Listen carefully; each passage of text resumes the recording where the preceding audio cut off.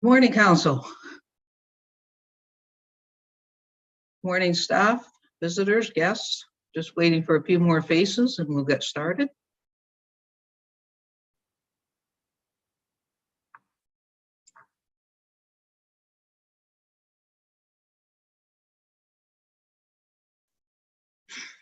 Just seem to be missing Council Withey. Is he logged in this morning yet, Natalie? Oh, here he comes. Okay, no problem. There he is. Great. Okay, good morning, and I am happy to call the meeting to order and confirm that we have quorum and everyone is present. So I will start by asking Councillor Stone to read the land acknowledgement. I had forgotten, but I've got it right here.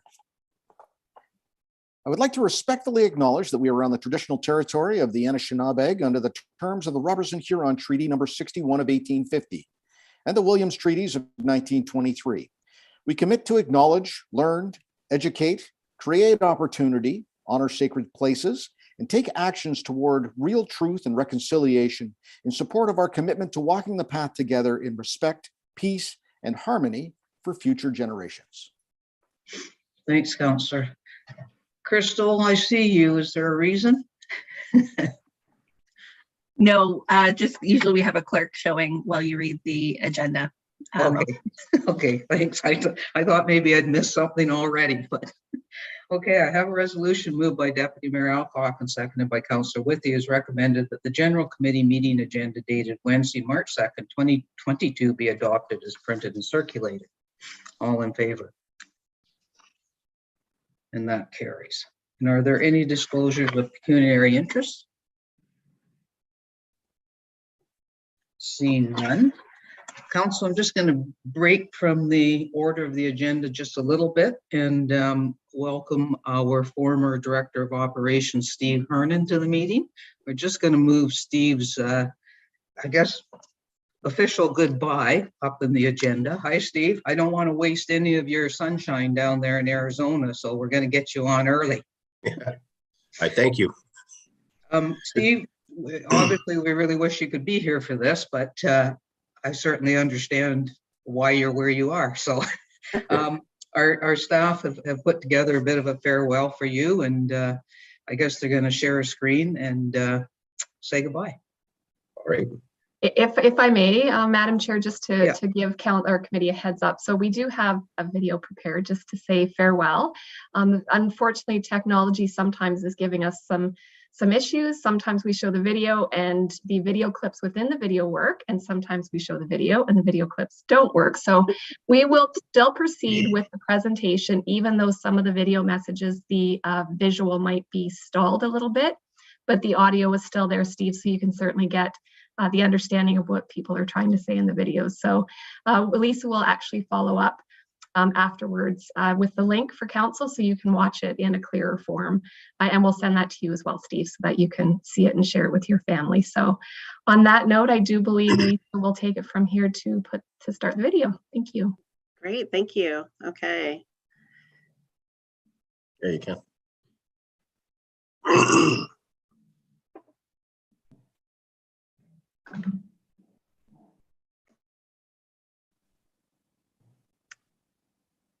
Hopefully everybody can see the video, the town hall. We can. Okay, perfect. I will start play. Thank you.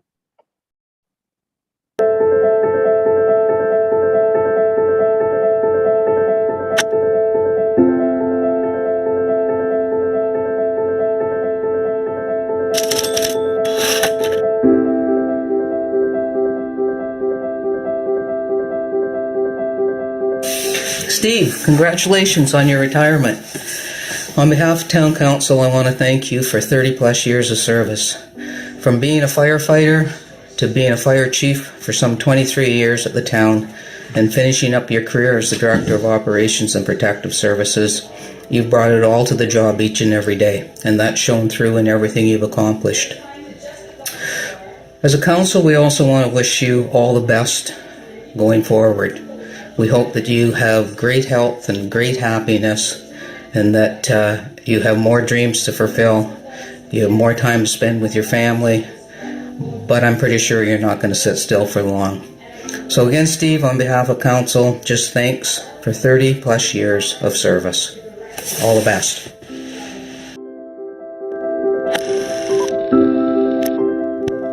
Steve Hernan is actually retiring. It's frankly hard to believe. I didn't think we'd ever see this day. But after 36 years of truly remarkable service to the people of Huntsville and the town, congratulations, my friend. 36 years.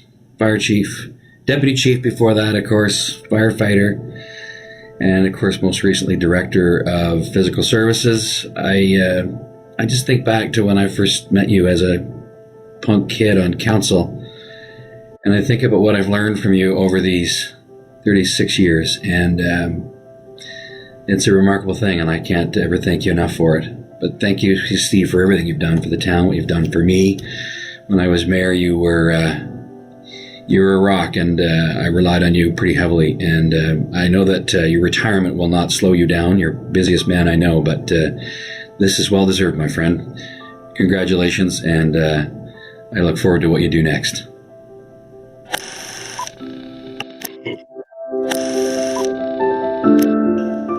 Hi, Steve. I want to thank you for your amazing 36 years of service to the town of Huntsville. You've done so much good to make Huntsville a safe and happy place to live. As a volunteer firefighter, fire chief, and director of operations and protective services, you should be very proud. Your dedication to your community is an inspiration to all of us. Although we're all sad to see you go, I wish you all the best in your retirement and in the adventures that lie ahead. Happy retirement.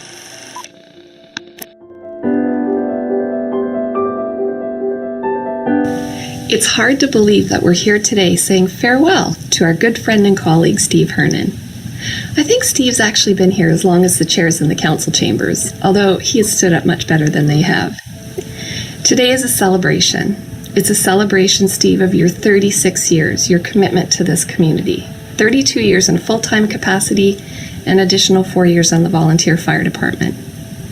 You have been a huge asset to this organization, on the senior management team, to your colleagues, to supporting council, and just being there for the community in general.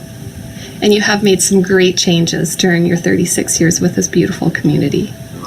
You will definitely be missed, and we truly hope that you take the time to enjoy a much-deserved retirement. And we also hope that you don't forget where we are and that you stop in and visit us regularly. And the most important thing to remember when you do stop in is that I take milk in my tea. Steve, on behalf of staff, we wish you all the best in your future endeavors, and we hope that you really get to enjoy some downtime. Take care, my friend, stay well, and happy retirement.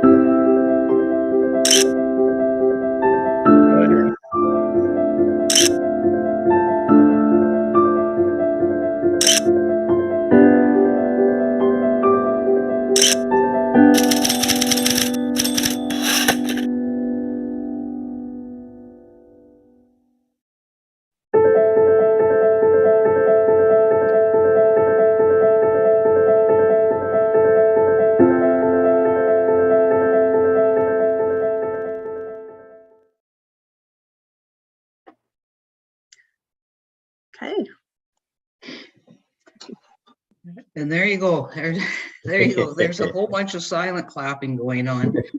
All I can say, Steve, is it would have been way more fun to have done this all in person than to have had a little bit of a party. But the times have the time of retirement and the time of COVID haven't gone hand in hand. But I will give you the opportunity if you want to say anything, Steve, before we let you go. But I think the end of it said it all. We will miss you. Thank you, Mayor Terziano. I think everybody well knows me. I won't pass up a mic, have an opportunity to say a few words, but I just want to thank everyone. It's been a terrific career. I've said that many a times. Many people have asked me, would I do it again? I said, I wouldn't change a thing. It's been fabulous. And the people I worked with at the town have been fabulous. The councils, and Heather and I spent a little time in the cars. We've been talking about the different mayors I worked with, the different councilors, and I don't have a bad word to say about anybody. It's been a great learning experience. It's been a great opportunity. I am looking forward to what the future brings next. I know today it's bringing 31 degrees and sun, so I might even go find a golf course today. Who knows? But I really want to thank everyone. I apologize again. I couldn't be there Monday. It just didn't work out in transit, but this was fabulous today, and I can't thank everybody enough. And I agree with you, Mayor Terziano. Once COVID is over, let's get together somewhere and hug in person and have a beer if we can, or have a drink and reminisce about the good times. But I won't hold you up. I know you got a very busy agenda. And once again, to Mayor Terziano, to the entire council, to all the mayors, to all the councils I worked with, to all the staff I've worked with over the years, I can't thank you enough. It's been a fabulous career. And if I was a little younger, I'd do it all over again. But I don't know if everybody could handle me or not, but I'd give it a try. Thank you very much. Steve, just before you go, I'm just going to let our senior statesman, Councillor Thompson, who's been your chair for years and years and years, have the final goodbye. Yeah, this is for me a sad moment. I'm trying not to be emotional, Steve, but that's pretty hard for a guy with Irish descent, as you may appreciate. But I will share with committee and council that when this particular term started, I badgered Steve into signing some kind of a affidavit that he would stay on as director of the ops until my term was over. But I didn't quite get that, but I got 3 out of the 4 years, Steve. So I'm very grateful for that. And I just want you to know, though, that I, along with anyone else that's ever dealt with you on council, just appreciates the fact that you're a get-her-done kind of guy, and the town has just been so much better. And what you've done with the fire department also, but most recently with Public Works, has been, I think, more of a testimonial to the nature of you and your leadership kind of quality to really get us back on track when it was required. So I really want to thank you for doing that, Steve. I'm going to miss you. I miss our conversations, our ideas, and the fact that you have, I think, maybe with some other members of senior staff, but have also been one of those kind of guys who actually comes up with great ideas, how to help the town, how to make things better and stuff like that, which has always been appreciated, especially with me at the chair of Public Works and so on and so forth. So those are the kind of qualities that I think have done you well and will do you well in the future. And I'm going to miss you, my friend. I'm going to miss you a lot. Thank you, Brian. Have a great day, Steve.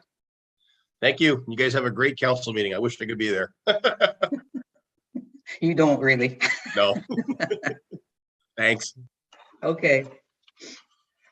And with that, we will move into our regular agenda. And the first item under deputations is community flag raising request and update from Jody Madden, Bond Smart Exercise Program. Jody? Good Hi. morning. Welcome. How are you? Thank you. Good morning, Mayor Terziano and the councillors, and thank you for having me speak today on behalf of VON. I'm going to try to share a screen here.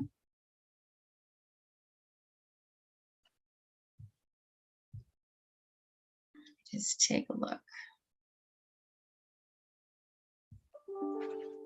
Are you able to see my smart? We can see it, yes. Okay, great. Thank you. All right. Yeah, so as I said, I'm Jody Maddens. I'm supervisor for the SMART program here across Muskoka, but here in Huntsville. VON is a charitable community-based health care organization addressing community health and social needs. So this year, VON is celebrating their 125-year anniversary. So as a lot of you know, VON started out as a nursing organization, and it has branched out into community support services such as ours, the VON Smart Exercise Program. Our office is located in the Summit Center, and the program here in Huntsville has been running for almost 11 years. So we have volunteers and paid team members who facilitate these classes across the Huntsville area. Our community sites that run in Huntsville are located at Trinity United Church, the Huntsville Library, hopefully getting back in a couple of weeks, Aspen Community Hall. We are in Rogers Cove, Muskoka Traditions, and Country Moments. We also facilitate a pole walking group and an in-home program and a healthy aging series. And right now we have 170 people in our classes in the Huntsville area.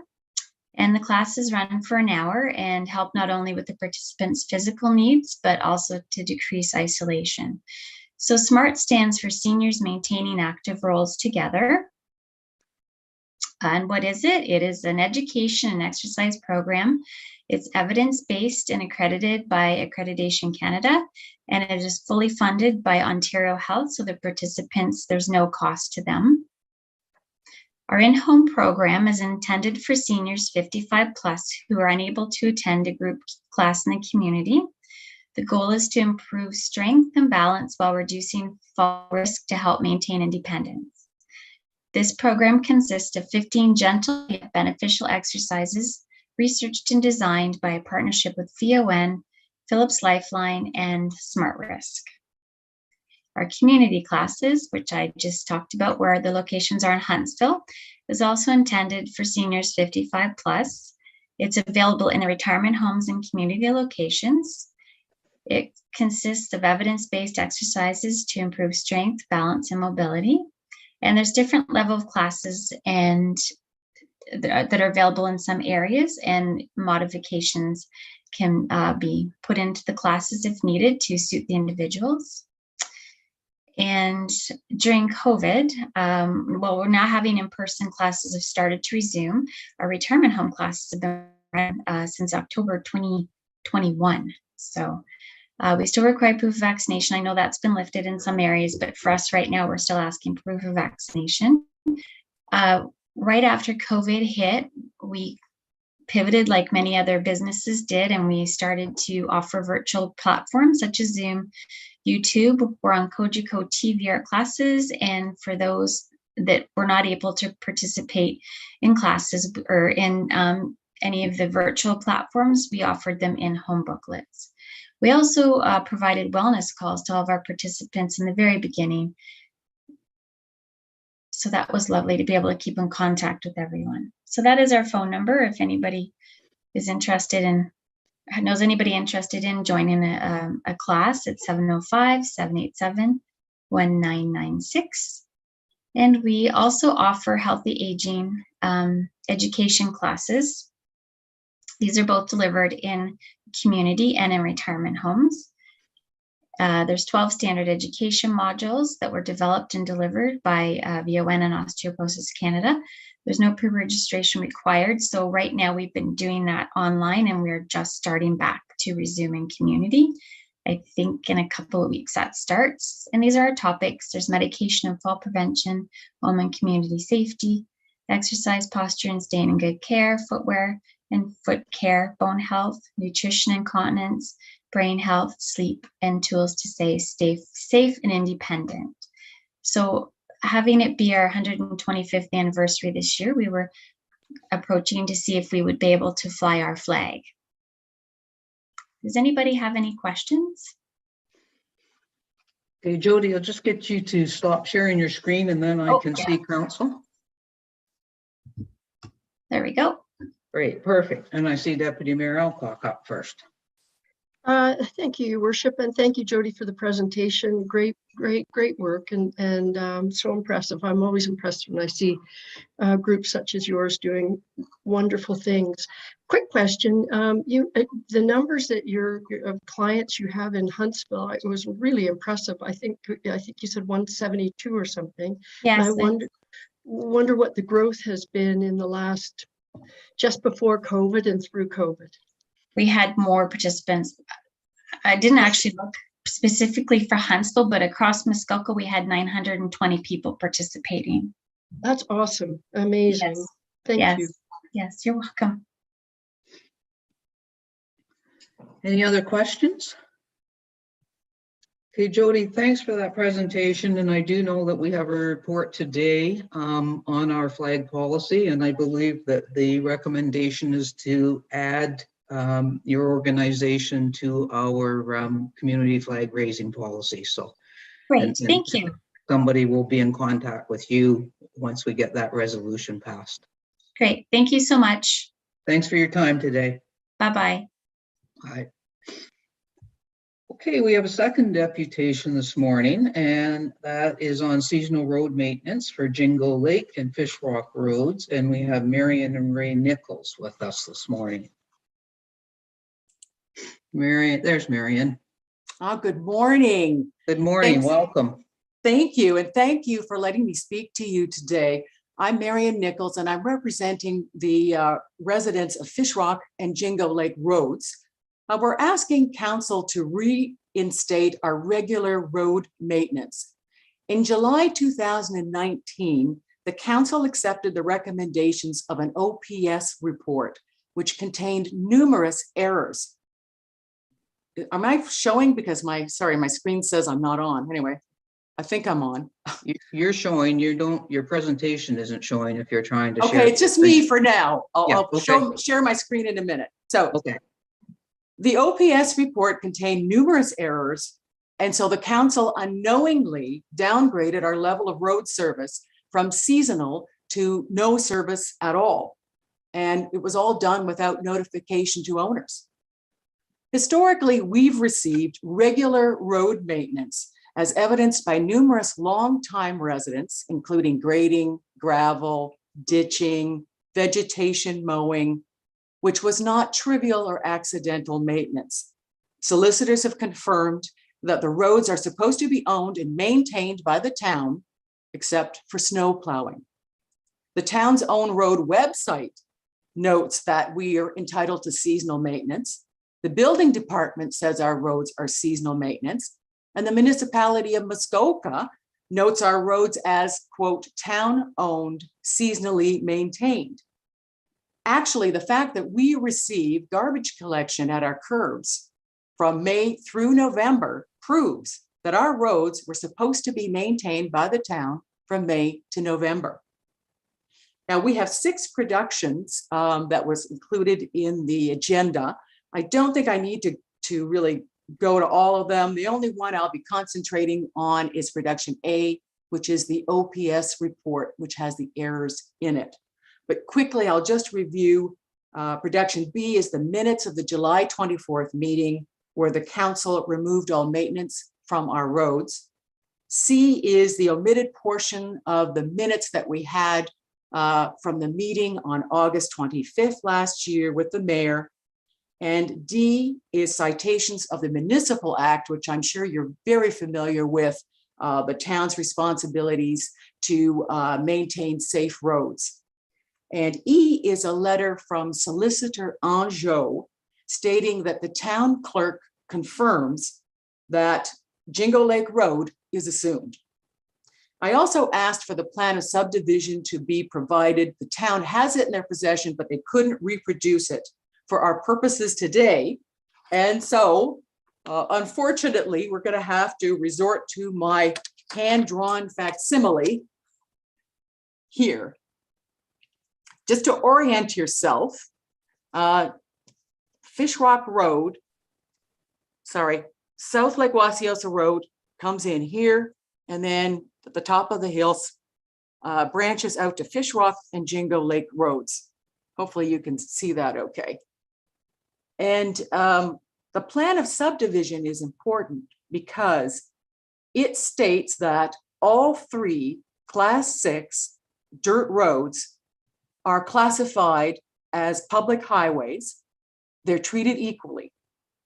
And it also states clearly where each road begins and ends.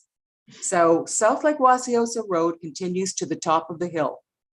Fish Rock Road is about 1,000 feet long, and it terminates in a turnaround, which was installed by the municipality and is still used today by the garbage trucks. Now, Jingo Lake Road extends further east beyond the page, but for our purposes today, we're only concerned with where the garbage trucks turn around. That's the only area that the town really is responsible for. Now, there are also historically 2 signs, and they're both on South Lake Wasiosa Road, and they're identical. And they said, no winter maintenance. Here's the first sign, right where the pavement ends. And here's the second sign going up the hill, approaching these 2 roads. Why is that significant? It's because this sign is intended for both Fish Rock and Jingo Lake Road, not just Jingo Lake. Now, what does no winter maintenance mean? If you look at the OPS document, which is production A on page 2, item 3 defines the level as, quote, regular maintenance during spring, summer, and fall, for example, pothole patching, grading, ditching, etc., and considered a local road like all other year-round roads. However, given their topography or limited space, no winter maintenance is provided, end quote. So according to this document, we're entitled to seasonal maintenance, which is also what this is referred to. But the town staff are confused about where our roads begin and end and the maintenance that we're entitled to. We first noticed a serious problem approximately 2015 when the town road crews stopped where the pavement ends on South Lake Wasiosa Road. So they completely abandoned all 3 Class 6 dirt roads. And we had to beg the town to come out and fix dangerous situations on this steep hill. And they would tell us, that's not our problem, that's your problem, which is not correct. They were supposed to be maintaining this road all along. Now, this resulted in the spring of 2020, the entire road collapsed here into the culvert. And the roads department recognized their error and came out and spent the day reconstructing this road. Now, while the grader was at the top of the hill, we asked the grader driver, hey, you're already here. Could you just go up and down Fish Rock Road? It's short. And we haven't had any maintenance in years. And he said, he pointed to the new sign that had just been posted that says unmaintained road and said, sorry, I can't go past that sign. So clearly the staff is confused about which road is which and what services we're entitled to. But how did that sign that said no winter maintenance get changed to unmaintained road? So let me share the screen. Wait a minute, that didn't work. To show you production A. This isn't really working. I hit share screen, but I didn't get what I wanted.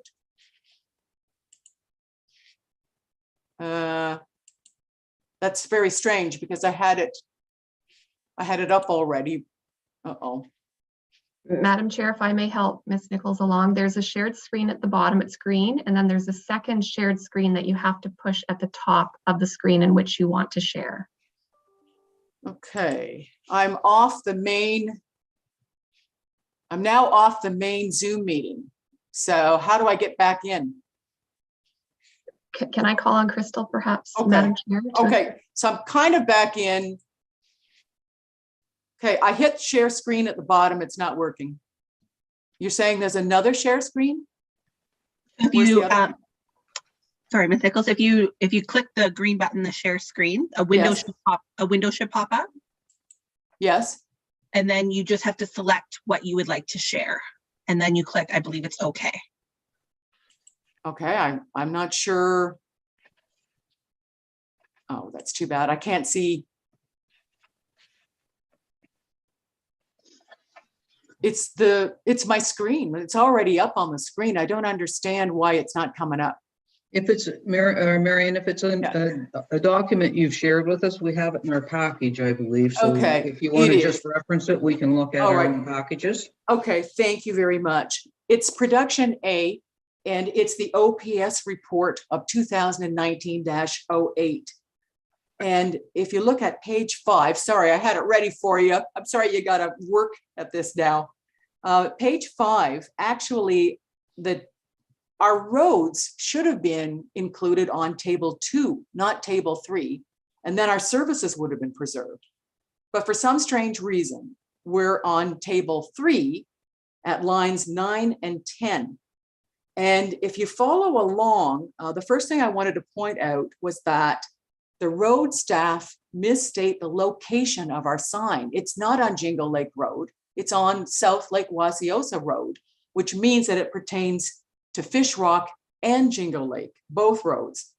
Now, they correctly state that the sign said no winter maintenance. And we know what no winter maintenance means, right? Yet they incorrectly list our roads as being not maintained. So, I mean, no winter maintenance means seasonal maintenance, spring, summer, and fall. So I don't understand how they came to that conclusion. And they suggest that it continue not to be maintained. And then at the end of the line, they recommend that the new sign be unmaintained road, use at your own risk. So the new sign does not accurately reflect the level of road service. And when we protested it, the staff told us that the road service had not changed, they had just updated the sign. Well, that's not correct. So there's a lot of confusion about where the roads begin, what our service is supposed to be. And according to this document, there's no other conclusion but to acknowledge that the road staff made serious errors. And this is the report that council relied upon in their July 24th, 2019 meeting and unwittingly revoked all of our road maintenance. I'd ask you too, is it worth saving a few dollars but risk the safety of residents? We are asking that these errors be rectified immediately and that regular seasonal maintenance be restored to our roads. Thank you. Okay, thanks for that, Marion. What we'll do now is open it up if council has any questions of you, but we actually will be dealing with the item later on in our agenda. But this is council's opportunity to ask any direct questions of you, okay? Okay, thank you. Okay, council, do you have any questions? Councillor Stone. Thank you. So the few people I've spoken to about previous maintenance, regardless of title or history, said that generally the town sent a grader down in the spring and once again in the fall and pretty much didn't do anything else down there. Is that the bare minimum you're suggesting? I don't know what the bare minimum is. I mean, it looks like we're entitled to a lot more service than we realized. And the other thing I would say, Councillor Stone, is that Marilyn Freethy, who has lived on Jingle Lake Road for over 50 years, attested to the fact that she personally witnessed a lot more road maintenance than just grading. That they used to dig out the side gutters.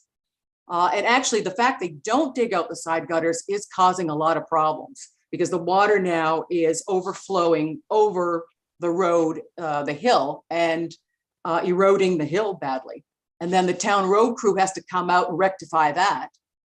I mean, they should just deal with the original source of the problem.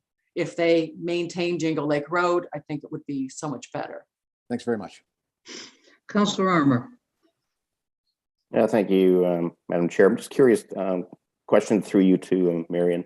Marion, do you know how wide your road is, or how wide the roads are out there? Are they municipal size, or are they just single lane? I would say there's single lane, but occasionally there's a little extra room, I guess, in case you meet another vehicle, there's room to go over.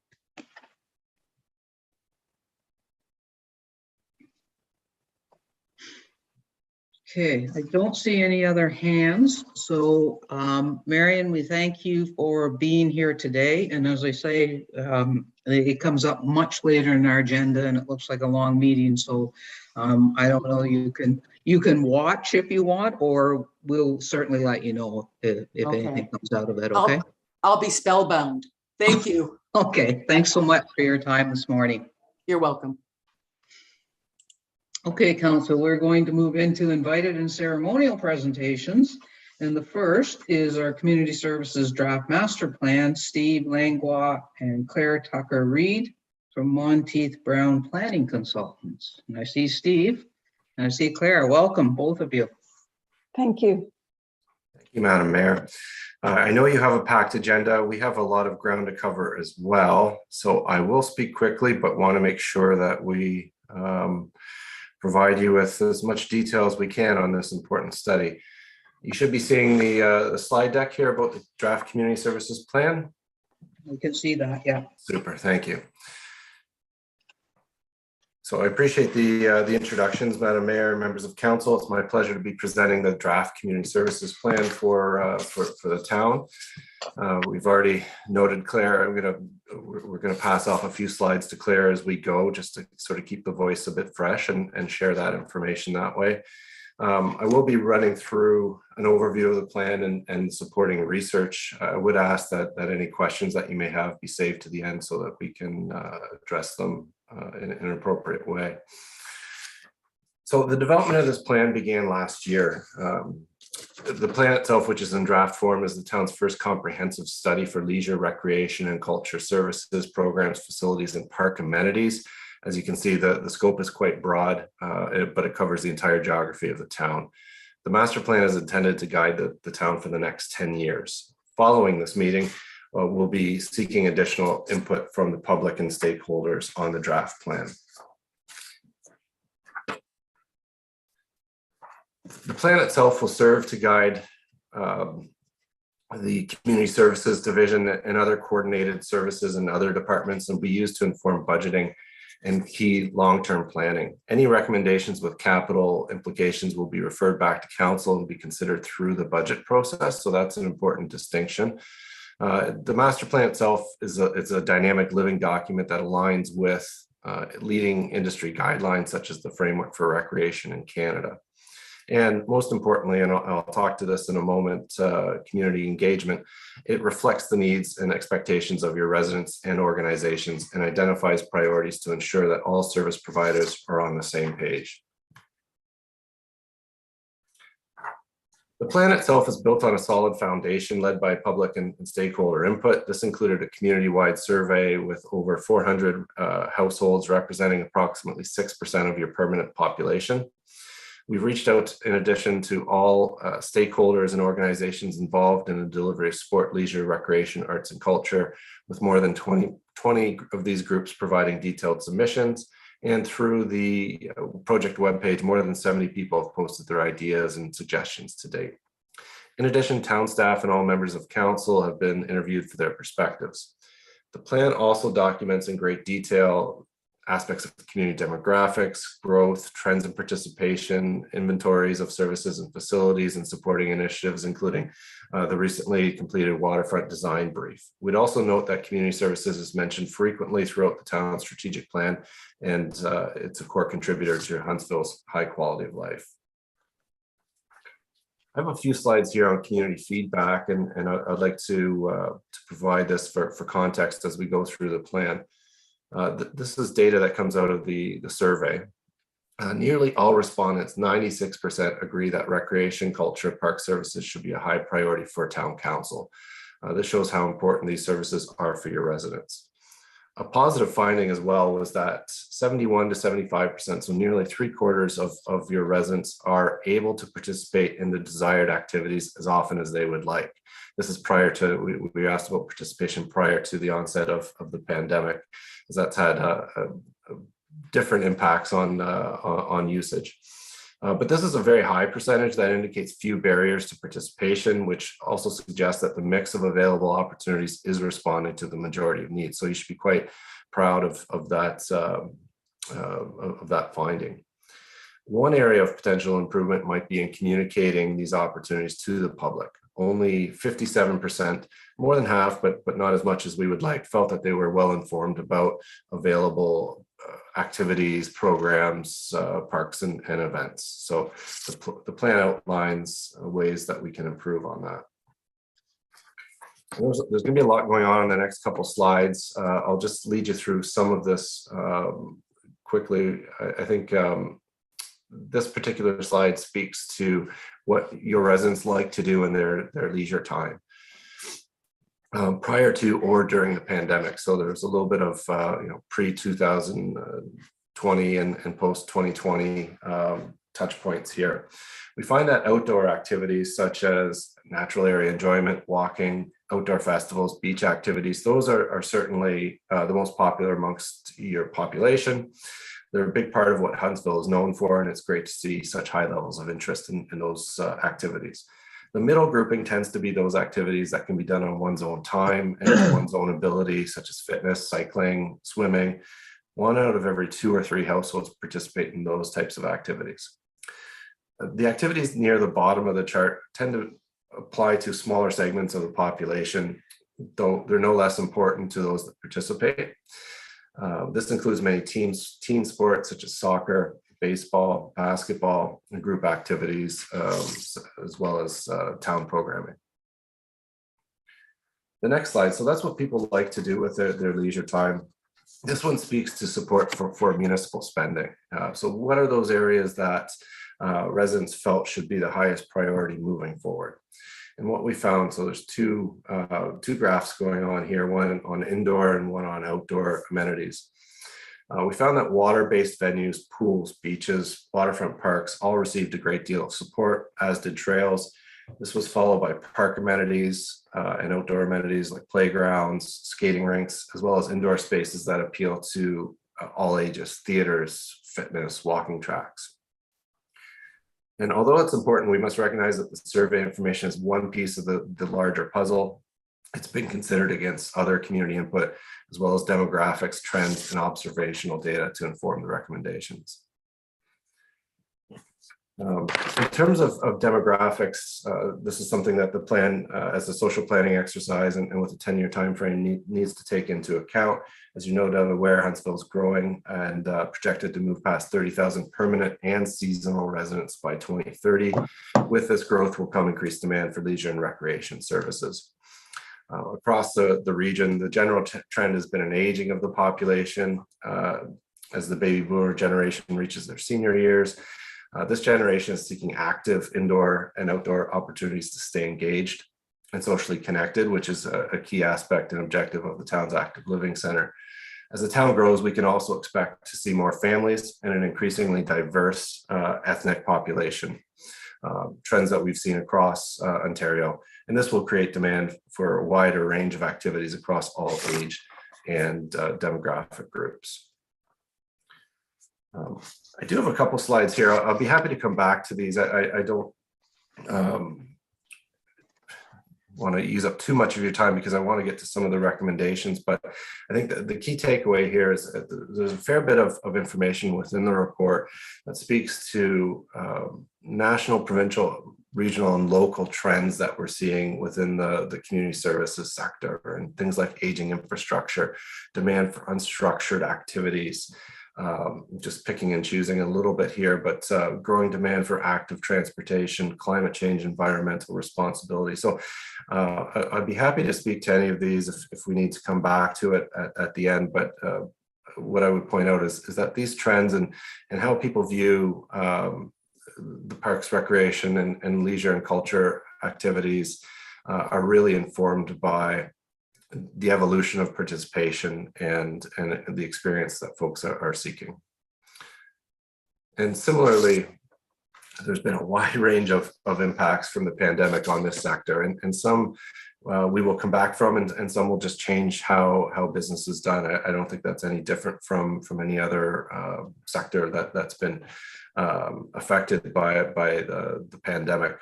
In terms of community services, yes, it has been hit hard, but I think it's shown its resilience and worth throughout. National surveys increasingly are positioning recreation as an essential service, and taxpayers are looking for investment in this area. It really is something that we've seen time and again, where the strength of your park system, the strength of your community services staff, and the opportunities that they've offered to address isolation for seniors, physical activity for all ages within the population, getting outdoors, participating safely in those activities that they can indoors. All of that has really had a big impact on the community. So it's been an interesting time to do this plan. And we look forward to this plan allowing the town to help to take the time to build back and build back better. So with that, I'm just going to pass it to Claire to unpack a little bit more of what is in the plan. Claire? Thanks, Steve. Through you, Your Worship, to members of council and staff, I'm going to speak quickly about mission, a refined mission for the division, and about people and programs. And I'll quickly talk about strengths and some recommendations. But the clear focus of any community services division, it's all about participation, increasing participation, whether that's done directly or indirectly through community partners, because of the benefits that are accrued to individuals, families, and the community. And I think people are quite clear about those benefits, but it is the driver. We want to see full programs, full parks, full facilities, and an engaged public. So the mission statement that we're proposing, everyone can engage in safe, quality, and inspiring, active, and cultural experiences, really speaks to what you're setting about to achieve, getting everyone engaged, regardless of their background, whether they be residents or visitors, and the breadth of the division, as well as focusing on safety and quality. So I think the statement makes the division focused and enables both staff and volunteers and users to know exactly what we're setting about to achieve. The next slide speaks to, it's a quick, a couple of pictures, and I think it says everything. Simply put, Huntsville's aim is to bring people together in enjoyable and quality experiences within welcoming spaces and facilities. Moving on to people, we were quite pleased in Huntsville, to be honest. We found staff in all departments and all levels really engaged, really focused on their work, really wanting to pivot and be innovative to include more people in quality services. We found dedicated volunteers and community associations really focused on the work, but working collectively with town staff around what supports they needed, what policy changes, what they'd like to see. So we saw a really strong engagement, and especially around partnerships. I think it's interesting that we heard from the VON, and we'll hear, or you'll hear from the Algonquin Family Health Services around working collectively. And I think this speaks to Huntsville's model around, if the community does it and we can help them with space and other supports, that's important, and staff will pick up where there are gaps or where there are no other community services to assist. So we saw strong partnerships, and we found as a collective, people were looking for a way to say yes, to include more. In terms of the opportunities and priorities in moving forward, we did see quite strongly, or hear quite strongly, that people need more consistent communications, and whether that be through a reimagined community guide, or leisure guide or enhanced marketing efforts. Although we know the department develops a marketing plan each year, people need to hear what's going on, and not just what's going on within the division, but what's going on within the full community. We heard that volunteers were having a difficult time getting more volunteers, sustaining volunteers, so we need support they need support in those areas. And the coordination across divisions, we came across just where increased communication could really help out there.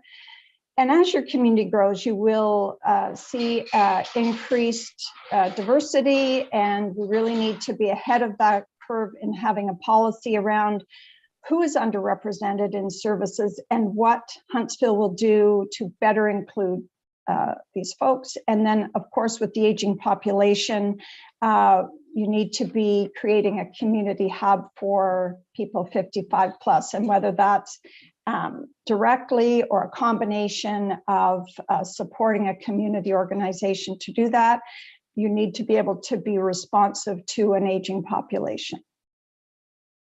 In terms of programs, we felt that there was high quality in your services that you are providing.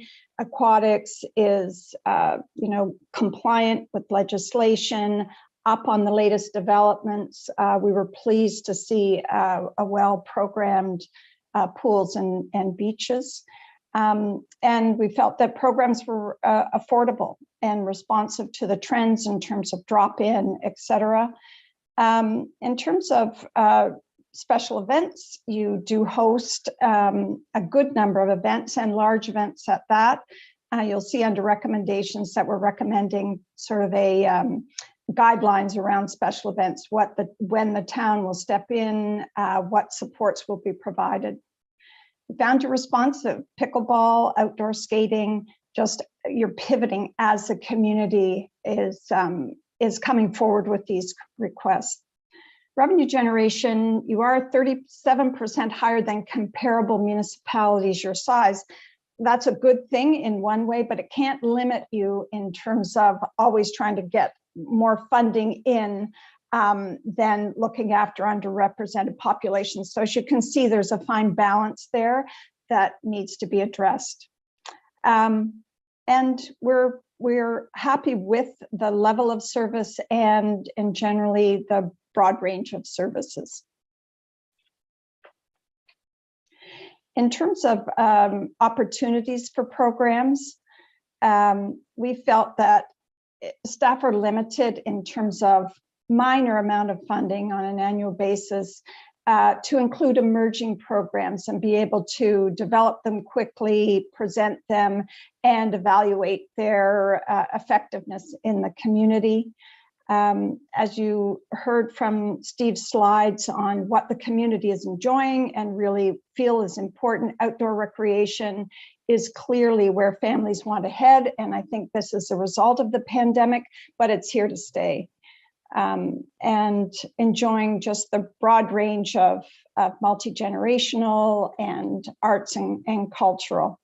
We did say earlier around developing guidelines for special events, just to understand the locations, frequencies, interruptions to existing community programming, and what the community or Huntsville will provide.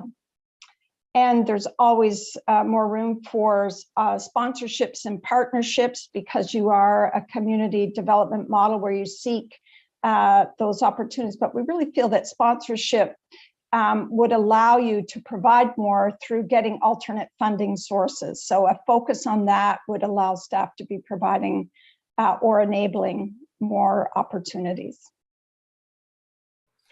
Thank you, Claire. I'll just take it home here. Last but not least, we want to talk a bit about places, and we do this sort of work throughout Ontario, and we really are truly blessed with a wide range of excellent and unique facilities, amongst really the best within Ontario from our perspective. This includes the Canada Summit Centre, Active Living Centre. It's a true multi-use, multi-generational type of space that has pool, ice pad, walking track, 50 or 55 plus hub, and more. So that's an exciting, that's been an exciting opportunity for you, and great to see that's in place. Many sports fields, courts, skate park, tremendous skate park and collection of sports fields at McCully. Robertson, Conroy Park is a gem as well. Algonquin Theatre, Muskoka Heritage Place, certainly very unique and responsive facilities to what your community is seeking. You have community halls that serve a very important function in some of your remote or more smaller settlement rural areas, and certainly a collection of waterfront parks and beaches. As we look to some of the recommendations of the plan, and you'll see in terms of infrastructure, we've advanced a number of key initiatives. Some of these may already be ongoing in some way, shape, or form. We've chosen a few to point out here. The first is really recommending a reimagining of Pittman's Bay Lodge and Park, and this would be down close to your Port Sydney area. And we would see that being a fully public site, similar to other waterfront parks, rather than serving as a rental only to a small number of users. So an opportunity to portray those or allow those benefits to accrue to the broader population. Implementing that would require a more detailed design strategy with public input. We've also recommended continued investment in Muskoka Heritage Place through creating additional activities, events, and spaces, including strengthening its role as an arts, culture, and heritage hub for the community. So maybe not just continuing its focus on heritage, but also branching out into more of the arts and cultural sector. And other notable recommendations include barrier-free upgrades, including the change rooms and long-term capital renewal of Centennial Pool, developing a trails master plan to expand the network and improve connections, using neighborhood parks to fill the gaps for localized facilities such as playgrounds, exploring the long-term potential for a municipal gymnasium, and establishing a capital improvement and cost-sharing strategy for further improvements at Conroy Park. So there's a lot going on here. It is a very comprehensive plan.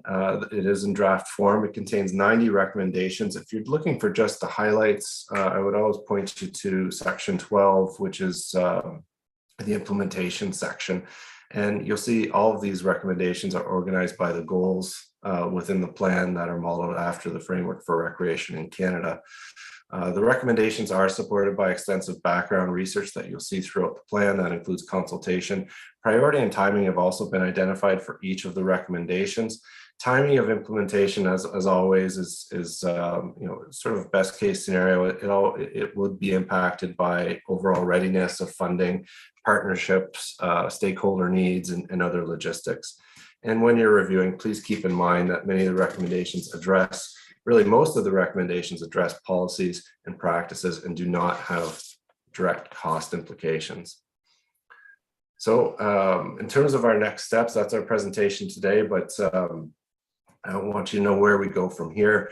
We intend to work with staff to release the draft master plan for public feedback, and then looking to report back to council as early as the end of this month for further discussion and direction on the details of the plan. So with that, I'll be pleased to take any questions along with Claire or comments that you might have at this time. Thanks, Steve. I've got you to say on your screen. Okay, I will go to council for questions. Deputy Mayor Alcock. Thank you, Your Worship, and thank you, Steve and Claire, for a thorough presentation. And you're right, there's a whole lot of information in here. I loved a couple of the suggestions, but I do have a couple of questions, and I think one of them you've answered, but I'll just confirm. So I know you talked about the public input. I have to confess, as someone who loves trails and being outdoors and all of that stuff,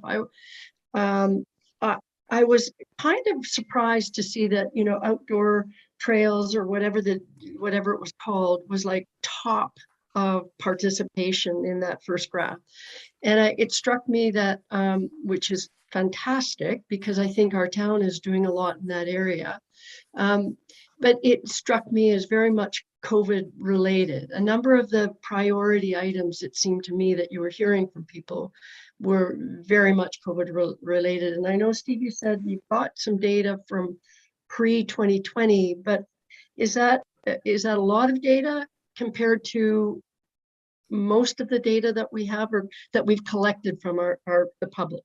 The reason why I ask, I just want to know if this has been skewed a little bit. And again, I'm happy with that because I like the look of that, but I'm just sort of curious if when the bulk of the public input that we received was, what the timing was on that.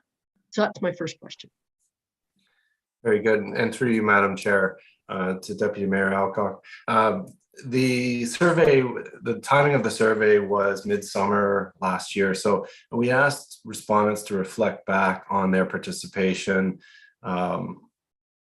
in over the last 2-3 years. So, you know, whether it was pre-pandemic, but by that point we were 1.5 years into the pandemic, and it really became a bit murky as to when we did what. But what I can say is, and we've been doing this type of surveying in other communities for years and years, those outdoor activities, and in particular use of trails, use of even sidewalks for walking, cycling, they've always ranked very highly in any community around this type of public engagement. So I was not surprised to see it here at all. We didn't ask about frequency. It was more just, you know, is this something that you enjoy doing? They can do it wherever. It may be these are activities that they participate in the town or in other communities as they throughout their travels or what have you. But they are pretty ubiquitous in terms of you know, getting outdoors. So I didn't see anything there that really struck me as being COVID impacted to any great degree. Like, you still saw your theater was closed for the bulk of the pandemic up until recently, and you still see that in the top few types of activity. So we're still very confident in the results. Okay, thank you for that. And may I just have one quick follow-up, or do you want me to wait? Go ahead. Okay, I just, it's not really follow-up separate, but I did want to say, I really like your mission statement. I think it works really well, as you pointed out. And I think you may have answered this, but on page 10 of your slide, you had the rethinking of some third-party partnerships. And I think you answered when you said we're thinking is a collective looking at a way to say yeah. Is that what the rethinking was about? Yes, through you, Your Worship. Yes, absolutely. Just looking at working better together and looking at the community as a whole. What are the gaps? Who can play the partnership role? Who can do what, rather than organizations working independently? So strengthening that collective impact. Okay, thank you. Councillor Weed. Thank you, Worship. One of the top, or one of the slides that came up top for priorities or opportunities was the Pitmans Bay rethink. And I'm wondering if you gave any more thought to that, or if you just identified it. And if you did give it more thought, what would you imagine there? Thank you, Councillor Weeb, and through you, Madam Chair. So we looked at, to get us to that point, we looked at how it was currently used, how it was accessed, and you know, it quickly became apparent to us that it really was not serving, it was not meeting the mission statement that we've adopted here, that it didn't really offer those broader public and community benefits that many of your other sites did. So that led us to the point, and you'll see this on it starts on page 95, 96. We have a fair bit of detail around that decision to offer this as a reimagined site with full public access. This was not a design study, so you know, in terms of actually, you know, the details that would fall out of that, we would ask that be done through a separate project that would probably involve a landscape architect. But you have a great lodge there that has an opportunity for being, serving as a programming site. I know it's been used occasionally for camps in the past. Tremendous opportunity for outdoor education and space there. You have a decently sized beach, not as large as Port Sydney, but some great, whereas Port Sydney Beach have as much green space and a larger beach. This has the inverse. So it has a tremendous amount of green space that has an opportunity for shade structures, seating, beach volleyball, and items to support that swim area. And I think a lot of the ideas that probably came out of your waterfront design brief could be packaged up into this sort of into this particular site. Councillor Thompson? Yep. So thank you, Mayor Terziano.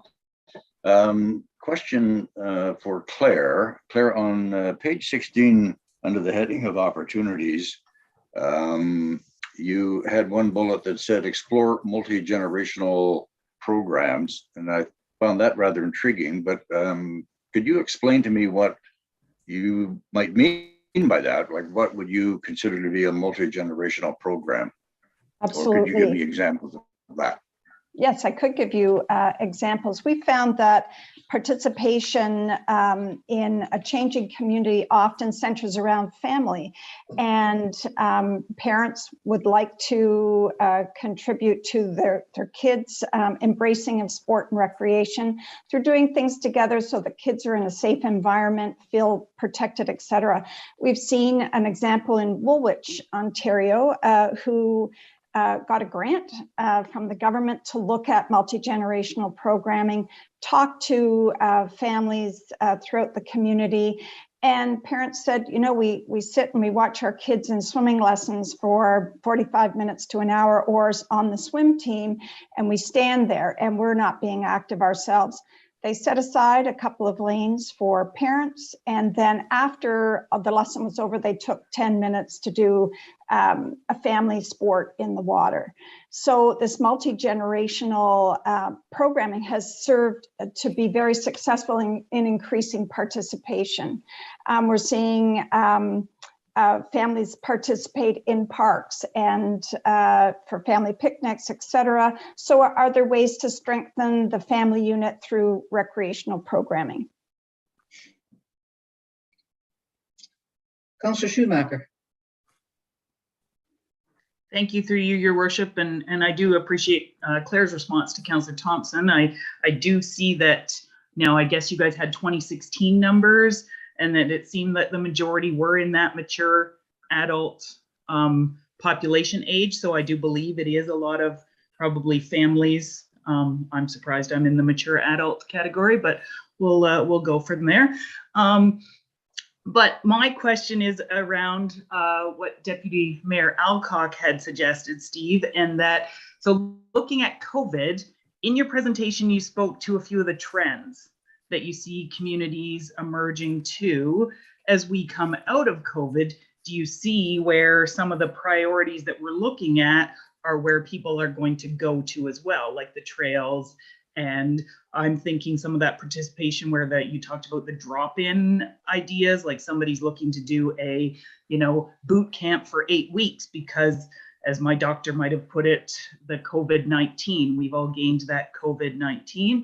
And so some are looking to sort of, what are those opportunities as we emerge from COVID to create those opportunities within our community? Thank you, Councillor Schumacher, through you, Madam Chair.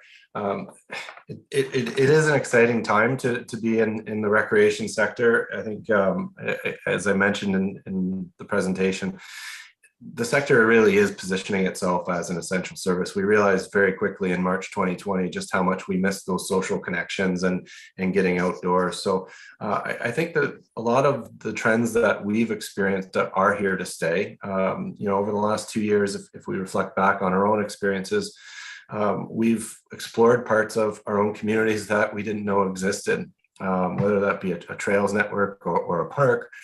Your beaches have been overrun in certain cases. So there's a need to manage that, but the genie's out, it's out of the bottle here, and so that's been I think great to see. Drop-in programming was trending upwards pre-pandemic anyway. Folks live busy lives. They want to participate when they can. They don't always want that 8-week commitment.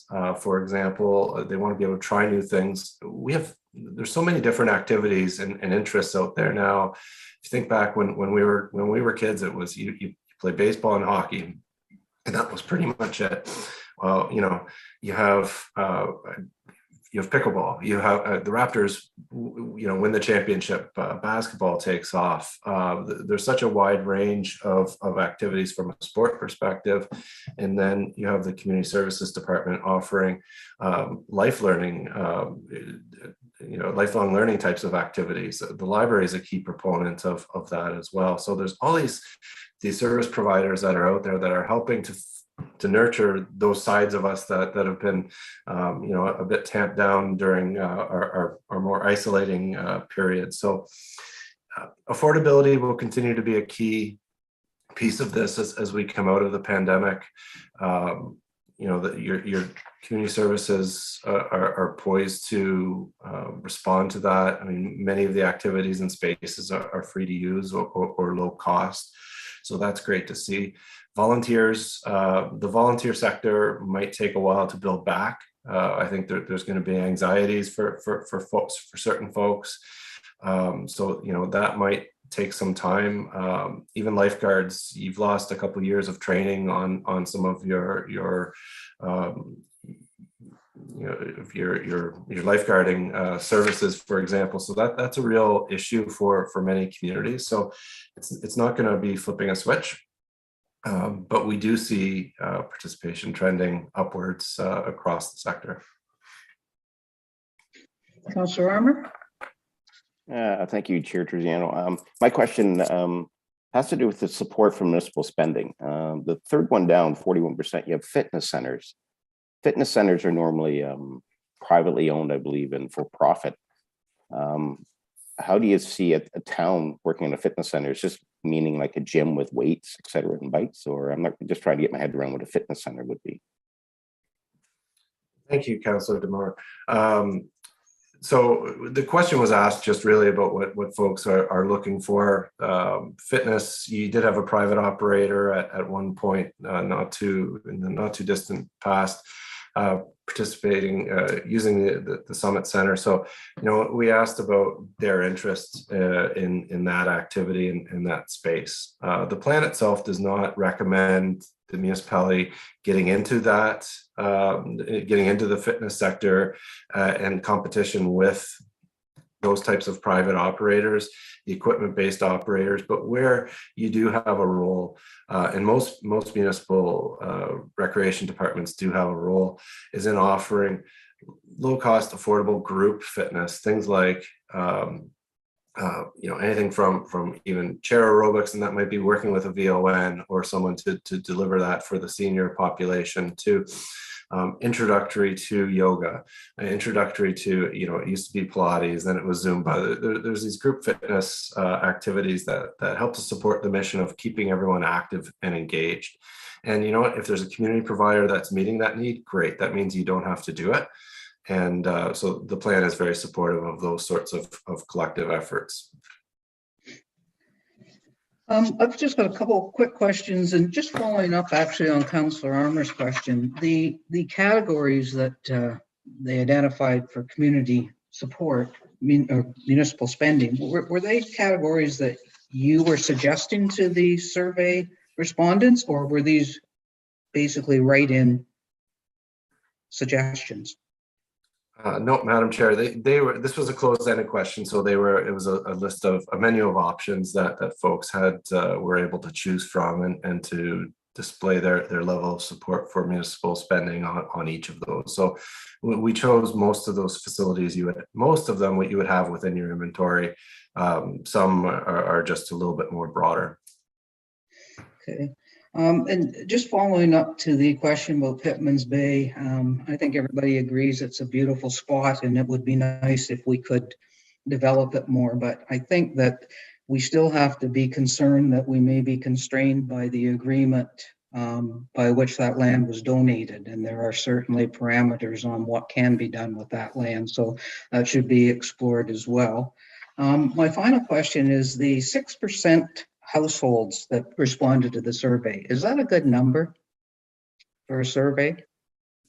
Yes, Madam Mayor. So we tend to target about 400 surveys within each community. Now that this is it's a self-selected voluntary survey, so we can't really control how many people fill it out, but it was widely promoted within your community through a variety of different means.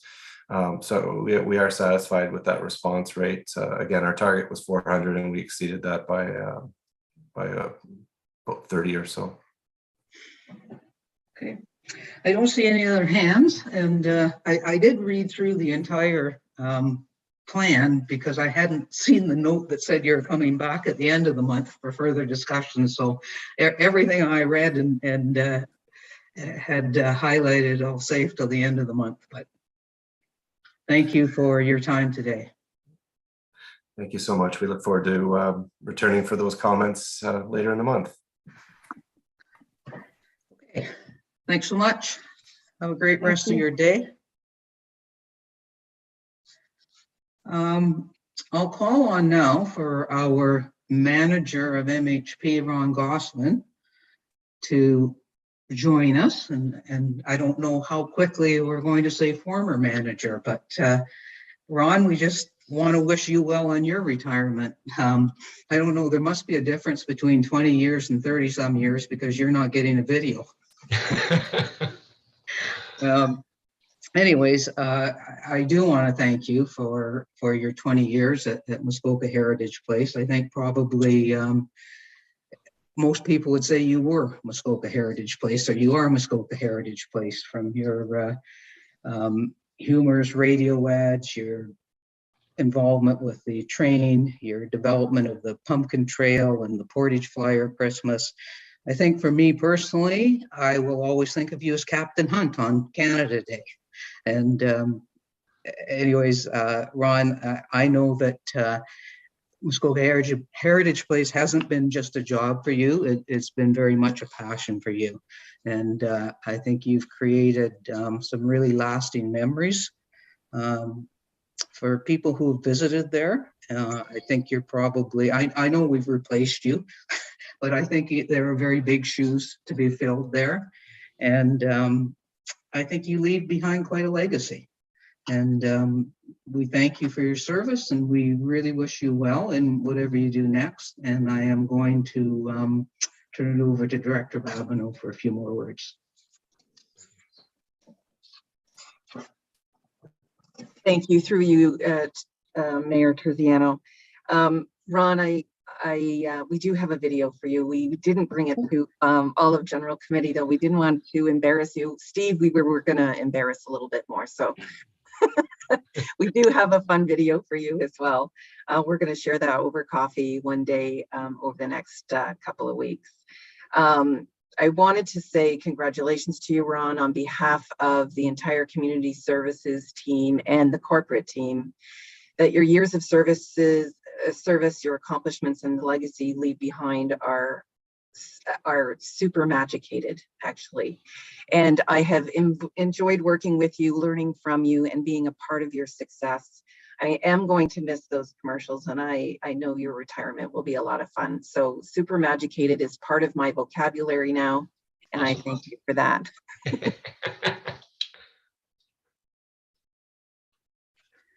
Ron, do you have any words for us?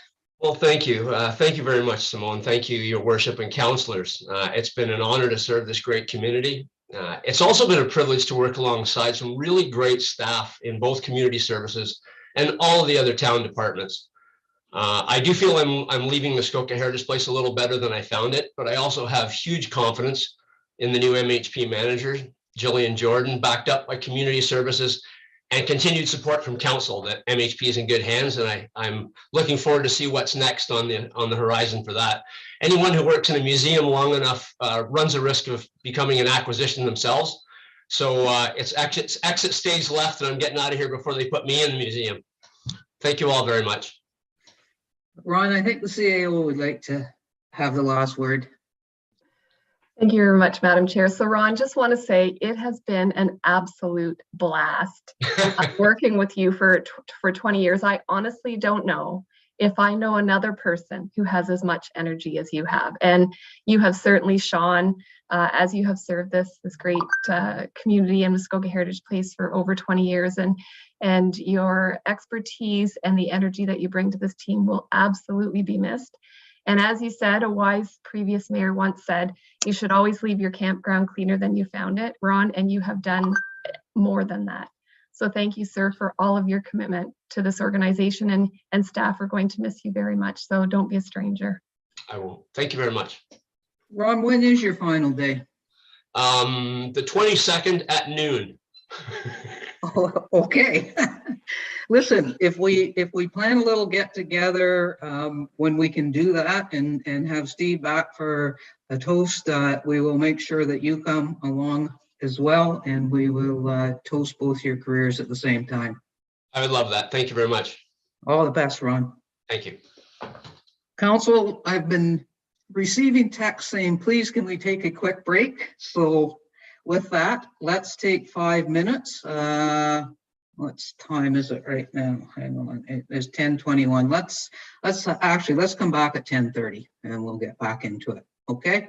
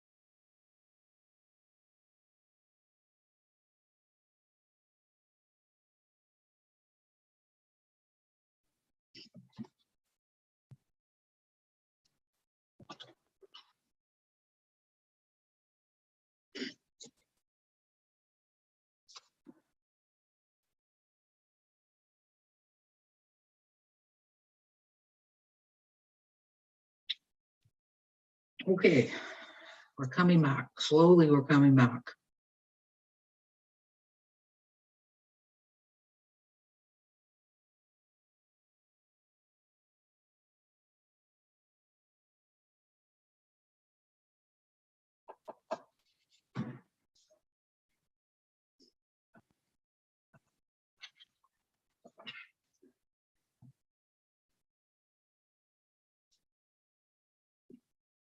We need Councillor Fitzgerald, Councillor Withy, Deputy Mayor Alcock.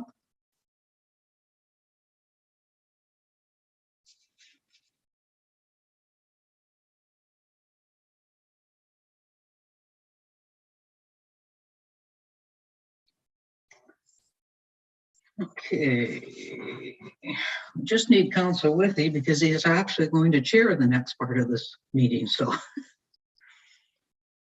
we'll have to wait.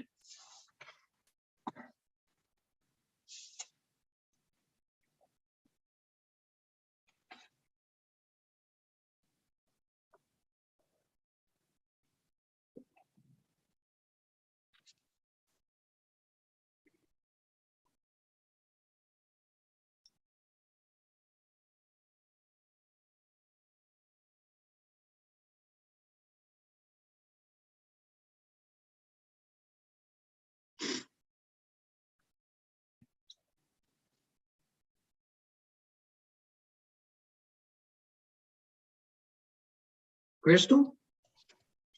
Is Councillor Withy having problems? I don't believe so. However, there is just the one report. So if you'd like to proceed, he just did have the one report under corporate services for this meeting. So you think I can go ahead and do it? I think that would be okay if he's tied up right now. Okay, we'll get back up. There he is. Councillor Withy, we have one report under corporate services. Would you like to take that?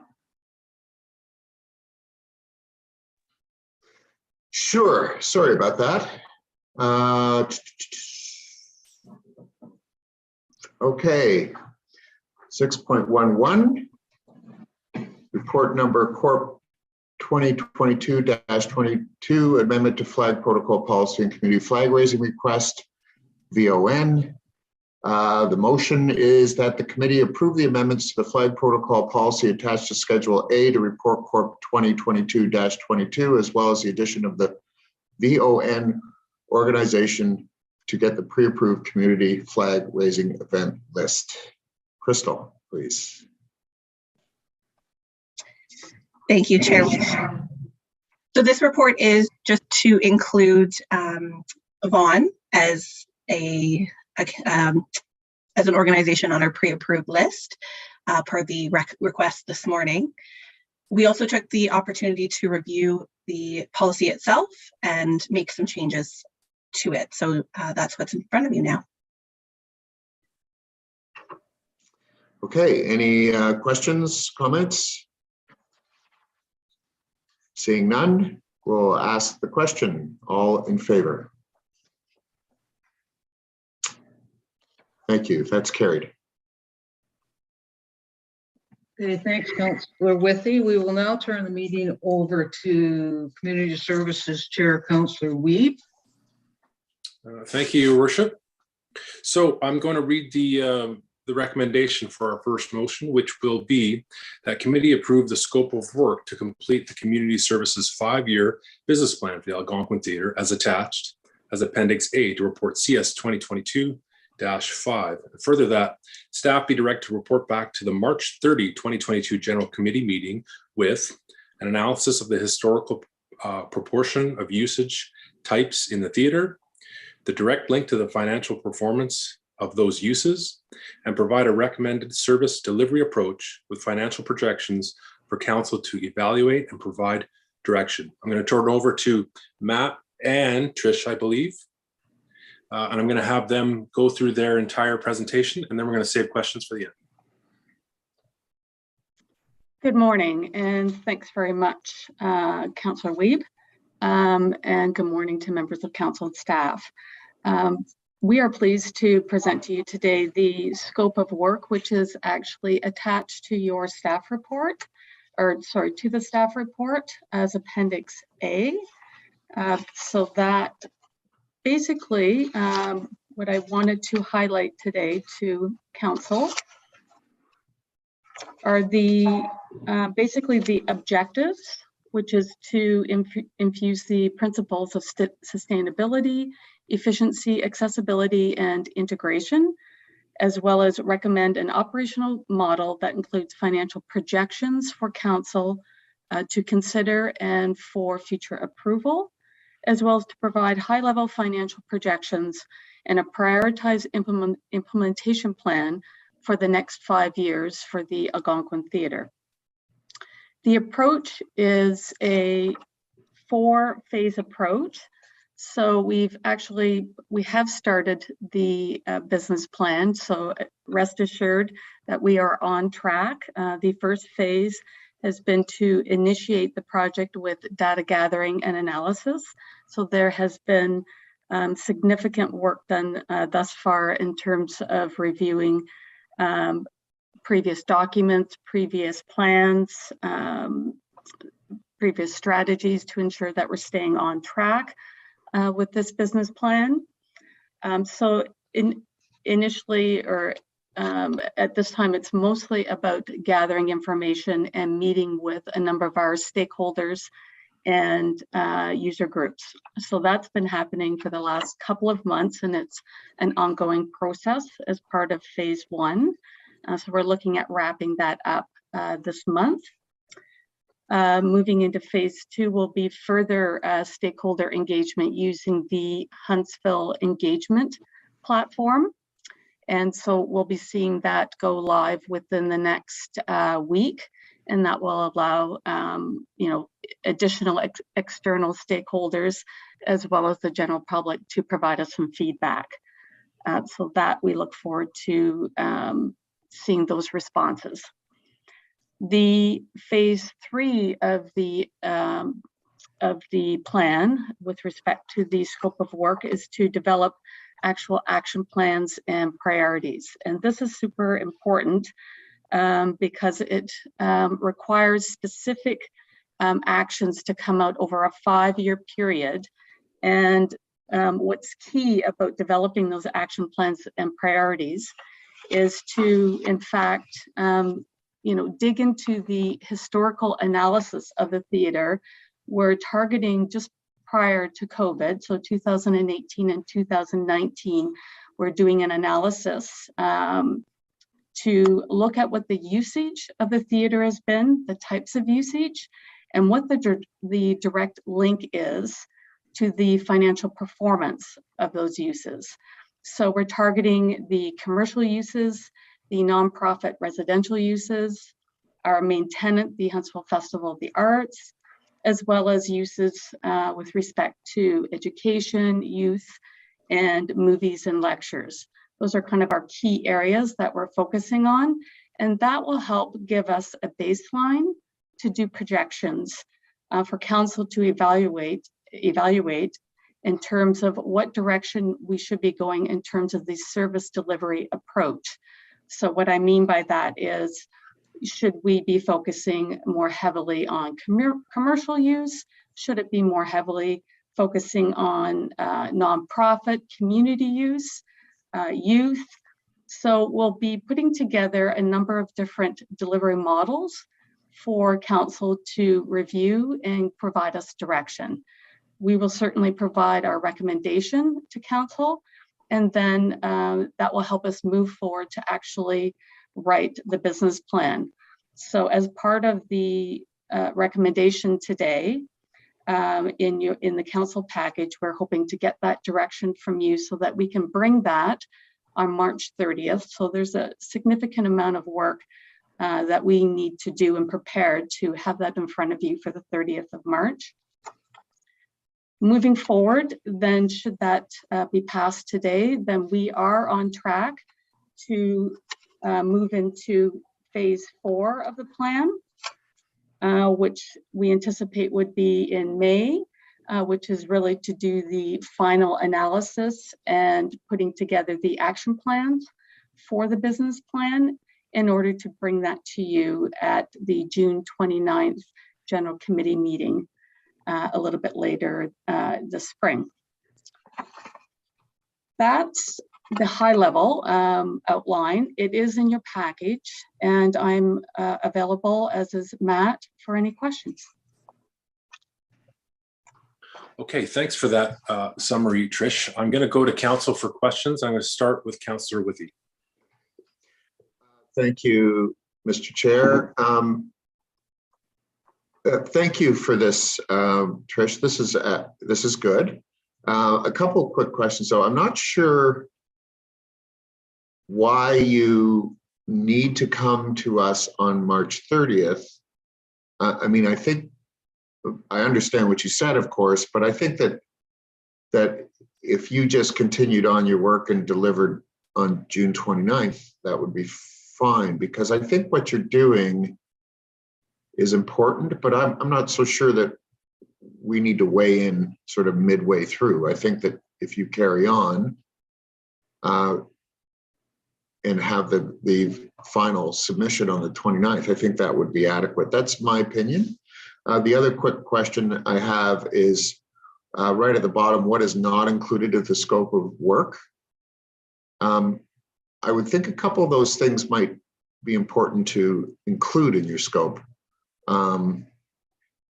You're talking about stakeholder engagement and things like that. I think that would help to have population demographic breakdown as well.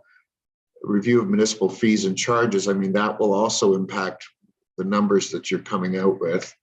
The other two could be separate things, but anyway, those are my comments. I think if you just carry through, you don't really need to see us on the 30th with anything, but that's my opinion.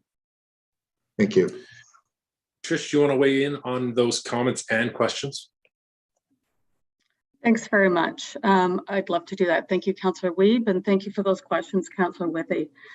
With respect to the 30th, the reason why I think it's important that staff come back on the 30th is the idea is to look at different approaches, different service delivery models. So as a collective from council, it's important for staff to understand if council, it's my understanding we're looking at some sort of a fusion of delivery of service. So a mix of commercial and a mix of nonprofit community-based programming at the theater. However, I'm not sure if staff have the direction to provide a business plan that meets all of council's needs. So from the perspective that I think if staff can get a little bit of direction when we present the different service delivery models, it'll help us focus what our action plan needs to be and what our objectives are.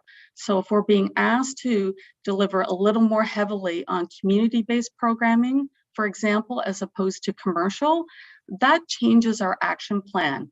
And so I guess where we're coming from is we don't want to make those assumptions, because I think there may be some different perspectives around the table. And so it would just be helpful if we knew exactly what council as a whole is looking for in terms of the level of subsidy, which will be part of that staff report at the end of the month. With respect to the second question. Excuse me, Mr. Chair, if I could just weigh in on what I just heard. Okay. Sorry, Trish, I just want to take this as a piece. I guess my comment on that would be, I think some of the staff direction or the direction that the staff is looking for would be something that would be influenced by the numbers that you come up with, if you know what I mean. So it's kind of, to me, it's kind of backwards. I mean, you're asking us to pick a direction that you're going to focus on, but yet we won't know the numbers of the other options to decide on whether, you know, A, B, C, or D, this is the combination of what we want to see commercially or that kind of thing. That's kind of where I was coming from, is that the numbers will tell that story and perhaps refine what that direction is at that point, rather than picking a stream before we know the numbers. Thanks very much. Through you, Councillor Wiebe. Councillor Withey, in fact, we do intend to have some numbers in front of you so that you can make those choices. So there will also be some high-level financial projections so that you can see what service delivery model and what the financial implications would be. So it will include that as well. Okay, because I saw that under the deliverables for June 29th. I didn't see that under the deliverables. I mean, there's financial projections. Well, I guess it's there. I'm sorry. I apologize. Tricia, I'll go back to you on that second part of that question, which is what's been left out. Yes. Thank you, Councillor Wiebe. And no problem. That's great. It's great to clarify. So thanks very much for those questions. With respect to what is not included in the scope of work, I wanted to be clear about that because I think it's important if there are expectations there with respect to, the point around municipal fees and charges. I think you're absolutely right, Councillor Withey.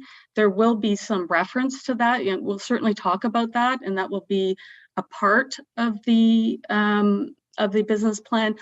What we would not be doing, though, is doing a full analysis necessarily, and we've kind of gone through that process in terms of we have our municipal fees and charges that have been approved. So, while we might make some recommendations moving forward, it's not meant to do a full analysis and look at, other comparators and dig into that as a project itself. But I think you will see some reference to it for sure in the business plan. And equally, the population and demographic breakdown, the idea behind that is, we're not looking at, pulling all kinds of, graphs and charts that you might see, through the District of Muskoka with the recent census. Like, I think that's what we are trying to suggest, is that we weren't going to, get into a full analysis there. We want it to be very succinct and clear in the business plan to ensure that we're not going down a rabbit hole and doing some analysis in some other areas. But I hope that answers your question. Yeah, Mr. Chair, if I might. Yeah, go ahead. Yeah, thank you, Trish. I really appreciate your answers, and you have actually clarified it all. So I think that good job. Thanks. I'm going to go to Councillor Schumacher first, and then Councillor Fitzgerald. Thank you. Through you, Chair Wiebe. Yeah, I mean, I just wanted to reiterate, I think it's been great work that you guys have done. Kudos to you, Trish and Matt and Simone as well for this. And I think it is key because from my perspective, we probably have done you guys a disservice in that we, Matt presented before and we defeated that motion, but we never really as a council gave community services the direction of, okay, we didn't like it, but what is it we want to actually see, right? We said no to that previous business plan, but we didn't actually streamline. And I think we do have a lot of different ideas around this table of what we do see when we see that theater. So I look forward to you presenting again at the end of the month with, those streamlined. And again, it is numbers too, like looking at it from, you did mention subsidies, and we do subsidize in other areas like the rinks and the pools. And what does that look like when we have a community facility? And what do we expect when it comes to subsidy versus are we looking the commercial aspect? So I think that what you're going to present to us in March is at the end of March, at the end of this month.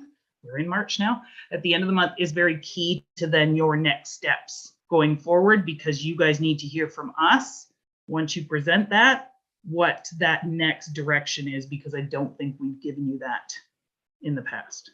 Am I correct? I'm going to just jump in and say thanks for those comments. I think those are well received. I'm going to go straight to Councillor Fitzgerald. Thanks, Chair Weep. Good report. Thank you. And it appears to me like you have a clear and concise direction you're moving in, and I'm excited to see what you guys come up with. So good luck, Matt, and good luck, Trish and Simone. Thanks. Thank you, Councillor Fitzgerald. Deputy Mayor Alcock. Excuse me. Thank you, Chair Weeb. I will be very quick. I also echo the comments, but I look forward to the report at the end of the month. I think it's a really important step. And I think that this was a good first step to say, you know, are we on the right track? So I agree with the comments echoed, but I do want to just follow up a little bit on what's not included in the scope of work. And I absolutely thought your answers were great, Trish. And I'm not suggesting that you do a full-blown analysis of the population and demographic breakdown of the area, but I do think it is important to reference the changes, much as the report we just had on our community services master plan. It does have an impact on the kinds of things that we might be offering at the theater. And so I do think it's important to reference it because there are changes, and in some areas a bit of a tsunami. So that's important to reference, in my opinion. Okay, thanks for those comments. I'm not sure, Trish or Matt, if you have anything left to follow up with, or if there are any other questions from committee. Seeing none. Okay, so you heard the question. This is where we are today. All those in favor? And that's carried. Okay, thanks, Trish. Moving on. I've got, oh, my screen just shrunk.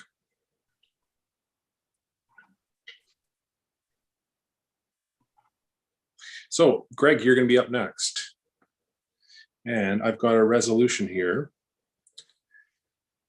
This is in relation to the Algonquin Family Health Team. So whereas Resolution GC 90-21 requires leases to be increased by the Consumer Price Index, CPI trim, rate annually, and whereas the Algonquin Family Health Team has respectfully requested a reduction of the 3.1% increase, July 2021 CPI, to the 1.5% increase to their current lease for the duration of the 5-year term.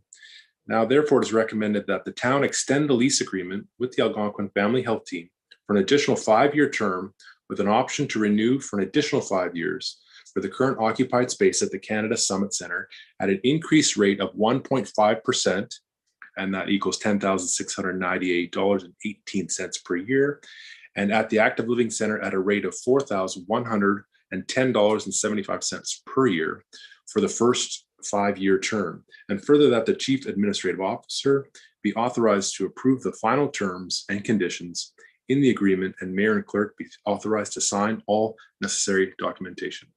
Greg, I'm going to turn it over to you. Thank you, Chair Weeb, and my apologies for the long recommendation that you had to go through, but thank you for that. Good morning, committee. We're coming up on a 10-year anniversary with our tenant, the Algonquin Family Health Team in the Canada Summit Centre, and it's been a great 10 years. We're both very proud of the relationship. And at the request of the Algonquin Family Health Team, they're looking to renew their lease for an additional 5 years with the potential for a renewal for 5 years after that. And I have the privilege of having Janine Vanden Heuvel here with me if there's any additional questions that she might be able to answer for you. So we'd be happy to answer any questions on that. Okay, I'm going to look to committee for questions on this one. I'm not seeing any, but I also am noted that I did not identify the mover and seconder because I don't have it in my package. So I'm going to call on Crystal, perhaps put it up on the screen for us so we can have a quick look at it.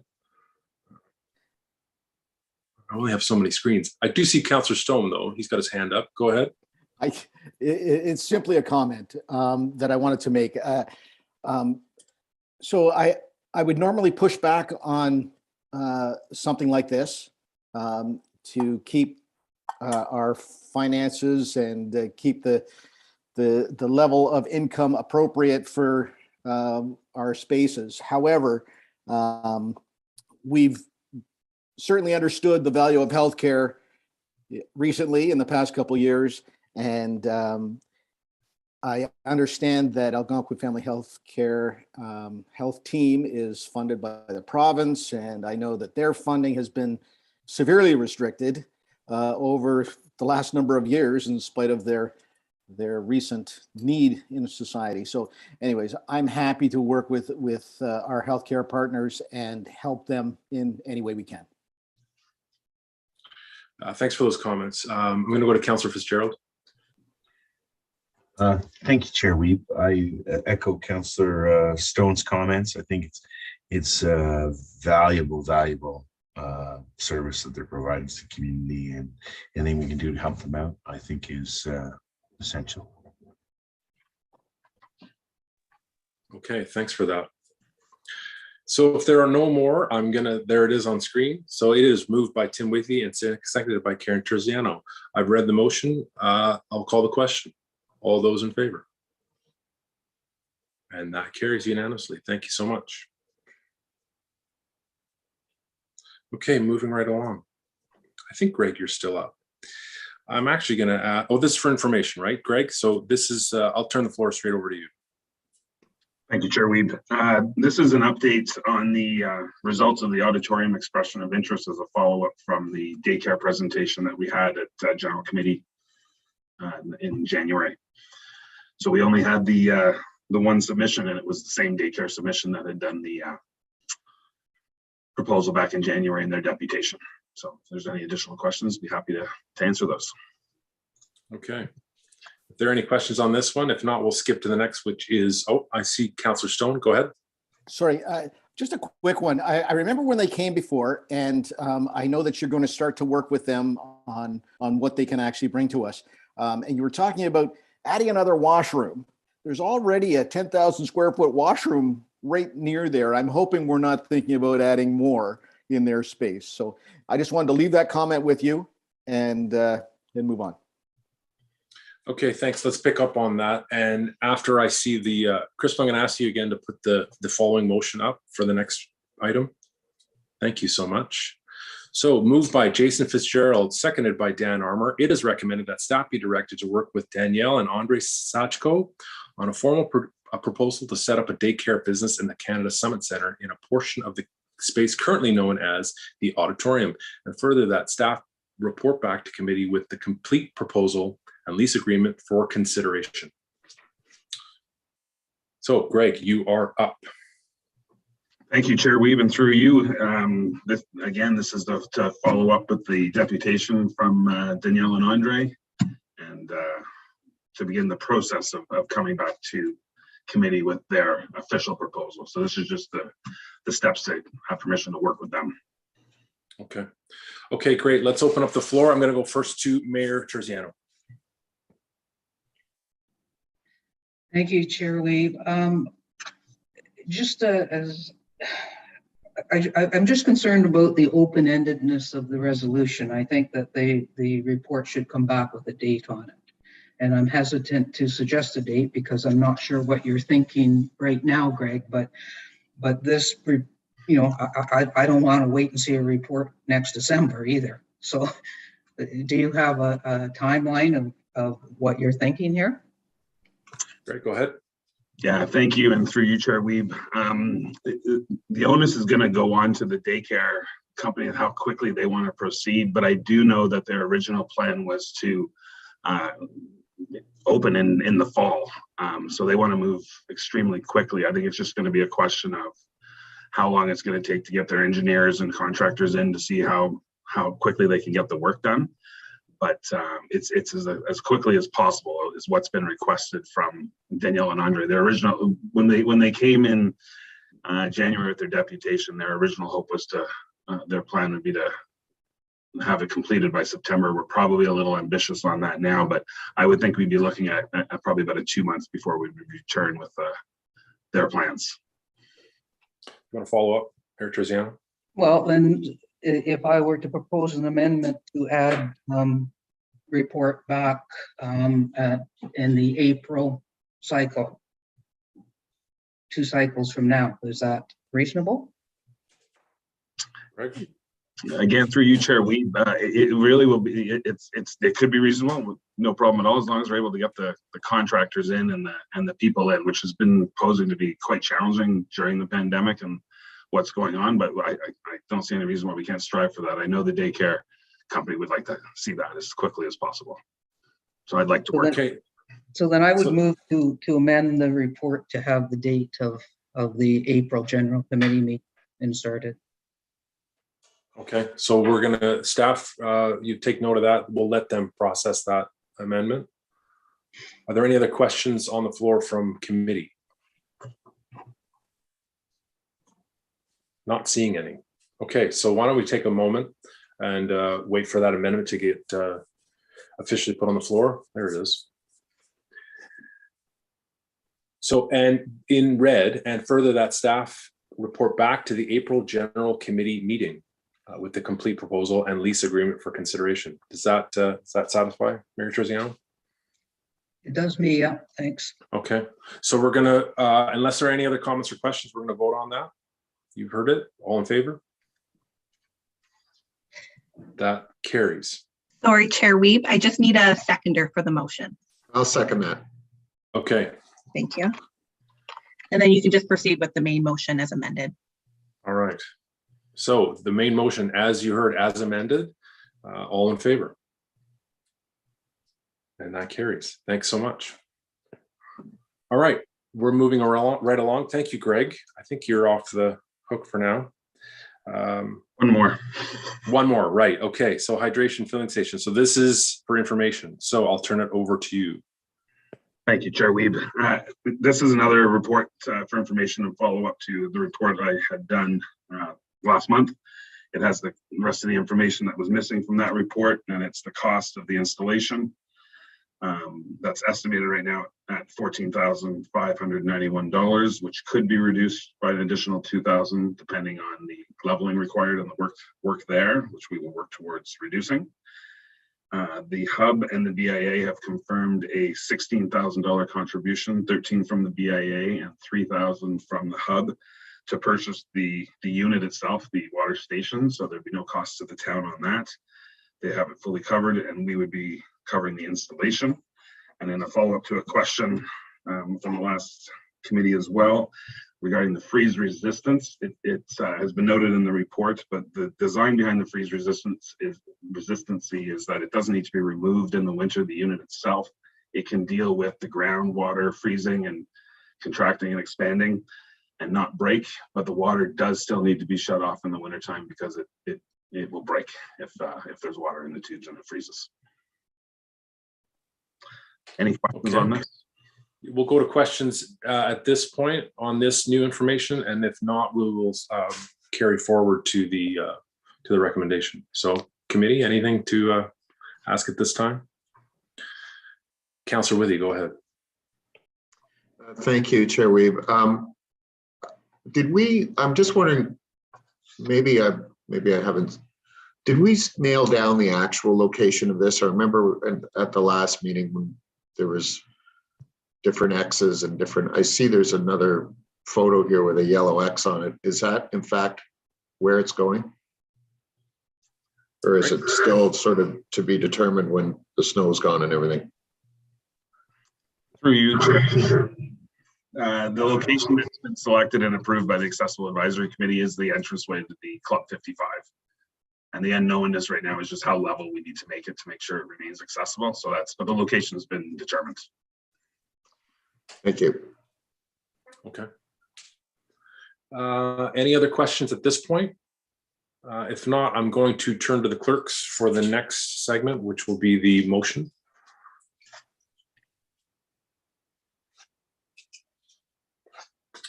Moved by Bob Stone, seconded by Brian Thompson. It is recommended that staff be directed to proceed with the hydration station project purchased by the BIA and Hub, pending approval of the installation cost. And further, that committee support hydration station model LK4410BFFR K and the proposed location on the Club 55 pathway as outlined in Report CS 2022-4, pending the approval of the Accessibility Advisory Committee. Do you want to add anything at this point, Greg, or should I go straight to questions? You can feel free to go to questions, Councillor Reid. Okay, so I'm going to start with Councillor Armour, and we're going to go with Deputy Mayor Alcock and then the Mayor. Thank you, Chair. Just a quick one. I just wonder if you have a date in mind when you want to have this installed. Greg? Through you, Chair, we haven't nailed that down, Councillor Armour, but the idea is as soon as we get the snow melted, we like to get it in so it's there for the start of the season. So it'd be as soon as possible is our plan. Okay. Deputy Mayor Alcock? Thank you, Chair Weeb. And I have a quick comment, and I do have a question, sorry. Greg, thank you so much for doing all of the work that you've been doing on this. I know that there was a lot of catch up to do, and you've done it, so thank you.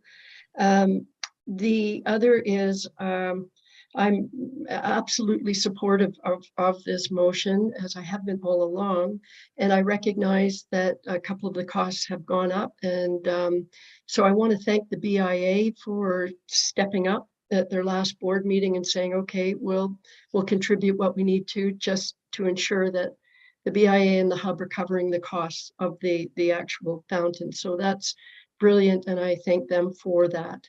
But I do have a question.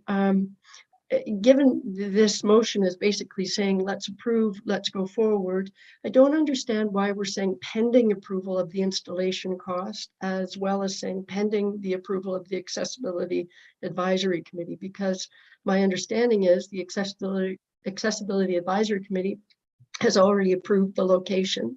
So that makes sense. And so it's kind of check. And if we approve this motion today, are we not approving the installation of it? So that's my question. Great. Yes, thank you. And through you, Chair Weeb, I'm not sure if the clerk's department wants to chime in on this just for some assistance, but I believe it's due to the original motions came at the last meeting when those items were still pending when the report was written. But since then, we have had approval in January at the Accessible Advisory Committee, and the for information report this morning is providing the rest of the pending information on the cost of the install, is I believe the reasoning it looks the way it does. So the question being, do we need to do some housekeeping on it before we vote? That's the question coming. That is definitely the question, because I think that it's confusing otherwise. It's saying pending, pending. And I don't think we need pending, pending. I think it's a decision. In my opinion, I'd be willing to move that amendment. I see Crystal has lit up. Crystal? Thank you, Chair Weeb. The Deputy Mayor is correct. We could move those based on the presentation from Greg today. If you'd like, I do have that prepared. If you'd like me to bring that up, and then committee can discuss the motion as amended. Okay, that's great. I think we'll put that up. Do you want to finish off the questions first, and then we can vote on the finalized motion? I think that's how we'll do it. We can absolutely do that. And then I would just need a seconder for that motion as well. Sure. I bet we'll have a volunteer. I'm going to go to the mayor next, and then Councillor Stone. Thanks, Mr. Chair. We may have talked about this last time, I can't remember, but because we have had so much vandalism in our town lately, I am concerned about what the opportunity for vandalizing this unit is. And I have to say that as much as I was in favor of this fill station 2 years ago, I don't ever think we were thinking about it being a $30,000 unit. And I am not sure that $30,000 is a good spend of money to have an outdoor water tap that may be vandalized, may be well used, may not be. I get the whole idea we want to get rid of plastic, but I'm not sure I can support this at $30,000. So I'll ask the vandalism question though directly. The others just might.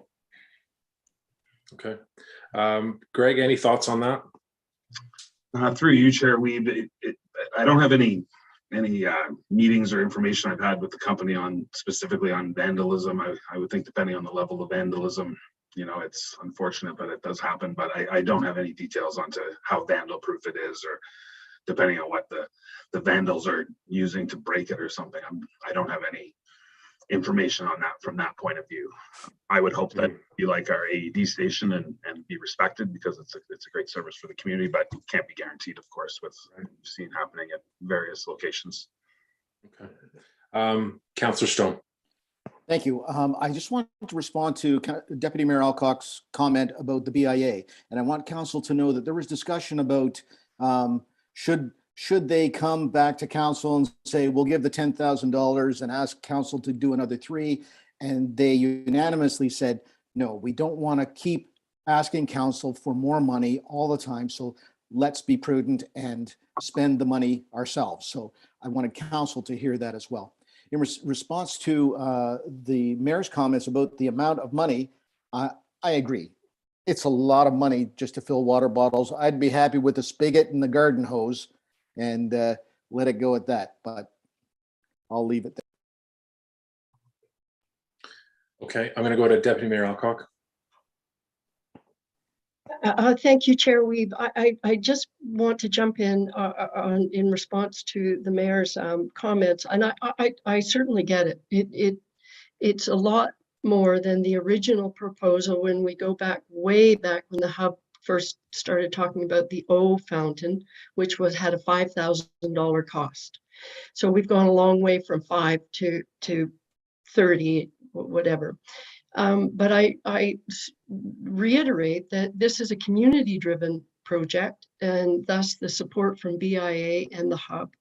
And it is covering the cost of the fountain. So the cost to the town, I hear the mayor when she references it's the total cost, but the cost to the town is not $30,000.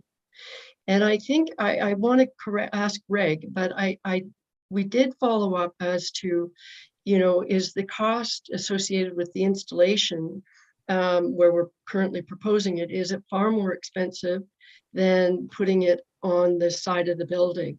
Because if that would seem like a cheaper option, then maybe that's, you know, where we should go.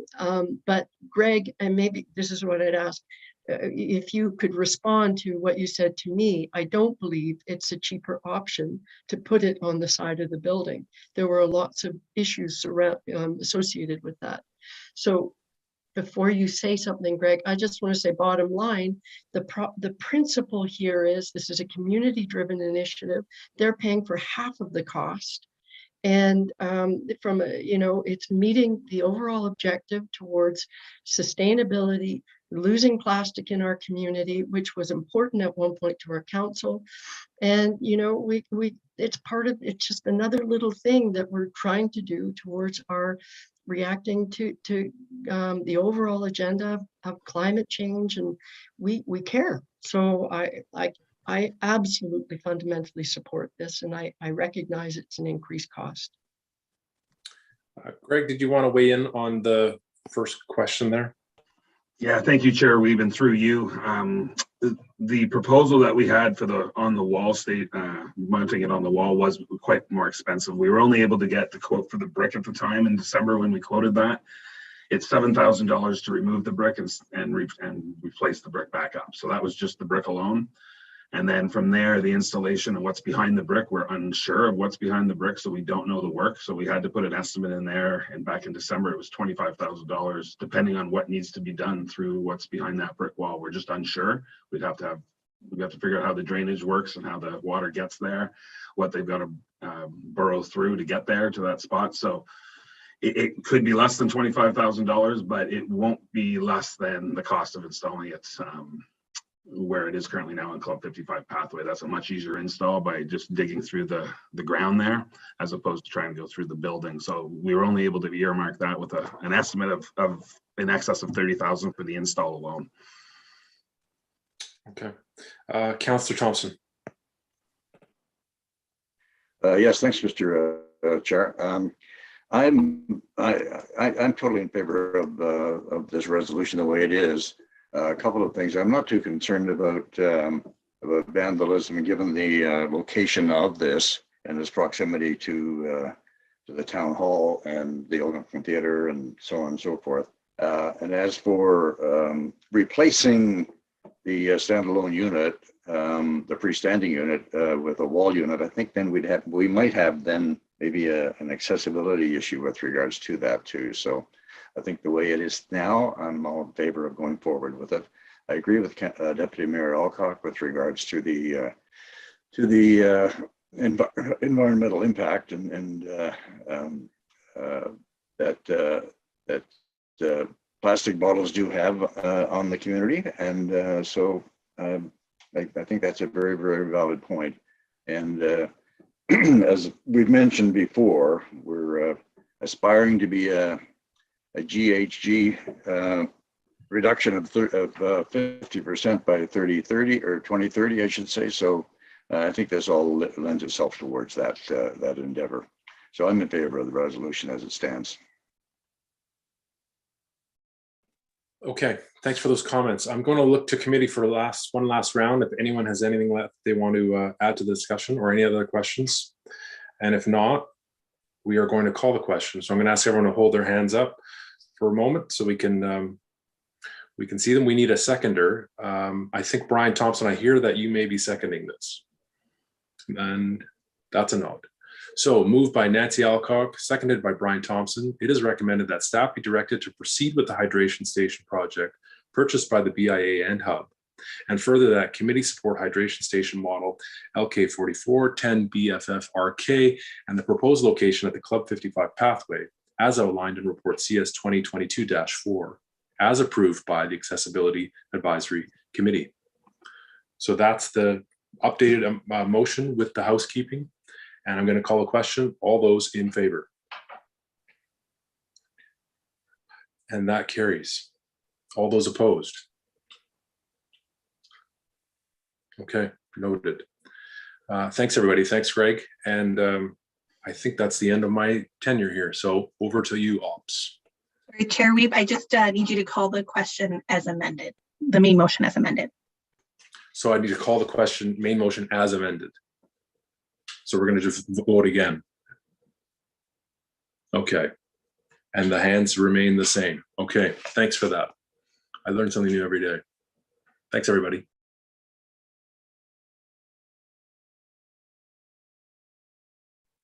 Thanks, Councillor Weeb. Councillor Thompson, are you prepared to do the Operations and Protective Services section?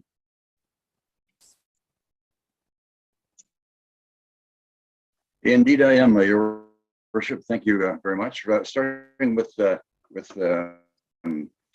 report number 6.3.1, and this has to do with mandatory firefighter certification, and a report prepared primarily by Paul Kalea.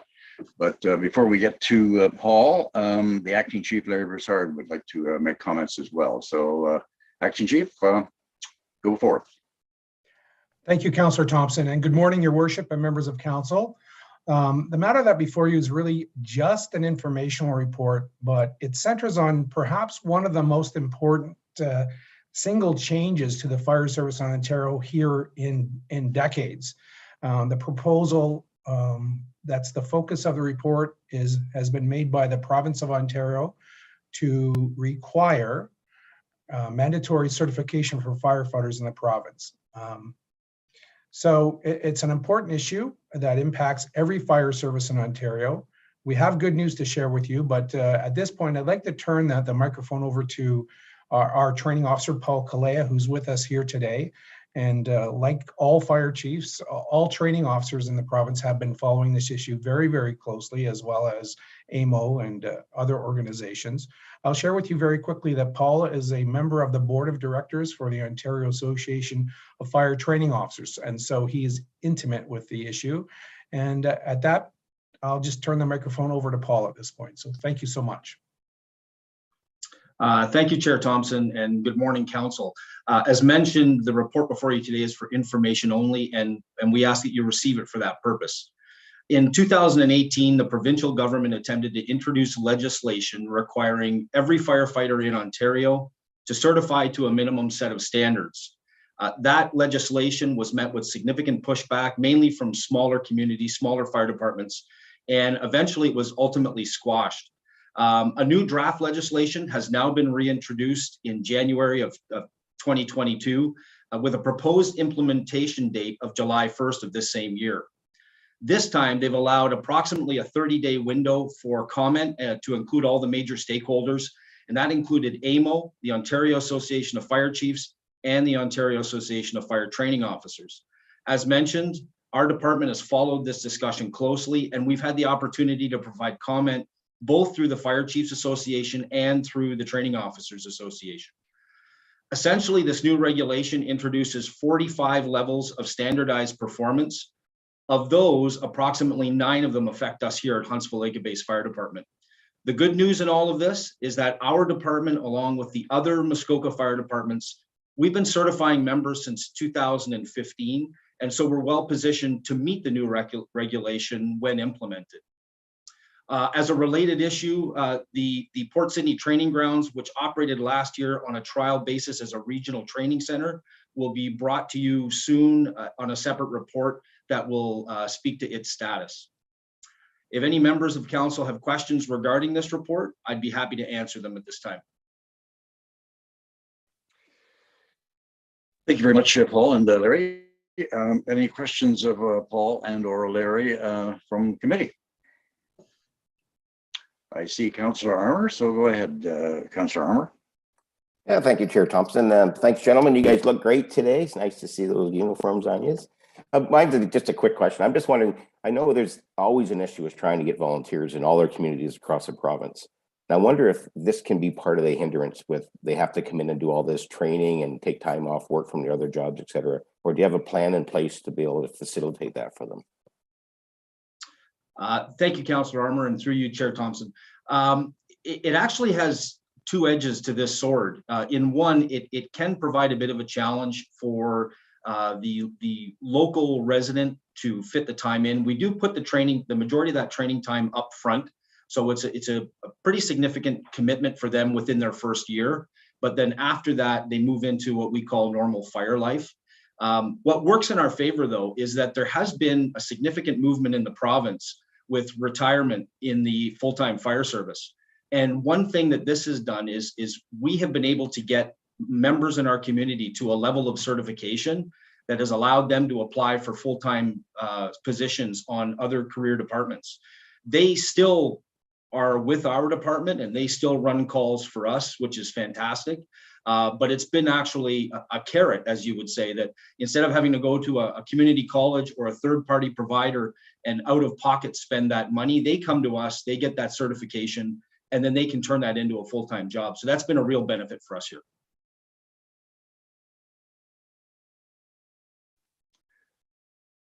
Okay, thanks, Paul. Any other questions from committee? It would seem not. Pardon me, Councillor Stone, go ahead. Thank you. I'd like to ask about added cost to the municipality. There's a 30-day comment period that you mentioned that AMO is responding to. Is this something that we're not wanting to happen? And should this council lend a voice in that direction if that's the case? Thank you, Councillor Stone, and through you, Chair Thompson. The window has closed for comments, and all three parties have responded either with a letter or a report to the Solicitor General. And even though all three of those documents were done independently, they all had the same theme to them and the same concerns. And one of them was the cost to municipalities. And it hasn't been decided yet by the Solicitor General if there will be funding coming to fire departments because of this, but it has been a definite concern. Will there be increased costs? There will be in certain areas. It will also determine the level of service that we want to provide as a community, will determine what type of training we have to do. But currently, as I mentioned, we're fairly well positioned. There will be a few adjustments we will have to make, but we are in a much better position than a lot of smaller rural fire departments that haven't been certifying yet, and will have to invest a significant amount in regards to training and facilities And that's another advantage for us as well, is the training facility that we have in Port Sydney. The continued investment of that just makes it easier for us on the back end to be able to bring these members to certification. Thanks very much. Larry, I saw your hand go up at the beginning of that question. Do you have more to add to that? Not really. Paul, I think, answered the question fairly fully. We don't know what some of the training costs are for some of the courses that are mandatory for us. One mandatory course for our firefighters, the training requirements haven't even been written and shared with us yet. So we don't know what some of those costs are, and we'll be monitoring that very closely, of course, as those standards are released and we see them.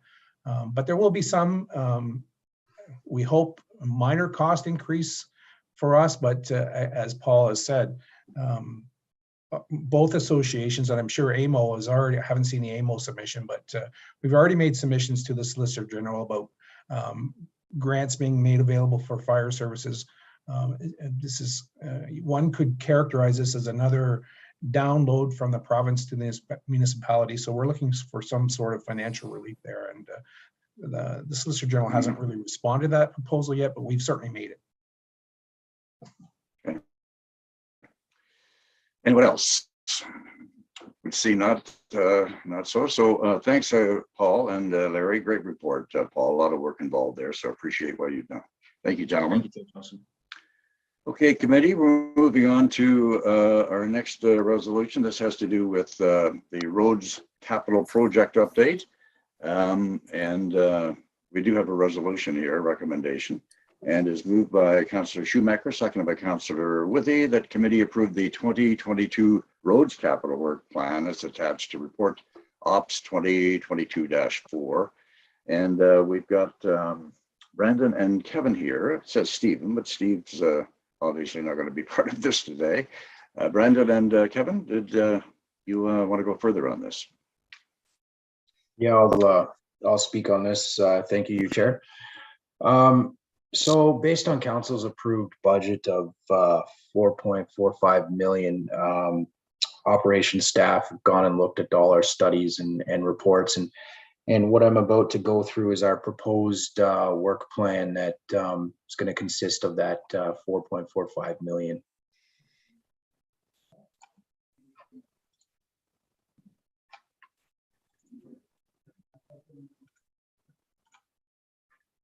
Can everybody see this here? Yep. Okay. So I'm going to start with brushing. So what you're going to see is these green lines here represent the approximate location of where we're looking to get to. So we're looking to invest 150,000 into brushing. It brings us to around a total of about 25 kilometers of road kilometers, so roughly 50 lane kilometers of brushing. Sorry, Brandon, can you make that a little bit bigger? It's really tiny on our screens. Thank you. Yeah.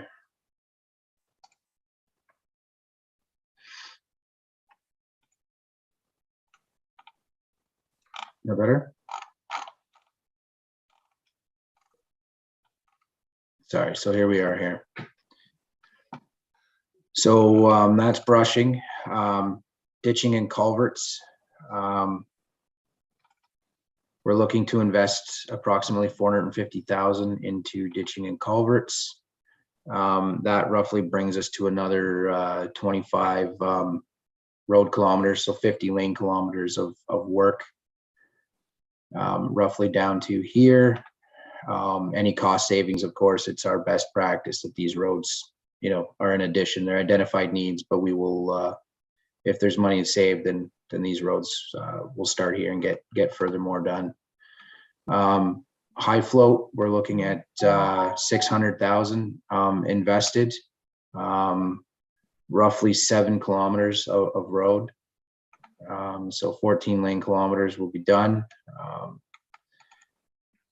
Gravel roads, we're looking to invest 80,000 into there, which is going to bring us to roughly six kilometers of road to be resurfaced in gravel. Our urban and asphalt, we're looking to invest $2 million into this. And and down. We're looking to get to here now. In this, some big projects to highlight is one is Veterans Way. That's a complete road reconstruction from Center Street to Brunel Road. We have some major defects in our storm infrastructure. It's a major trunk line. It has been pushed off for a couple years already, and we simply can't wait any longer.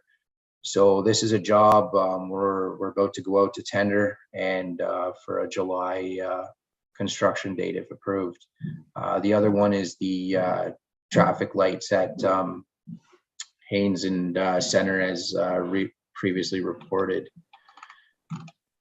Preventative maintenance, we're looking to invest $625,000 on that. That's going to consist of some crack seal, road top base, slurry seal, and surface reclamation. Once the winter's done, these roads will be reviewed and inspected in order to determine that exact list. But every road on here is an identified need that needs to be done. Sidewalks, roughly about 150,000 invested. Right now we're showing some removals that need to be done. These are abandoned sidewalks. It's just more of a tidy up the streets type deal. And then you'll see that there's the sidewalk master plan. So we're looking to still finish the engineering design on that to see where they fit, and hopefully get some more new installations done as well under the 150,000. We setting aside 100,000 for culvert replacement. That's to be determined. We will do some inspections on some that we are monitoring after the winter months. Down with bridges, we'll notice that we're looking to get some design work done. We've got some smaller structures that's part of our bridge replacement plan. So we're looking to get those immediate designs done for replacement. And then you'll also notice that there's some of our bigger ticket items like Center Street Bridge and Williamsport Bridge. Those in our OSIM inspection reports, they talk of some general maintenance. So we're going to put together a replacement tender and possibly some maintenance tenders on the bigger structures. And streetlights, we're looking at 50,000 there. One is a retrofit replacement for the town dock and Darragh Way to remove and replace to meet our new standard, which is what's on the main street as part of that streetscape project. And then in design, we've got 150,000 for sidewalks, roads, storm sewers. This is also going to help with future growth, and we've got some future roads that need to be replaced under D-rated storm sewers. And basically, once we assess our road network after the winter, it's there's going to be some work needed. So this amount will allow us to take control of that. And that all totaled up brings us to our 4.455 million that council has previously approved. So there's one more I would like to show. Hopefully we can see this. Is this too small? I can see it fine from my end, but what we're showing here is this just a simple chart to show council's contribution over the years and where we've ended up.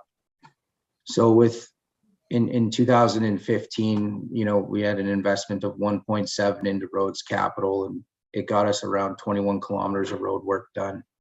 And as councils continued to invest into public works capital, you can see the jump in roadworks and bridges as well. So 1.7 in 2015, 2 million in 16. We got 37 kilometers of roads done, 2.4 million in 2018 or 17, sorry, we got 22 kilometers.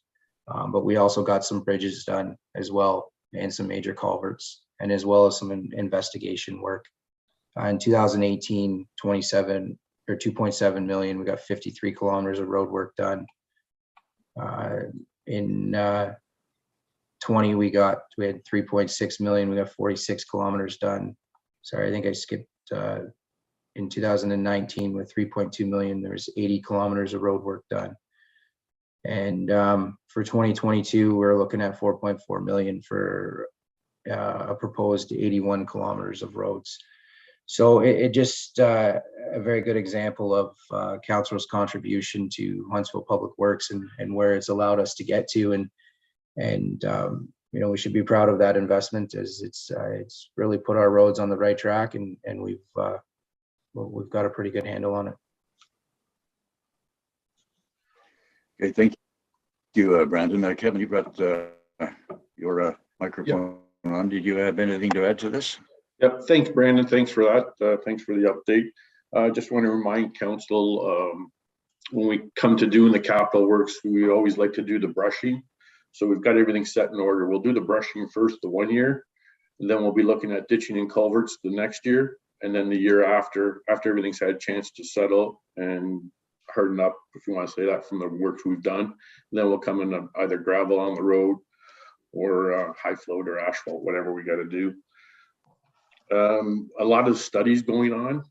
We want to have a lot of projects ready to go, so when any grants happen to come out with things that are going on, we have projects that are ready to go, and we can apply for the grants right there, ready to go.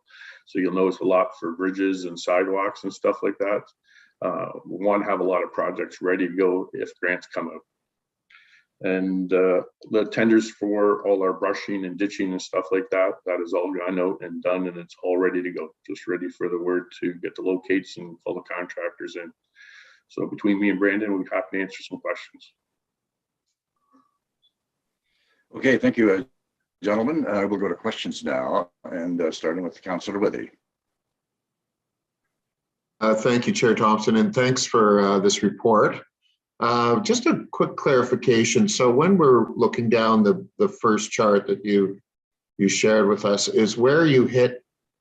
So for example, on the ditching and culverts, you've got $450,000. Is the highlighted Swallow Road line is where that money sort of runs out, and then you look for efficiencies and to keep that going? Is that what happens on these charts? 3 year chair, yeah, that's correct. Where the green line is, that's our anticipated deadline as far as where the budget would carry us based on the tendered prices. But again, if there's money saved, we'd obviously go to the next road that's underneath that green highlighted section. If I may, Mr. Chair. Yep. When was the last road needs study done? 3 year chair, I believe that was done last year. 2020, sorry. Okay, and just a very quick one, if I might. I note that on here, I don't see the road, the Grandview Road on here, the one that goes south of Highway 60 anywhere. And as we all know, there's been a lot of development at the end of that road, and that road's a pretty rough shape. I'm wondering why that isn't on anything that I see here. Again, if anything comes up, if council has anything at any time, feel free to get a hold of us, send us an email. We will definitely look at that and see where it falls on the list for you. Okay, Councillor. Deputy Mayor Alcock. Thank you, Chair Thompson, and thank you both for such a fulsome report as usual. And my question is along the same lines as Councillor Withey's. So you've explained about the spend up to the green line, and I get that. That makes sense.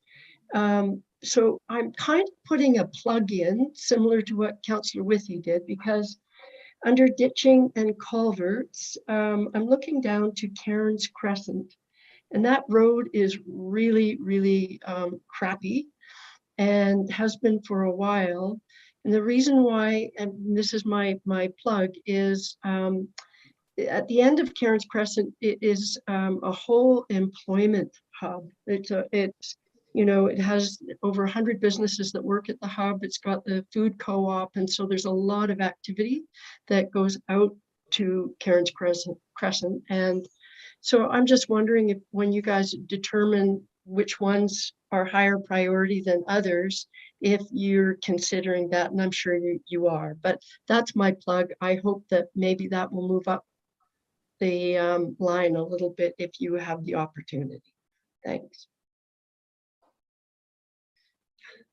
When we do look at them, we do take the road needs study into consideration, and our own what we get from operations and from ourselves driving around and kind of weigh it all together. There is work going up in that area with another subdivision going on. So we don't want to do anything too fast before the subdivision starts all their work in there and have trucks going in and out and wrecking anything that we do. Okay, thanks for that, Kevin. Thank you, Deputy Mayor. Councillor Armour. Thank you, Chair Thompson. I just want to say it's great to see this aggressive introduction of preventive maintenance on roads. Spending $650,000 on that. I can see that increase in the lifespan of the road another 5 to 10 years after you do that. So that's really great to see that been put in there. My question is really just, I just wonder if you see any changes in this, if there's any grant money available out there for some of the bridge works or culvert works or stuff. Watching for any grants that are coming up and some that have come out. We want to have these projects ready to go so we can put them right in for the grant. And if we get it, we might have to tweak, depending on how much the grant's for, we might have to tweak it a little bit to take advantage of these grants when they come and if they come. But we're watching for that steadily. And further to that too, Kevin, oftentimes grants are project specific as well, right? So it's not like you don't necessarily get a grant and then you can apply it anywhere. Often they are project specific. Is that correct? Yeah, just like the crosswalk at Yonge in Maine that we had installed there, it was just for active transportation. So we had something just for that.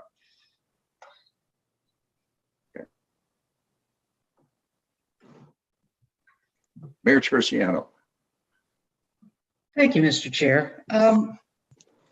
This is probably a question I don't need to ask Brandon, but because I know we talked about it back when we awarded the triathlon, but all of that road work in the Veterans Way, Lansdowne area, even Cora Street, High Street, that's all after the triathlon? Through you, Chair. At this point, I'll have to look into that, and we'll have to investigate that further. Right now, we've got pipes that are leaking. We've got it's not good as far as the infrastructure that's there. Okay. We've pushed it off long enough. We've monitored, we've investigated it. We've had our engineer vendor record go out, and we need to replace it immediately.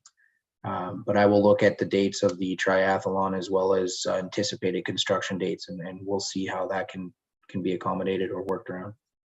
Yeah, I just think that we have made our commitment to certain routes, and that area is going to be a very congested area. I believe it's around July 10th, but we will have to make sure that we're cognizant of that event. The other question I had in sidewalks, I noticed all of our sidewalk this year is just on removal of abandoned sidewalks. And I realize it has to be done, but it's just hard to look at all of our sidewalk work being taking them out, not putting any new ones in or repairing any. That's just a comment. But my one question is, I look, you're talking about, you've got Center Street South to remove the west side of it. Between Florence and 69 Center, that would leave no sidewalk in that quadrant any longer at all. I'm not sure that's the route we want to go, where we take sidewalks away and leave nothing. I mean, maybe some of this is just the north, south, east, west confusion, but there's only one sidewalk in that quadrant. And you're proposing to take it away? Through your chair, these sidewalks are ones that even through our sidewalk master plan and our sidewalk inspections every year, these ones are abandoned. We don't even maintain these ones. You're only seeing about a 6-inch section of concrete in the ground. So these are ones that we don't even maintain. They're not even considered a sidewalk within Huntsville at this point. We can revisit that exact section again. But the intent were, these were the ones that I rode around with the consultant for the sidewalk inspections, and these ones have been determined as abandoned in our network. So we want to remove them. The other part to your question with the sidewalks is the removal of these is equivalent to, I'm going to just throw it out there and say it's about $10,000 to $15,000 to remove all of that. So even though we're showing 150,000 in the budget, it's still our intent to install new sidewalks as per the sidewalk master plan. So it's just, we're waiting for that data that should be coming shortly in order to determine where we're going to go and install these if there's money left. Okay, it may be this chart. It's just that I know Center Street South only has a sidewalk on one side of the road for the full length of it, and we're talking about removing a section of it. So it's just confusing. Anyways, I'll leave that with you. I'm sure we're not going to remove sidewalks in areas where we have them and leave nothing. So I'll leave that with you. Okay, thank you, Your Worship. Anyone else have questions for Brandon or Kevin? Okay, we did have a resolution at the beginning of this discussion. All those in favor?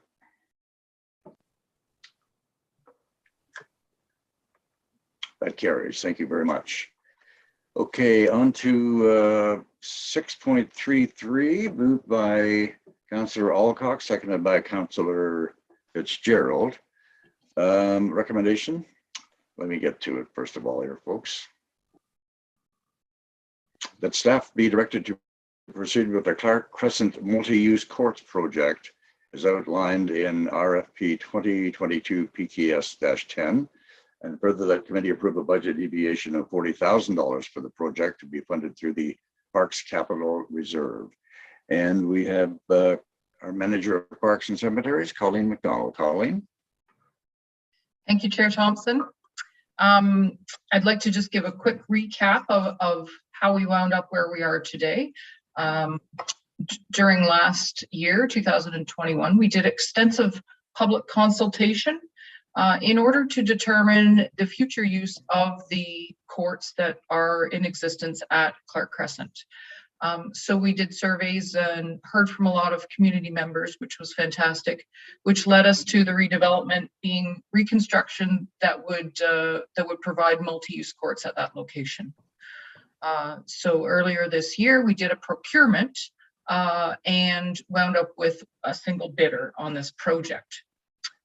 So this project came in originally significantly over budget, but with only having one bidder, what I did was I reached out to that contractor and I had some discussions with him about trying to achieve some efficiencies and still wind up with a good quality project as an end product. So what's before you is requesting a budget deviation in the amount of $40,000 so that we may proceed and can complete that project.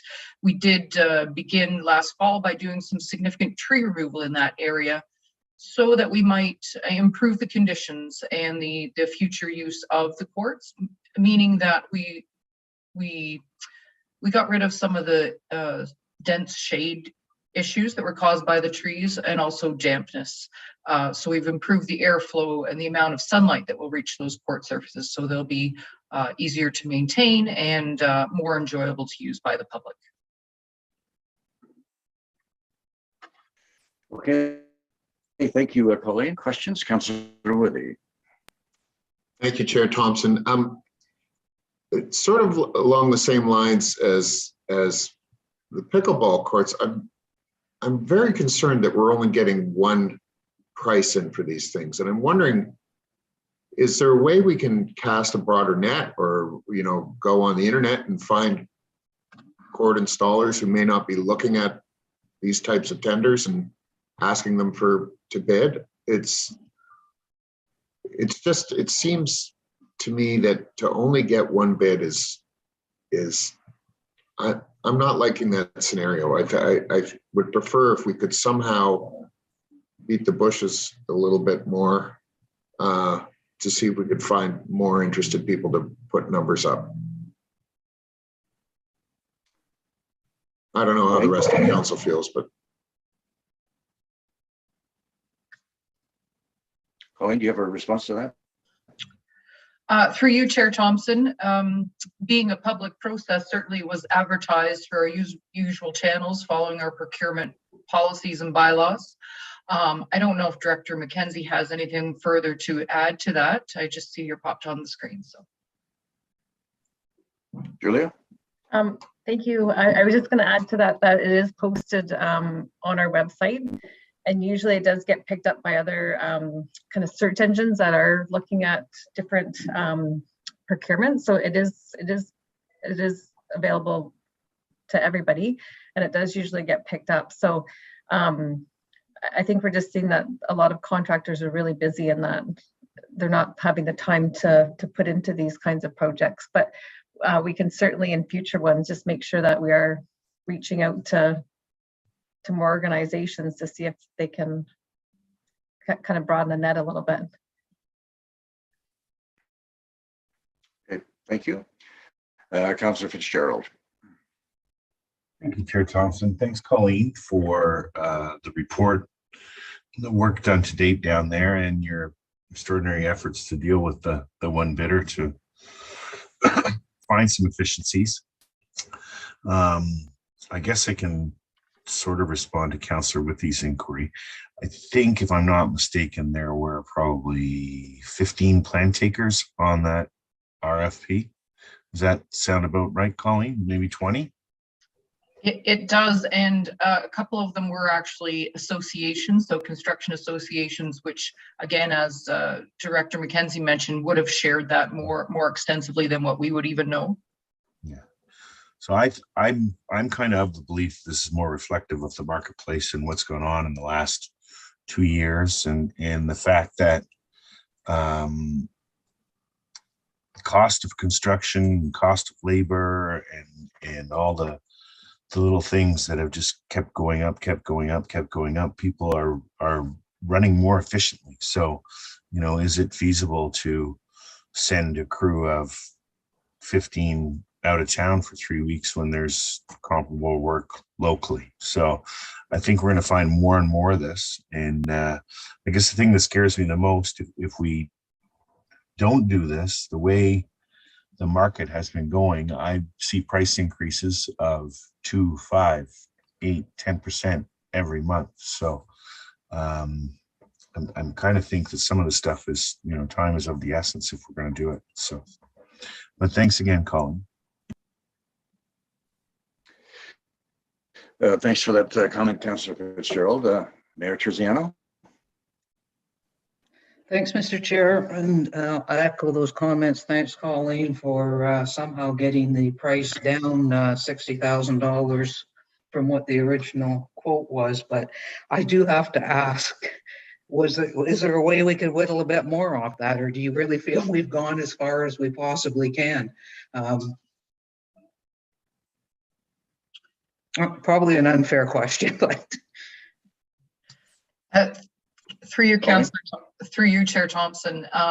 So we've taken some measures to adjust some grading and some drainage. Again, still trying to achieve a quality end product. Reusing some materials that can be revitalized. So not starting with brand new products, but putting a protective coating on and reusing some fence posts, that type of thing, which was more efficient of spend. So I don't know how we could really achieve what sort of the end goal is and not come up with, not expend the type of money that we're talking about. Fair enough. After the pickleball courts too, we made that decision quickly to go well over budget, and I'm very reluctant to do it again. But I do agree with Councillor Fitzgerald that we are in a time where prices are going up on a monthly basis. I hate the fact that we're only getting one bid for jobs like this, and I do think we have to somehow try to cast a wider net, or just simply stop accepting one bid quotes if they're over budget. We're caught between a rock and a hard place on this one, though. So, Julia, did you want to add anything further to that? I was just looking on our website, and just so that you're aware, you can, the public can see who the bid takers are. So the public can actually look at our web page and see. But on this one, there was 9 registered bidders with only 1 submission. Okay, before I go back to you, Councillor Withey, I'm going to give Councillor Armour a shot, and then we'll go back to you. Councillor Armour? Thank you, Chair Thompson. Just a quick question. I'm just maybe going a bit more of a comment, really. I'm just thinking in the future, maybe we need to reevaluating our pricing when we're coming and requesting money at the table for doing these jobs. And maybe we're underbidding them ourselves, and then when it goes out in the general market, we're getting hit with that 5, 10% increases. So I think maybe we need to look at that going forward. Thanks for that, Councillor Armour. Councillor Withey. Thank you, Chair Thompson. I guess sort of further to my comments and the mayor's comments about this single sourcing stuff. I'm not so sure that it's automatic that prices are going to go up in the future if we don't act now. I think if there's some sort of post-COVID backlog that runs through, we may not see that. We may see more bids. So I don't know if delaying this for a bit it might be an option. And the other thing is, as you've mentioned, there were so many people take the tender package. Do we ever, and maybe you can tell me this isn't protocol, but do you ever sort of follow up with that list and make calls to these people and say, hey, we noticed you took a package? Are you planning to, do you need a little more time? Are you looking, why aren't you bidding? Maybe try to get the bottom of this stuff, because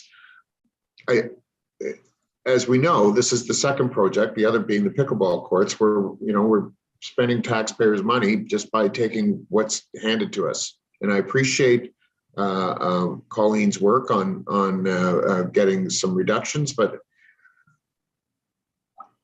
I don't know. I don't know if we're pricing it wrong. I don't know if a delay's in order. I don't know if we can, what our options are, but it just doesn't sit well for me to just accept that this is all there is out there, and we should be afraid of the future because it's only going up. That's my comment. Thank you. Colleen, before you go to that, I think there's further to Councillor Withey's comments. I think there probably is a tender protocol that we have to follow, if I'm not mistaken. Maybe CAO Corey could comment on that. Thank you, Mr. Chairman. I was actually just going to ask if Director McKenzie could speak to the options that would be in front of committee if they wish not to proceed, such as perhaps retendering, the timelines that would be acceptable for retendering. So, Mr. Chairman, if Director McKenzie can speak to that, thank you. Julia, please. Sorry, thank you. So I believe that there were some options, sorry, in the report that it could be canceled altogether. We could proceed with it. I apologize. Or we could delay it until such time that we think maybe the prices are going to go down, or there's we'll have better opportunity to get more bidding. I think to go and retender it immediately, I think it might show some bad faith for our process. And I think that you probably get even less bidding on it if you retendered it right away. we've also publicly documented what their results were. So we just have to be careful with our suppliers that that's not the reason that they're bidding, is that not bidding is because we are canceling procurements. But there certainly is an option for council to decide to cancel this one and go back at a later date and proceed with the project. Okay, thank you for that. Councillor Fitzgerald. Thank you, Chair Thompson. Julia, thanks for your input there. And I remember my first term on council and the fact that we canceled an exorbitant amount of RFPs and contracts, and I was extremely frustrated. And I think we did lose a lot of credibility with our plan takers and our bidders. I think we've slowly reestablished that again. And it's a very tricky situation. And as was alluded to, if you cancel plans and continue to cancel plans, you even limit the amount of takers you get. So, and as far as being afraid of the future, in response to Councillor Withey, I don't think we're afraid of the future, but history has proven to me in the contracting industry that prices don't go down over time. Thanks, Councillor Fitzgerald. Councillor Armour.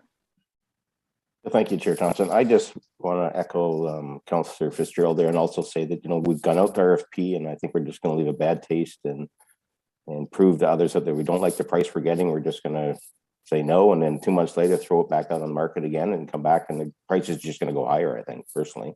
And people like Colleen doing their great jobs of negotiating with these people and getting it down $60,000.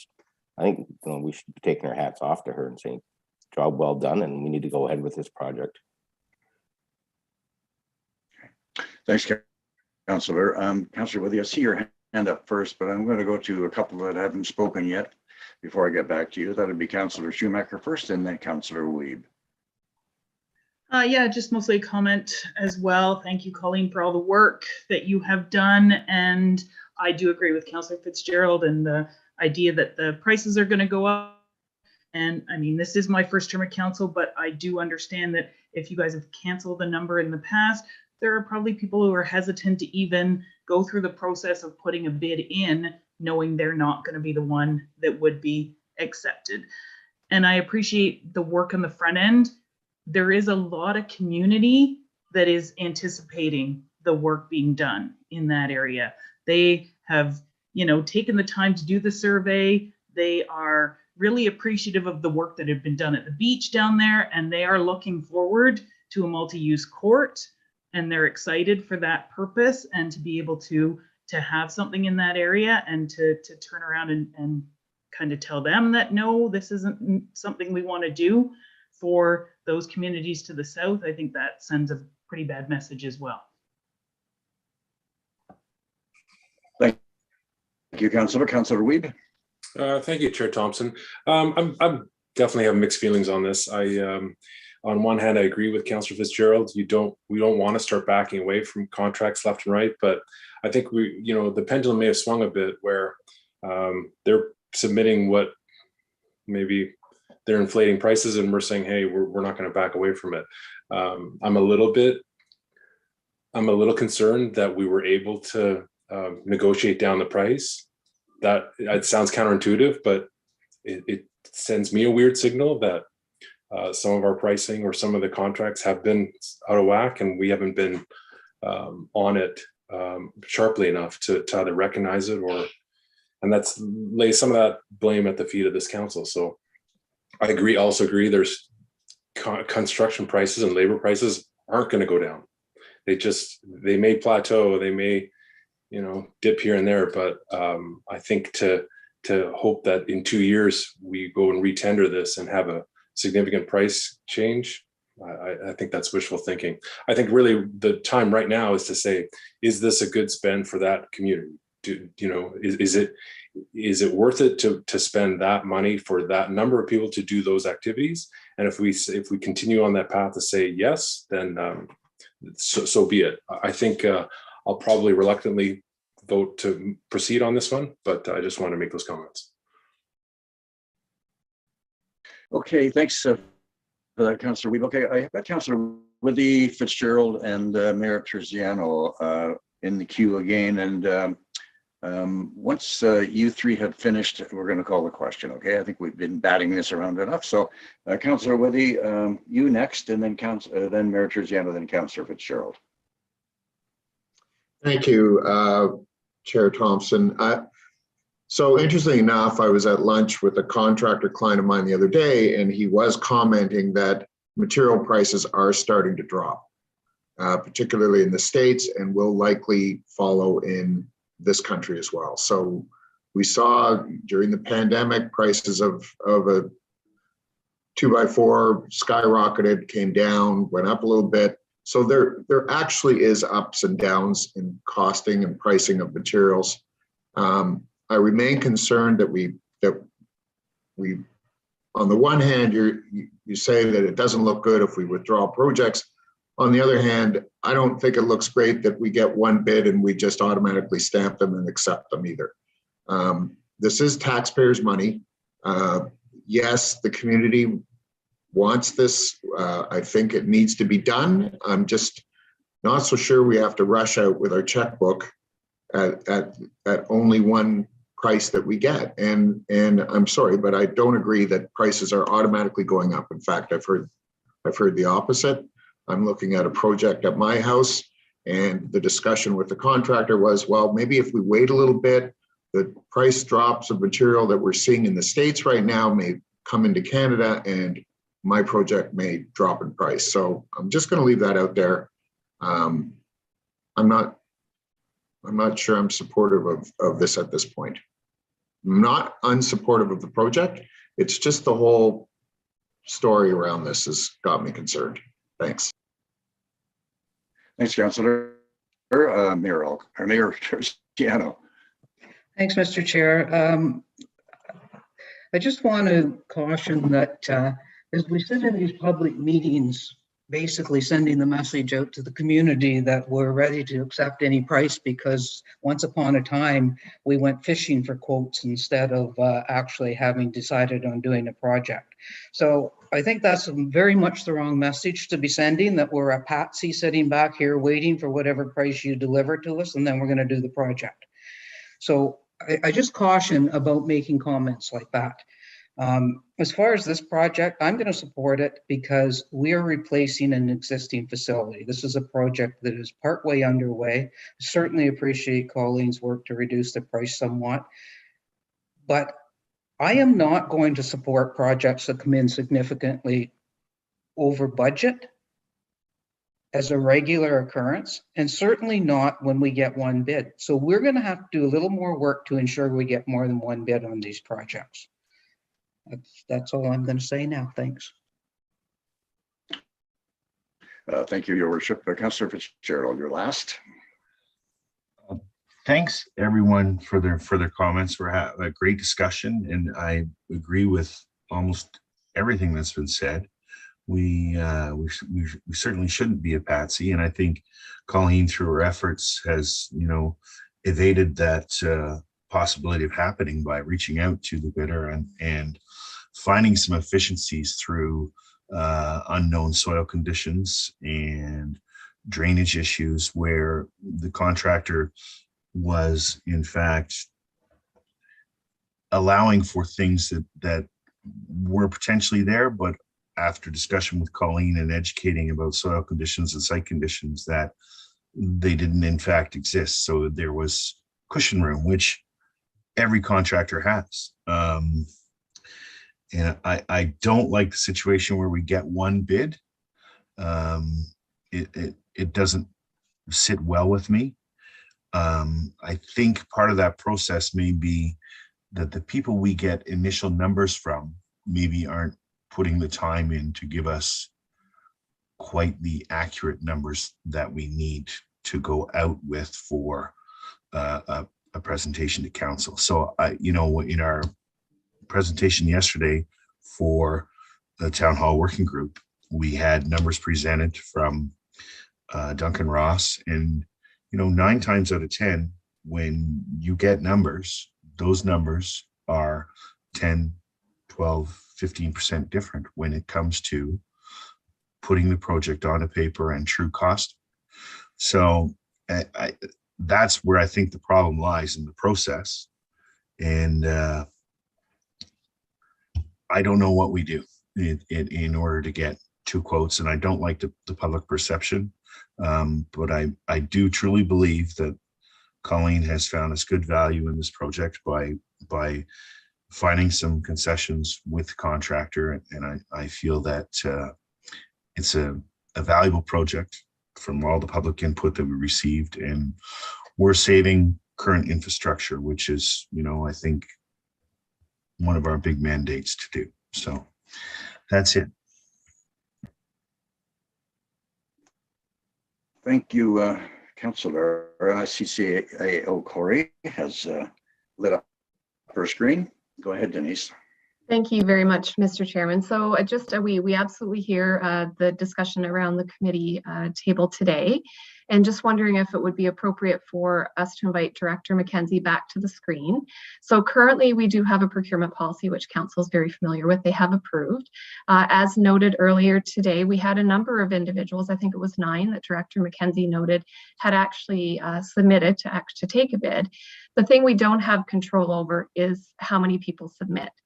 So there's absolutely no tool that we have that would force companies to submit to participate in our procurement. But having said that, and I'm not sure, I don't mean to put Director McKenzie on the spot, but I do hear the conversation around the table. There's some level of not being comfortable if just one submission comes in.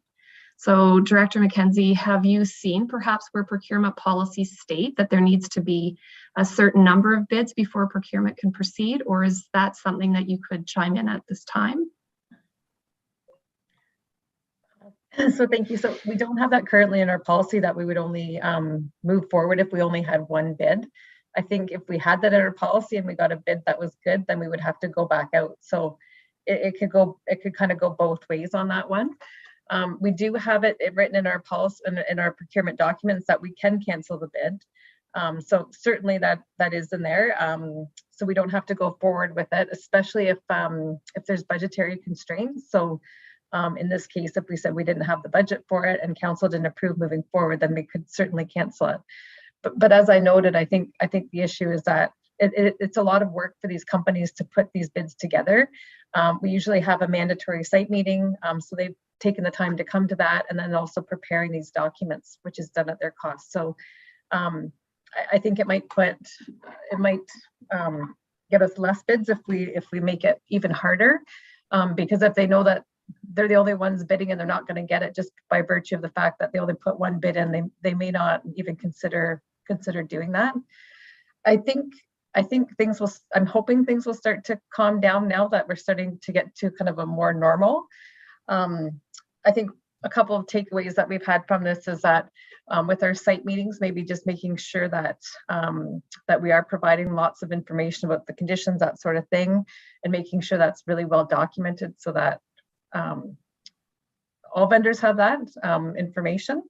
So I think we'll just strengthen that process a little bit more. And then also, if there are options that we can consider in terms of reusing things, I think that's another thing that we could also put into some of our subsequent procurements if we haven't done that already. So I also want to note too that we do reach out from time to time if we know that there's a project and that there are companies out there that could do it. We do reach out to those and let them know that there is a tender on our website. So we'll continue to do that as well to try and get more vendors. But as Director or as CAO Corey has mentioned, we can't make them do the submission, but we can certainly try and get them to our website.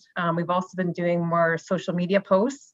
I don't know if any of you have seen that, but on Facebook and other avenues, we have been trying to really push that we've got public procurement out there and to get people interested in it. So we're trying really hard to get more people to bid, and we'll continue to work on that. Okay, thank you for that, Julia. And the committee, we've really strayed from the original resolution here. We're now talking about procurement policies, and maybe that's something we can discuss in the future and have some kind of a presentation made to a committee or council so that we're all very familiar with the way it stands now. And then if we want to make some changes, we could do that maybe in the future. But that's it. We've discussed this to and fro, and by far enough. And thank you for all of that. And Colleen, thank you for your work on this. So now I'm going to ask the question. All those in favor?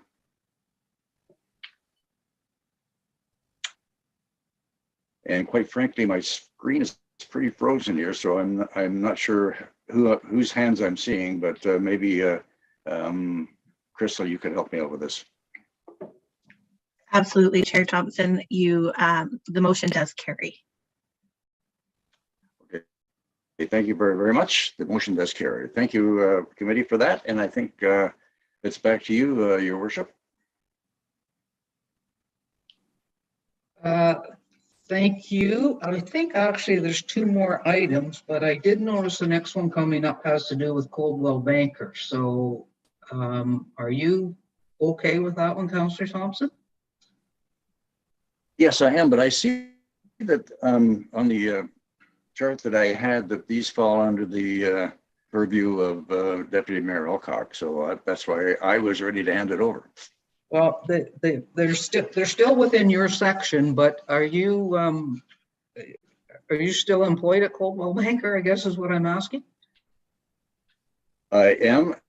So you might not want to do this. Yes, and yeah, well, as I said earlier, according to the chart that I had here, I only had these three items to deal with today, and then I was going over to Deputy Mayor Alcock. So yeah, and I will excuse myself from this discussion then with regards to the washrooms, for sure. And if you need me to come back, if you think I should come back for the next item, I'll be glad to do that as well. So okay, I need a mover and seconder for this one on the washrooms in Rivermill Park. Councillor Fitzgerald and Deputy Mayor Alcock. It is recommended that staff be directed to advise Coldwell Banker that the town of Huntsville will not be renewing the lease for use of washroom facilities at 8 West Street. And further, that staff be directed to commence a pilot project for the use of portable washrooms in Rivermill Park. And further, that staff be directed to bring back a status report on the portable washrooms after 8 months.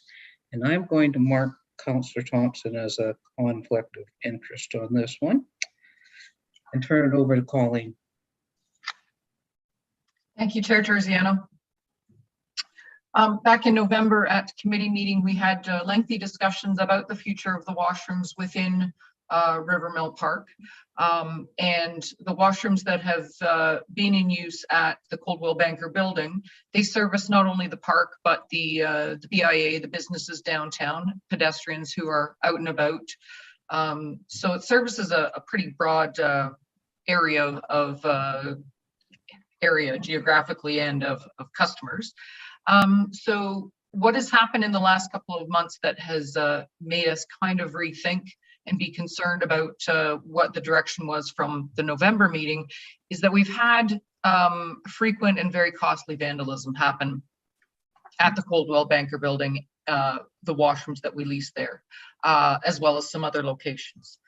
That's what's led us to bring this report forward to entertain the thought of a pilot project using porta potties. So I think key in the success of this pilot project would be locating them in an area that is visible. I think we all recognize that bathrooms in a public area are necessary. We will eventually, if we determine what the right locations are, we could construct a wooden screen around those porta potties to soften the look. But certainly we don't want to conceal them to the point where A, they're a target for vandals, or B, they can't be seen or recognized by the general public as functioning bathrooms.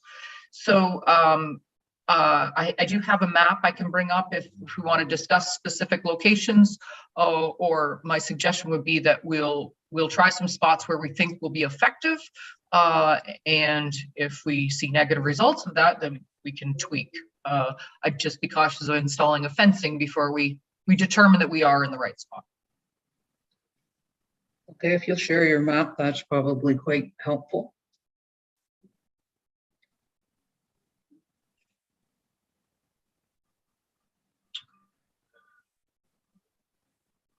So currently, due to the activities going on over the winter months with the snow sculptures, etc., there is one porta potty located roughly in this location.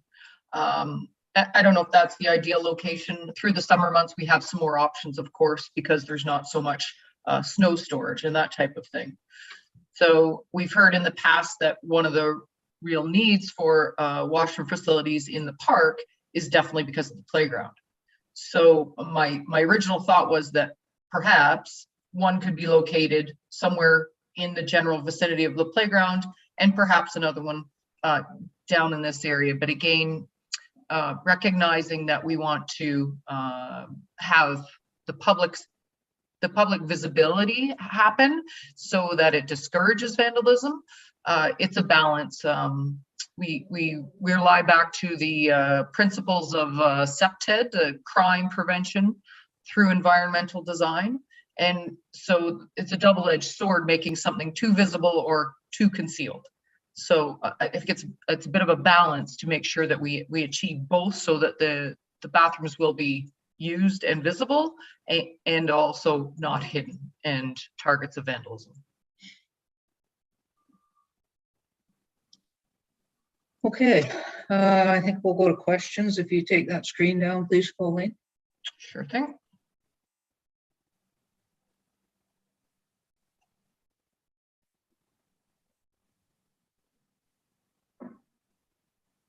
There we go. Deputy Mayor Alcock. Thank you, Your Worship, and thanks, Colleen, for your report. Just a quick question. I'm assuming part of this impetus to go the pilot project route is that the landlord is proposing to almost double the rate of the lease. Is that certainly, that's the way I'm looking at the note, that currently it's $8,400 per year and the proposal is going to $15,600 per year. That's quite a jump. Is that, am I reading the note correctly? Is that?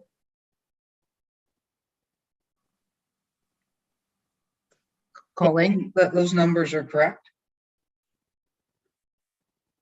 It looks like Colleen might be frozen.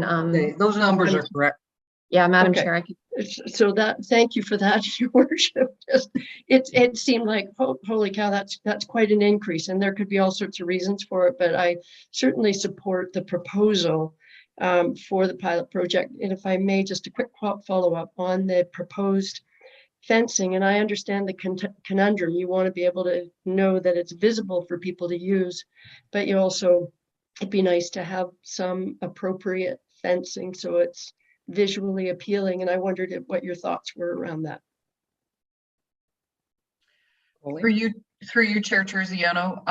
So once we've established that we are located in the right spot, I believe sort of just a wooden fence. Again, not completely concealing it. Maybe some tasteful signage on the outside that indicates there is a bathroom behind the fence. But certainly we want to make sure that people know where to find it if they need it. Councillor Withey. Thank you, Your Worship. This one has me scratch my head a bit. I am not a fan of portable toilets in our signature park in the middle of our town. I don't think they are attractive, and they're not fun to use. And I don't know if maybe we should look at, I mean, I get the report. I have to say that we're kind of in a spot here with what's going on with the Coldwell Banker. I don't know if I see the cost of that. I don't know if installing cameras in there would deter vandalism if we kept that issue while we looked at doing something more permanent ourselves. Man, I don't like the porta potties in our park. I really don't. Anyway, I just wanted to share my opinion. I would almost see if Coldwell can make any concessions and maybe throw up a camera while we look at another option for a more permanent thing. Anyway, I'll just leave my comments at that. Thank you. Councillor Stone. Thank you. I also abhor porta potties. Porta potties are a temporary solution. And to do a pilot project that may let them stay there permanently is unacceptable, in my opinion. We're looking at putting them in 2 locations. I say it's not always about the price. And sometimes we need to say, this is what we need to do, and go ahead and do it. And so by passing this motion, we are saying that we don't want to investigate permanent washrooms in Rivermill Park. And council also needs to know that MAT funds can be used for washrooms in our parks. We can't let vandals dictate what we do. Let's deal with the vandals. I understand the price is going up with Coldwell. Fine, let's move on from that. Let's investigate permanent washrooms. And with regards to softening the look, you can't, there's not enough lipstick to put on that pig. I think if it's temporary, this summer, just to get through it, while we do in a full investigation of permanent washrooms, that's fine. But for me, this is not acceptable. And if we need a motion to amend to make sure that the investigation of a permanent washrooms needs to be added to this, I'm okay with that. Councillor Fitzgerald. Thank you, Your Worship. Yeah, it's unfortunate that we have this violence issue, and I'm pretty sure the Coal Banker is sending a clear message that they don't want to deal with the issues that have been created by the vandalism, and the price reflects their willingness to engage in another lease. I do not like porta potties, and that's why we ended up with the lease, and I guess the thing that troubles me the most is we had the opportunity to put washrooms in there, and we didn't like the price. So I have a feeling this is going to come around full circle, and we're going to procrastinate, and heaven forbid we only get one plan taker and bidder on the project. So I don't know. I tend to agree with Councillor Stone and Withey that for a savings of $8,000, or whatever the number is, I don't have it on the top of my head because I can only have one screen up, but it doesn't seem to the savings don't seem to warrant that we haven't factored any costs of fencing or anything in there yet. I do appreciate the report, Colleen, and I know you were directed to maybe go in this manner, but yeah, not a big fan of portable washrooms. Councillor Schumacher. Thank you, through you, Chair Terziano. I just concur with most of the comments that have been stated. Not a fan of the porta potty, and I would, as Councillor Stone said, if we're looking at this as a temporary fix for this summer and work towards, if we look at the waterfront study that was done, what was it, 90 some odd % was the number one goal was permanent washrooms at Rivermill Park for that area. When they looked at that, that was the number one goal that most people in our community wanted to see. So, I mean, for me, that sends a strong message to us as a council that maybe that is something that we need to really consider and look to for our future. Councillor Armour. Thanks, Madam Chair Terziano. It's interesting. It brings me back to a huge conversation I think we had, 4 or 5 years ago about this very same thing. And Councillor Thompson said he didn't want portable washrooms in this jewel of Huntsville. And that's what Rivermill Park is. So, like saying that, I think we need to address the issue somehow, because I think the big issue is the kids mainly at the playground, and they're not using the Cordwell Banker washrooms anyhow. They're stepping into the bush area there. And I think that's where we get a lot of complaints from. But yeah, I'm not a fan of portable washrooms either. And so I think we need to stay with Cordwell for now, and maybe we need to more signage and send more people up to town hall, especially the adults. That's my 2 cents worth. Deputy Mayor Alcock. Thank you, Your Worship, and it's so great having this conversation, because I go back to what I originally said. I'm not wild about portable washrooms either. And certainly, when I looked at the note, I thought, oh, that's unfortunate. I was just trying to clarify the numbers.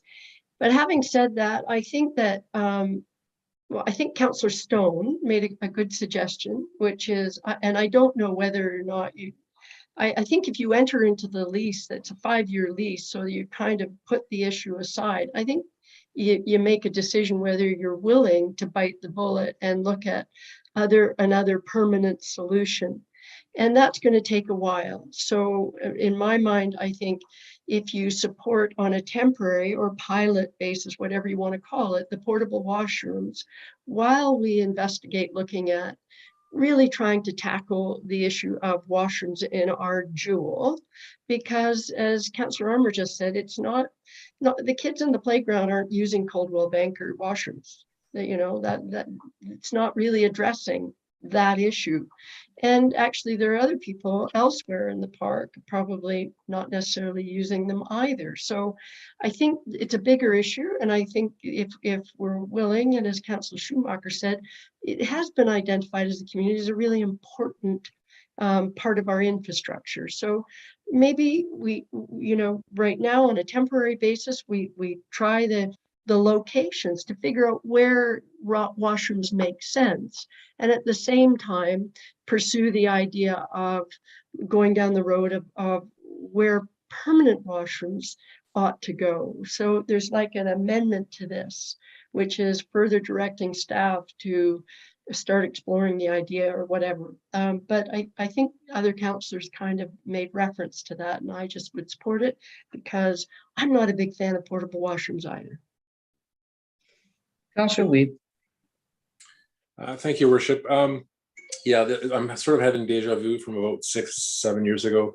I thought the idea then was to not engage in a lease, put temporary washrooms in order to explore a permanent solution. But I think we sort of procrastinated on it and signed a lease and thought, well, that's taken care of, which we know now that it really isn't. So a few points have been made that are relevant. The kids aren't using Coldwell Banker anyway, so that tells me that we need to abandon that strategy. The other thing is did we not at least do some of the research on where water could or could not go in that park the last time around? So I'm wondering if some of that background work is actually on file to help us along through the next phase. And lastly, I still haven't heard of any real concrete ideas around ending vandalism, putting up cameras or making it a pay washroom to limit access. I still haven't heard. I think we're going to be back where we started, only we're going to have to foot, obviously the bill for multiple repairs. I don't know what that solution is, but it's clearly, given the way things have been going, it sounds like it's going to be an issue ongoing. So those are my comments. Okay. I think all kinds of good comments, and it's clear nobody likes porta potties, but let's weigh the facts here. Coldwell Banker isn't in the park. People want washrooms in the park. Coldwell Banker wants the washrooms closed by 4 o'clock in the afternoon. So if you have to go to the bathroom at 4:15, you're going up to Town Hall. We do have permanent washrooms at Town Hall. We put porta potties as a test in the park for the summer. We find out whether people will use them or not. There's not as much likelihood to vandalize porta potties as there is permanent washrooms, because you can't actually go in there and do other things other than just use it as a bathroom. The rent's going to double. They want a capital outlay of something in plumbing of about $15,000. And they want a 5-year lease. So for me, the facts are such that we don't want to enter into this next lease, and our option for the summer is to try out porta potties. Doesn't mean we can't stop working towards a permanent washroom. As somebody said, it is identified in our waterfront plan. doesn't have to be part of this. This can be amended and have that if somebody wants it. But with the resolution before us, it's more or less, do we want to enter into a new 5-year lease at double the price for washrooms that aren't actually in the park?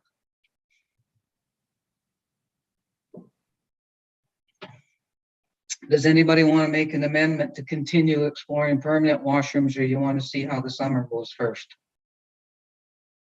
Sorry, Councillor Fitzgerald had his hand up first.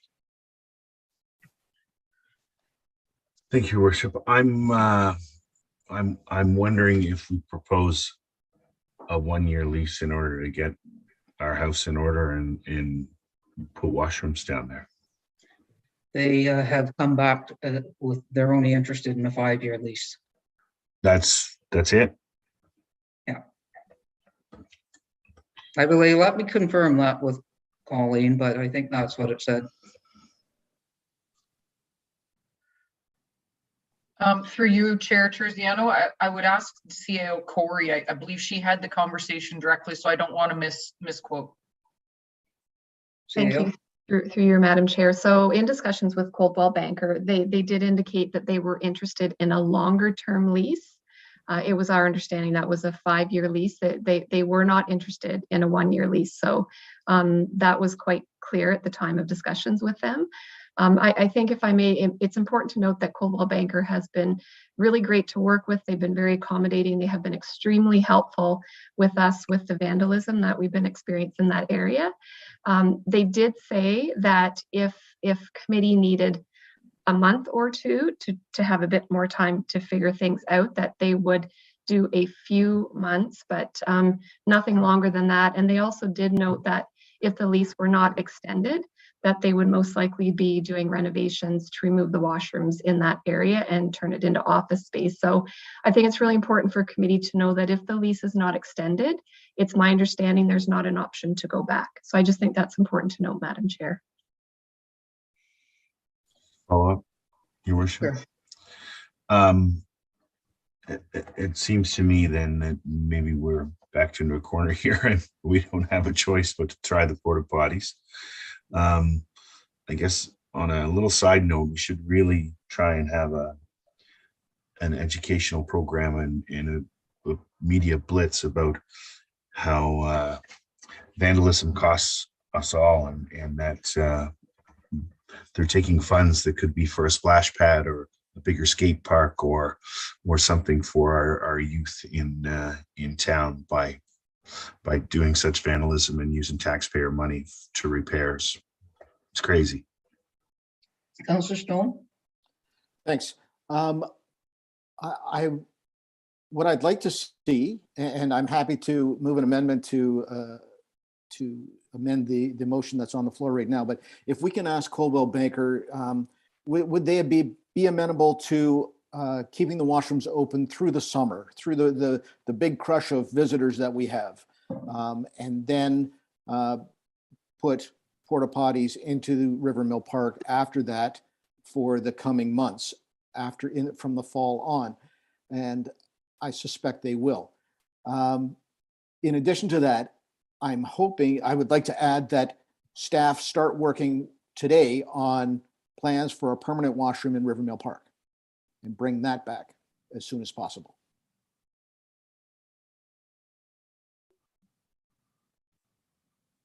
Is there a seconder for, is that 2 amendments, or is the Coldwell Banker just a suggestion? I think the suggestion could be left with CAO Corey to see if that's possible before we add porta potties in there. But my motion to amend would be to have staff investigate, starting now, on permanent washrooms being put in Rivermill. Okay, I see a seconder of Councillor Schumacher. Crystal can put that amendment up for us. Sorry, if I may, Mayor Terziano? Yep. Because we are no longer, or because the motion put forward by Councillor Stone is no longer considering portable washrooms, my recommendation would actually be to substitute this motion. So I'll bring it up, but just so that everyone is aware, I'm recommending a motion to substitute. So it's a brand new motion should this pass. Okay, let's see what you're bringing up here, because I'm confused.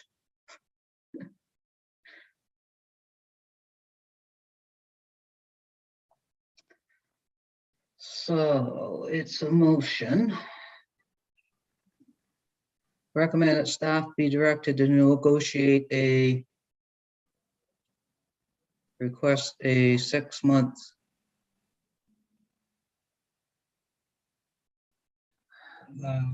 Well,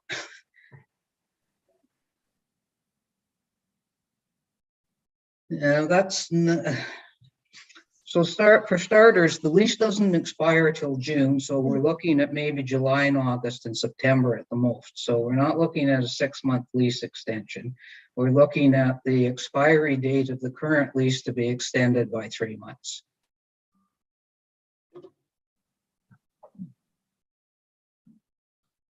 And what is including the amendments noted?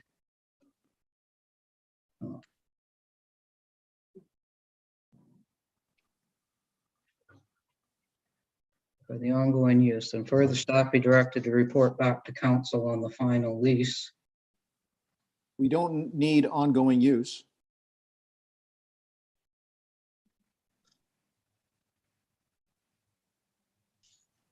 And further, are you recommending that we retain a consultant, Councillor Stone? I don't know if a consultant's necessary. So the motion was taken down. So we don't want staff to negotiate an ongoing lease. It's just an extension of 3 months. That's just a verbal extension of 3 months is what we're looking for the CAO to do. We're not really looking for a resolution there. We're just looking to add to the current resolution that we're not taking the permanent washroom off the table here.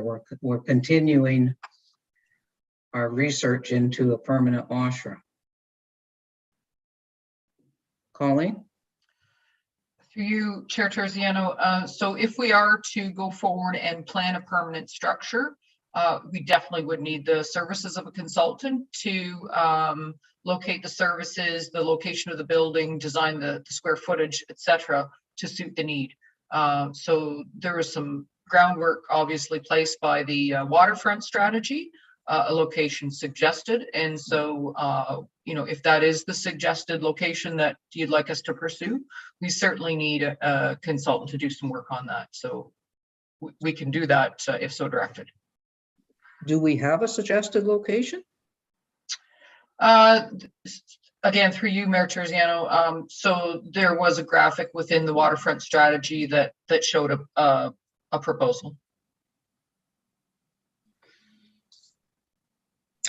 Okay, why don't we pass this resolution that we have today, which deals with what's coming up with the washrooms, that we're not redoing the lease. Let the CAO talk to Coldwell about adding 3 months onto our existing lease, and have a resolution come back at the next meeting for how we're going to pursue the permanent washroom structure, so that we have some pictures of where we're thinking of having them and what we think we have to do at that time. It's only 30 days away. We're not building them next month or anything. So why don't we come back with a report next time on the permanent structure? Does that sound all right, Councillor Stone? That's fine. Do we need it in this motion to say staff's going to come back next month with direction on permanent washrooms? Because I don't want it to be lost. No, can we assume that staff has heard that loud and clear, Madam CAO, that we'll just get some pictures of where we're proposing and what needs to be done? And if that's the goal, and get a consultant, that's fine, but let's just get it in a little report. You're on mute. Sorry, thank you, through you, Madam Chair. So just to confirm, so I will continue. I have reached out to Mr. Morrison, but I haven't heard back from him. So maybe I'll hear back before the meeting's over, but that I be directed to further discuss with him the potential of at least getting the extension until the end of August. So I'm clear on that. And then with respect to the permanent washroom facility, you're looking for staff to bring back a potential location, not looking at size or how it's made up, but just potentially where it would be located. Okay, so I would just defer to the clerks to see. I have clear instruction, but if the clerks feel that direction's required by way of motion, then perhaps they could provide that advice. I will leave that to the discretion of the chair. Okay. And so I guess the last line of the staff be directed to bring back a status report on the portable washrooms after 8 months. We can probably strike out that, right? Because we're going to try to just extend this. And if we have to put porta potties in the park for a couple of months in the fall, we'll just do that. That's just stuff we do. Crystal, can I just strike out that last line? That would require an amendment. Okay, let's do an amendment to strike out the last line. And then I think council, we better have a lunch break. Mayor Terziano, I just require a mover and seconder for that amendment. Councillor Stone and Councillor Fitzgerald.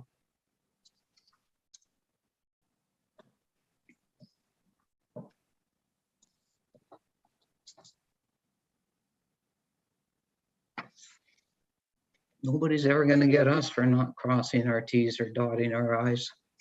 And if I may, Madam Chair, Councillor Armour's having difficulty getting back into the meeting. Okay, well, we'll get them back in after lunch. Okay. Okay, the amended motion has the final paragraph struck out. All in favor of the amendment? And that carries. All in favor of the main motion as amended?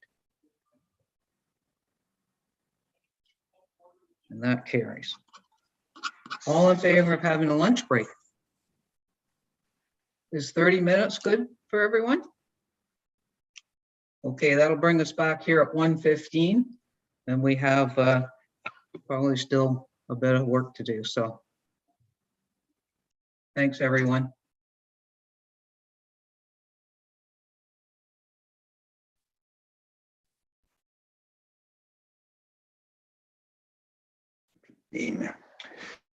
So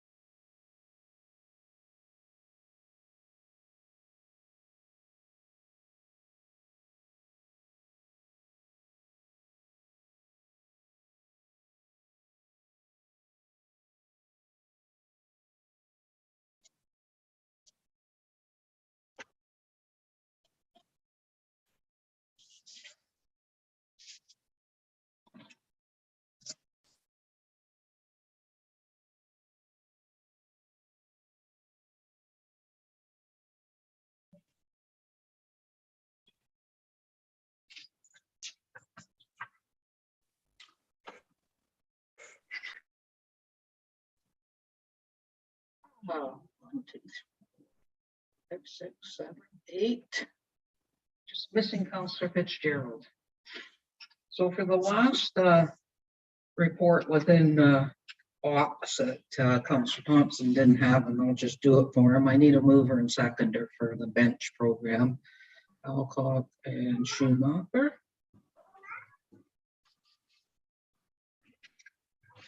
Okay.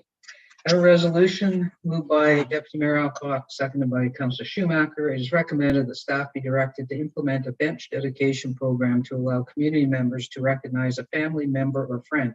And further, that the program description attached as Huntsville Memorial Bench Dedication Program draft to report ops 2022-9 be approved. And further, that committee approve the amendment to Schedule D Parks and Facility Services of the Fees and Charges Bylaw 21-888 and forward to council for final approval. Colleen. Thank you, Chair Terziano. If I might ask if I could share my screen for just a brief minute. Sure.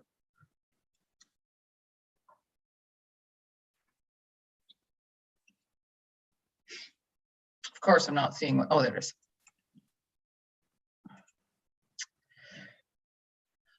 I won't go through the article at length. I just wanted to note that recently in the Globe and Mail, there was a really thoughtful article about the value of having public benches available for people to use. And some people use them in a one-off situation. Some people use them on a constant basis as that quiet place to reflect and have some Zen time. So if anyone wants a copy of the article, I'm happy to share it with you, but it speaks to the timeliness of an increased demand during the pandemic. So let me know if anyone wants a copy of that and I'll send it along.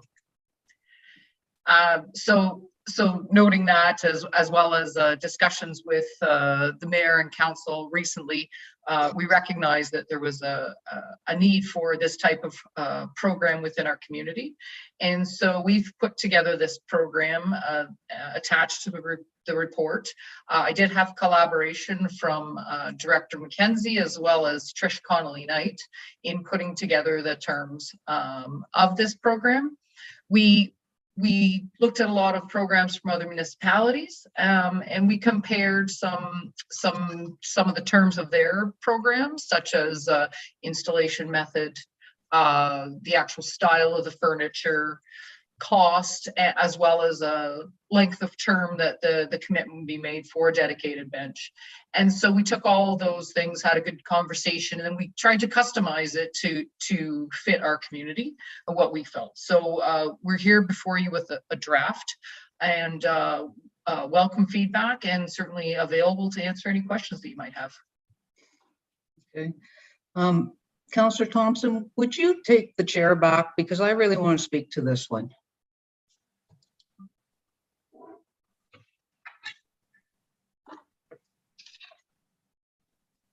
Absolutely, Your Worship.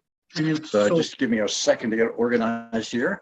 I've already read the resolution, so. But yeah, I think oh, you have, okay, cool. Yeah. Then. Let's start then with questions, and I think Deputy Mayor Alcock, you were first.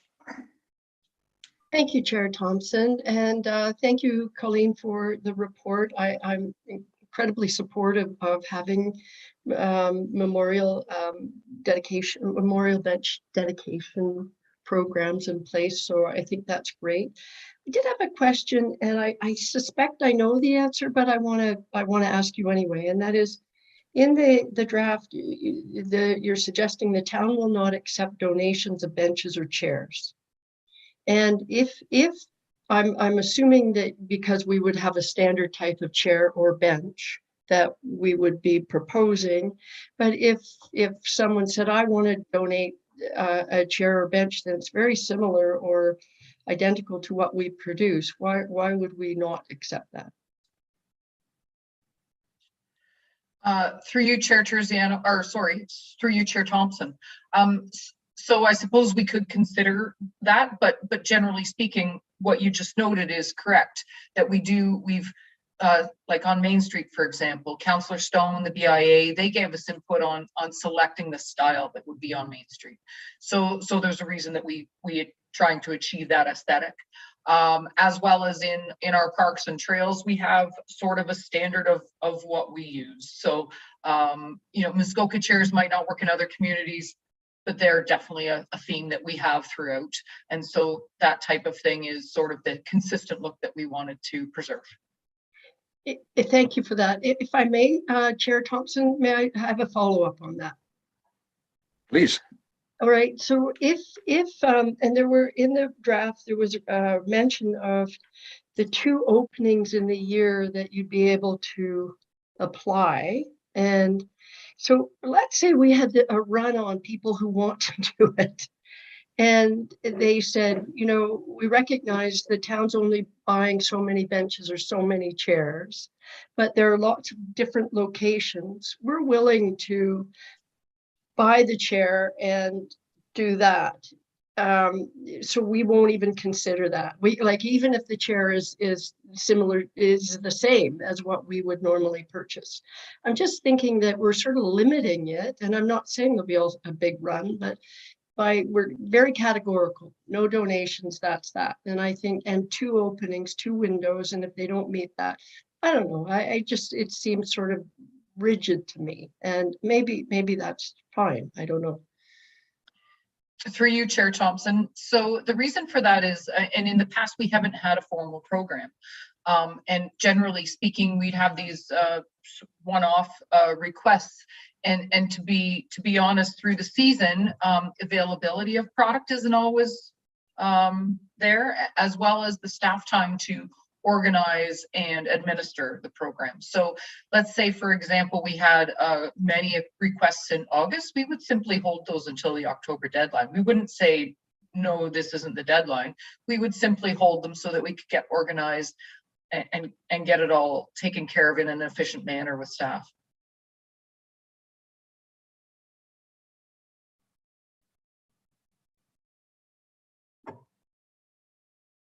I should say, Councillor Armour, you're next. Thank you, Chair Thompson. Through you to Colleen, I think this is a good program, but I'm curious, how many times a year or have we been approached before for this type of thing? And do we have many of them around right now? I'm just curious. Through you, Chair Thompson. So the demand has been sporadic, maybe a little different year to year. We have maybe, I'm going to say 9 or 10, maybe 12 at the very most out there. And honestly, most people who come forward with a request, they generally have a specific spot in mind that's meaningful to them, or their loved one who they've lost, or their loved one who they want to commemorate.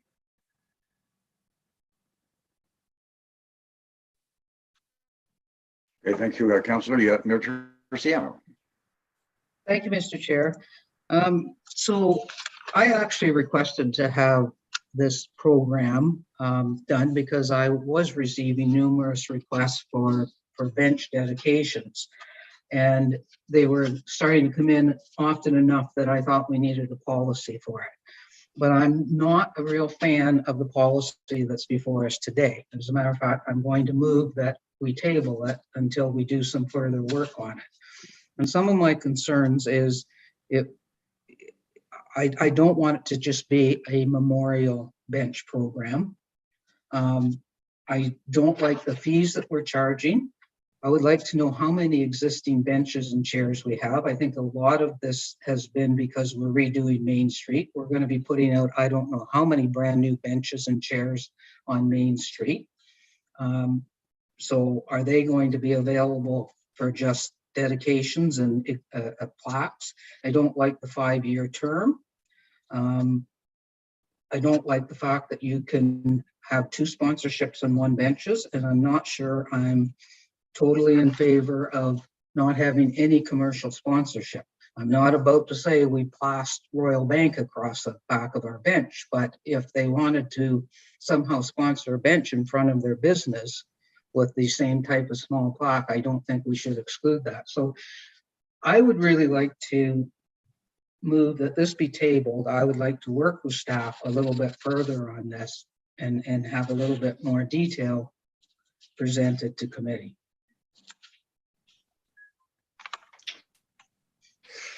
Councillor Deputy Mayor Alcock. Thank you, Chair Thompson. I would just second that motion if the mayor is proposing that. Councillor Weeb, you had your hand up.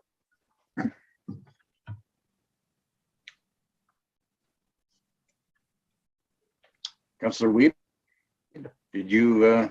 No, sorry, I just have a in comment agreement or- with Councillor Alcock said, so nothing more to say. Thanks. Okay, Madam Clerk, we have a suggestion from the mayor that we table this. Does this require just a vote across the panel here? If I may ask the mayor a question, whether you would like to table the report, which means the exact same report is going to be coming to the next meeting again, should committee choose to look at it, or whether you'd like to postpone it and provide that direction to staff for them to come back with another report for more information. If I could just get that clarification, I'd be happy to prepare a motion. Yeah, I guess to come back with an updated report. Is that? Okay, I'd be happy to, in just a moment, I'd be happy to share my screen and you can let me know if I have the proper wording. Just give us a second, Crystal. CAO Corey has her microphone on. Thank you, Mr. Chairman. So just to confirm, I know the mayor has noted a few of the changes that she wants to see in the policy. So assuming that committee supports those changes, then the mayor would work with staff to revise the existing policy to deal. I think we heard that the mayor didn't want it to just be a memorial program. I do believe it actually was in recognition of individuals who hadn't passed as well. I think the policy said that, but the price is an issue. The 5-year term is an issue. Some consideration for sponsorship, of commercial sponsorship, and not to have 2 sponsorships on a bench. So I think those are the notes that I took. I don't know, Colleen, or your worship, if you can just confirm if there was any other changes, and then we can have some clear direction on how to work on that policy with you. Yeah, thank you, Madam CAO. I probably did not mention everything that I would like to have discussion about. So it's not just about the things I mentioned. I wanted to sit down with staff and work through it. So not just the things I've mentioned.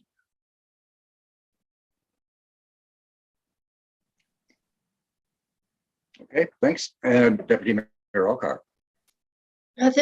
Thank you, Chair Thompson. And it maybe just to, if I may add to that list of things, if we could just review the donation policy at the same time so that it's not as black and white. There might be times when we can accept donations. So if that could be looked at as well, that would be appreciated. Thank you. Councillor Armour. Thank you, Chair Thompson. I just wanted, so her worship would like to see us defeat this motion and basically give staff direction to go back to the table and bring back a full report after meeting with the, is that correct?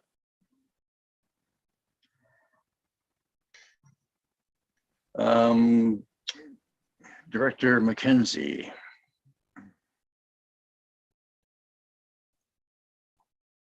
Thank you, Councillor Thompson. I don't think I'm answering Councillor Armour's question. I just had my hand up. I heard that we were bringing back the donation policy, and I just wanted to have a bit of clarification as to what we're bringing it back for. I wasn't sure what the issue was that we're addressing there.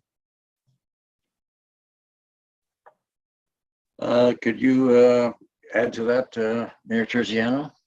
Add some clarification? Not the donation policy, just the fact that the policy on benches says that we wouldn't accept any donations of benches. Deputy Mayor Alcock wants us to reconsider whether we would accept donations of benches, not the policy. Okay, Crystal, is this all really crystal clear, Crystal, to what we're asking here? My apologies, but not quite. I'm just not sure if you're looking to postpone it outright for staff to work with the mayor, or if you would like to actually stipulate what you'd like to address. So I'm looking for some specific. Postpone it outright. Could you repeat that, Mayor Terziano? I think we're all Just talking. a at once here. resolution to postpone it outright. And come back with a new report. Okay, just give me one moment. Okay, could you put that up? Okay, thanks, Crystal. Appreciate that. Dan, Councilor Armour, go ahead. Thanks, Chair Thompson. I'm just wondering with, I noticed the mayor said that she wanted to have a conversation with them. Should we have a subcommittee for something like this, or should we get input from more councillors on what they'd like to see? So Colleen's clear on what we're actually looking for in this policy.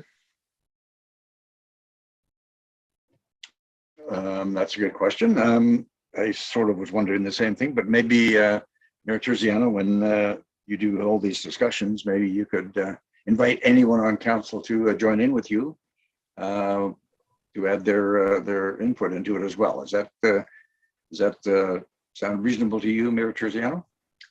Absolutely. We are a democracy still, right? So this would all help.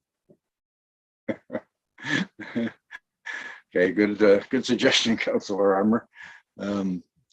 We won't leave you out in the cold on this one. Crystal, go ahead. I would be happy to pull up. Before you do, actually, Crystal, before you do, I see Councilor Schumacher has put up her hand. So, Dion, go ahead. Yeah, again, I guess just further to conversation that the mayor may be having is one of the things I do remember, because I think Councilor Armour kind of triggered me, is when we did have that conversation with the accessibility committee about the transit study. And again, we aren't focusing on, bus stops per se, but that was one of the discussions that did come up, that if there were bus stops or things like that, would there be opportunity for a bench type of thing there, where there'd also be the dedication option down the road for things like that. So kind of considering those future options as well when you're looking at this. That's a very, very good point, Councilor Schumacher, and well said. Crystal, are you ready for us?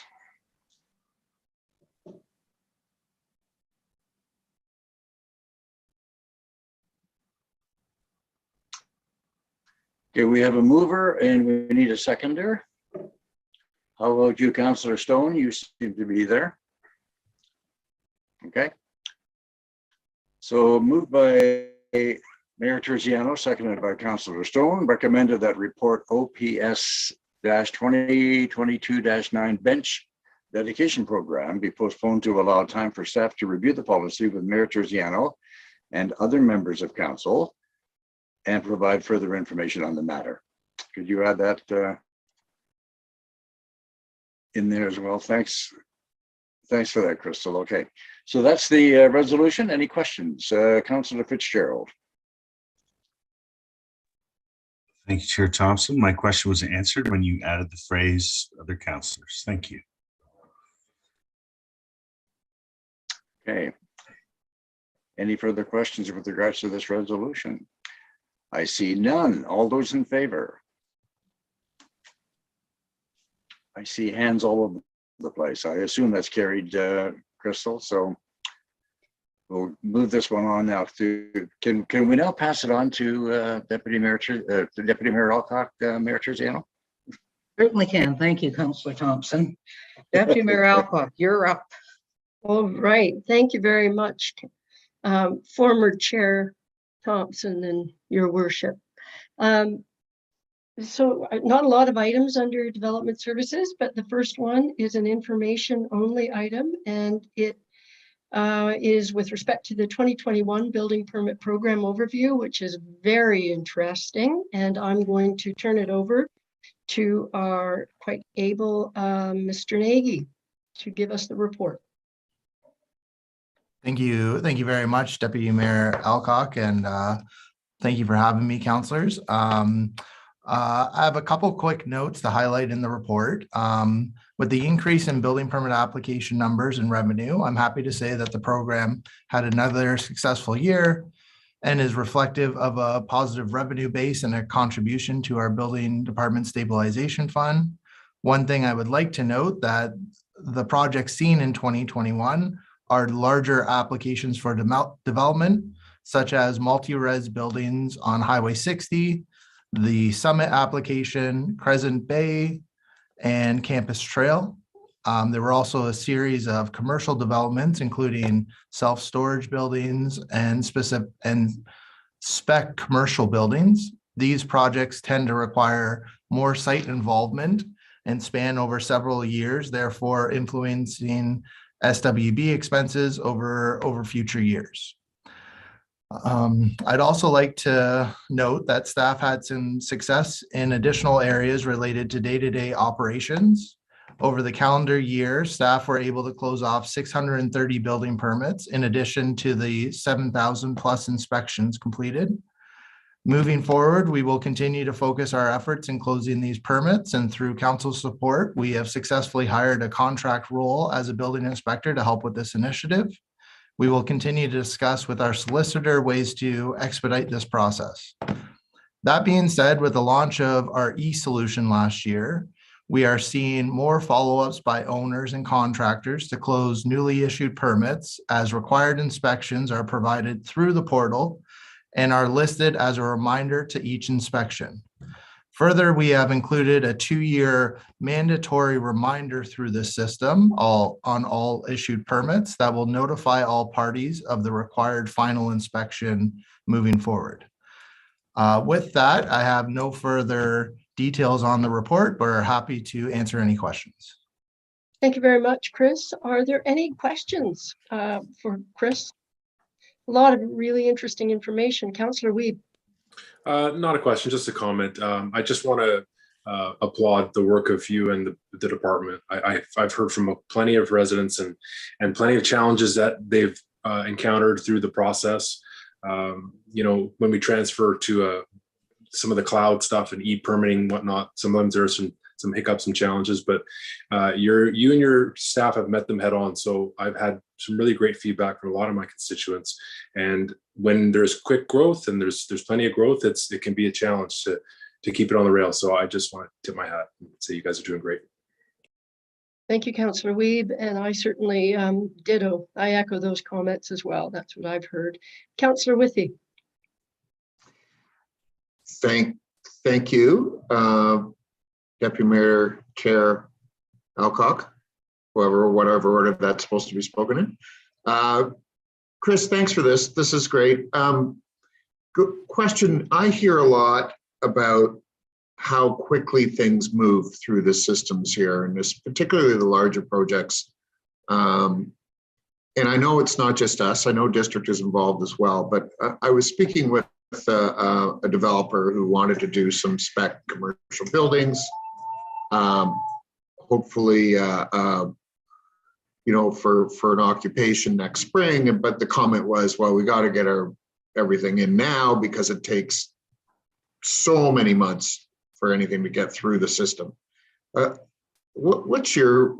you have a comment there? Are we getting better at that, or are we figuring out where the funnel gets tight and what we might have to do to move things through the system quicker? And as I said, I realize that there's another level of government in charge or in play here. Sorry, somebody keeps trying to phone me. Just your comment on that, on how maybe this system can become more efficient. Sure. Thank you for that question, Councillor Withey. I will ask Chris, but I'm just wondering, I just noticed that Director Maxwell put her camera on as well, and I'm wondering if the comments that you've heard, if they were specific to building or just in general planning and building. Is that a question to me? Kind of, yeah, because you asked the question that someone was talking about that, and so I wondered if it was specific to building or if it was just the whole package. Well, I've heard it from the one I referenced was a specific commercial buildings on property that's already owned by somebody. And, but I have heard it just generally through, you know, clients and things like that, that the process sometimes can take some time. And I appreciate Director Maxwell coming on. Okay, Happy to hear from anybody. So that helped. I will turn it, if you're okay with that, Chris, I'm going to turn it over to Director Maxwell, and if you want to add after. Okay. Yeah, I do appreciate that. Thank you. Thank you, Chair Alcock. I will let Chris speak specifically to the timelines associated with issuing building permits. However, I can provide some more information about how the process would work, because traditionally, if it's a larger development, we would ask for site plan approval as well, which is a planning process. And then once the site plan is approved, it would move to building for a building permit to be issued. So there's potentially a bit more of a delay from that perspective, because it's two processes as compared to just straight building permit. However, unless it's subdivision of land, the district would only be involved from a water and sewer perspective normally. So hopefully that helps. Does that help, Councillor Withey? Sure, helps explain, I guess. I'm just wondering, are we trying to speed things up as much as we can in these areas? Traditionally, Huntsville has been one of the faster municipalities for moving development through our system, and that we're very efficient normally and are quicker than other areas. From a building perspective, they have timelines that are legislated that they have to follow as well. But I can also note that we normally, if a permit is being requested for, say, a commercial development, quite often the permit is submitted and reviewed while the site plan process is being worked through, so that as soon as the site plan is approved, the building permit can be issued and there's not another delay after that. So. Great, thank you. Thank you for that, Director Maxwell. Councillor Thompson. Yes, thanks, Deputy Mayor. When we had a meeting chaired by Mayor Terziano, when we had a meeting that involved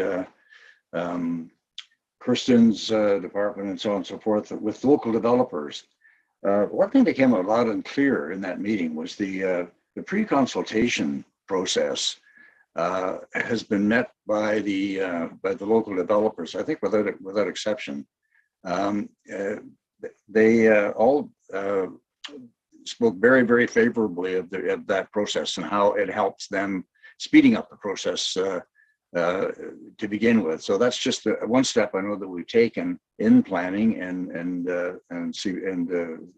in building to help to speed up the process. So maybe if that was made more available or more people were aware of it, I know I've used that same process for some of my clients, and it really, really did help a lot. So for a minimal cost, which actually once it, and I think Kirsten can confirm this or not, but once the initial cost is minimal, and then if they do go ahead with the process, then the minimal cost becomes part of the whole process and is absorbed into it, type of thing too. So anyway, that was just one thing I think we've done recently in the last while that has really helped speed up the process. Thank you for those additional comments, Councillor Thompson. That's a good reminder and very helpful. And if it's okay with committee, I'm not seeing any other hands.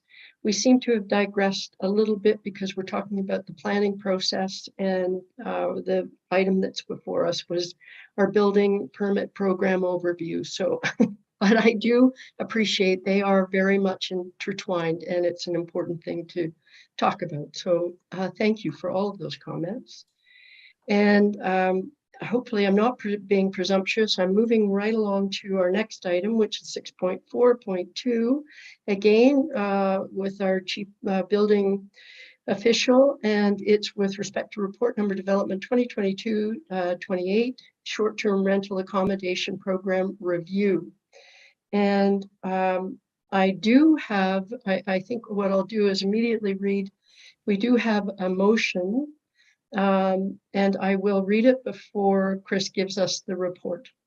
And it has been moved by Karen Terziano, seconded by Bob Stone. It is recommended that staff be directed to extend the contract with, and I apologize if I'm not saying this correctly, but I haven't heard Chris say it, so Granicus.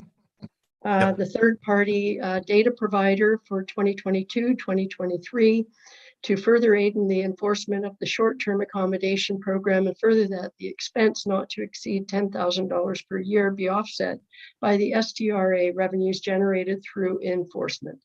Thank you for screen sharing, Crystal. And with that, I will turn it over to Chris. Thank you very much, Deputy Mayor Alcock. So although this program was impacted by COVID restrictions, staff were able to review an additional 100 applications over 2021, which led to 85 licenses being issued. In addition, staff also enlisted the aid of Granicus, a third-party information provider, to make available to us non-compliant property information. This information was used as a mail-out initiative to onboard non-compliant properties by way of an administrative penalty in early 2022. From this mail-out, 22 properties have submitted applications to the program and paid these issued fees. Staff time has also been inundated with public inquiries regarding property compliance and potential allowances to the STRs on site. With respect to the revenue shortfall in the program in 2021, staff reviewed the user fees with the program for both renewals and new applications and have adjusted the values to ensure that this won't happen moving forward. In addition to the previously noted enforcement mailouts in 2022, the program has already seen an increase in AMP revenue beyond the 2022 budget amounts. Staff will continue to use this enforcement model for non-compliant properties to encourage compliance. With that, I'm happy to answer any further questions. Thank you for that. Are there any questions? Yes, Mayor Terzian. Thank you, Madam Chair. A couple of questions, Chris. I know the short-term rental seems like we're never going to get there. I know we're making progress on it, but we passed the resolution to hire a third party last February, and this report says we didn't hire that party until August. So I'm wondering why so much time passed.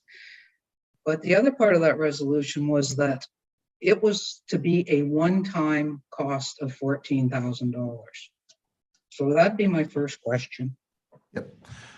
So through you, Deputy Mayor, so I concur with you. It was initially a one-time cost in using that information and in dealing with the AMP penalties and everything like that, and actually seeing the information that we're gaining from it as far as, you know, how many potential times they rent out over the year and things like that. Staff are noticing that this information could be used to help support the MAT initiative as well. So it's not directly just being used by the STR aspect. With respect to when the actual start date was in enlisting this individual, so when we got approval to actually go out, we reviewed 3 providers. So that took some time to actually look at that. And then the actual agreement with this program, or sorry, with this provider didn't start until they gave us the first allotment of information. So that's why there's actually that August start date. So that was kind of the first billable. And so it'll run basically from this August until next August if we get approved today. So further to that, Chris, so the $14,000 that we spent on them, was that for them to identify the 103 properties that aren't in compliance? And if we spend another $10,000, are we expecting to get something around another 100? Like, do we know there's that many non-compliant out there? So at this stage, we have issued 100 AMP penalties. Of those, 27 of them were revoked in that it was confirmed that they were either Airbnbs or sorry, they were either bed and breakfasts or they were a commercial use. 22 of them have paid, and so that base, and then 4 of them are up for appeal. So that basically leaves us with 49 properties. The information that we're getting from this third party is a continued backing to make sure that if we do go out for a, if we do administer another administrative penalty, we can verify that the property is still being advertised. And so that offset cost of what the third party is costing us, we're actually getting back with the penalties directly. So I follow all that, but it all suggests to me that next year at this time, we'll be asking to continue engaging this third party next year again. There's nothing that shows an end date on this. yeah, so the whole aspect of getting that third party at the very beginning was to mitigate those numbers so that it could be in a comfortable aspect that administratively we could start diving into Airbnbs and looking at that. Those numbers are actually updated monthly, so it wouldn't necessarily, by being part of this program, we're getting that information on a monthly update. It's not a one-time, it wasn't a one-time list in August itself. So Okay, I thank you for that, Chris. I noticed that CAO Corey has her hand up, and perhaps you'd like to add to the response. Thank you very much, Madam Chair. So I think just to add to Mr. Nagy's comments, so we did in fact retain the consultant to assist us in the first year in order to determine what rentals were taking place and to confirm that the rentals were actually happening. It's proved to be very successful. We've been able to issue a lot of the penalties for those who currently aren't in compliance with our policies. The issue is, as time goes on, if we don't have some type of resource that can assist us with that, we do not have the resources internally to be proactive in searching that information out. So it really is up to committee how active we want to be with respect to tracking down illegal rentals, those who aren't licensed. I would like to think that after some time that will slowly dwindle off once we have people licensed. But to Chris's point, if it was initially a one-year program, we're suggesting that we see enough activity that it would be beneficial to do it for a second year. And Your Worship, to answer your question, I can't guarantee that we won't be back a third year asking for that. And if it's because we need the resources to actually carry out the function. So if we find this is an ongoing requirement, then maybe it's staffing that's actually required in order to go out and search. So I think this is sort of I hate to say a Band-Aid solution until we know for sure what our need is. But if we have a resource that's able to do that, and Chris is confident that the amount that we would have to pay this consultant would be able to generate through revenue, and then we'll be in a better position as the years go on to determine our long-term needs. And Mr. Nagy, if I've misspoke, please feel free to correct me. Nope, that's perfect. Okay, thank you very much for that, CAO Corey. And I noticed, Councillor Sloan, you have your hand up, but the mayor had her hand up just before. So in case it's a follow-up that you'd like to respond to that. I just want to clarify, this resolution suggests that we're going to spend an amount not to exceed $10,000 per year going forward. It's not specific to this year. So I guess I did want clarification on that. And I also want to be sure we have hired a person and a half now for short-term rentals. And this contract company, and this is a program that was never supposed to cost the taxpayer a penny. So I guess I'm asking, financially, can we afford this program?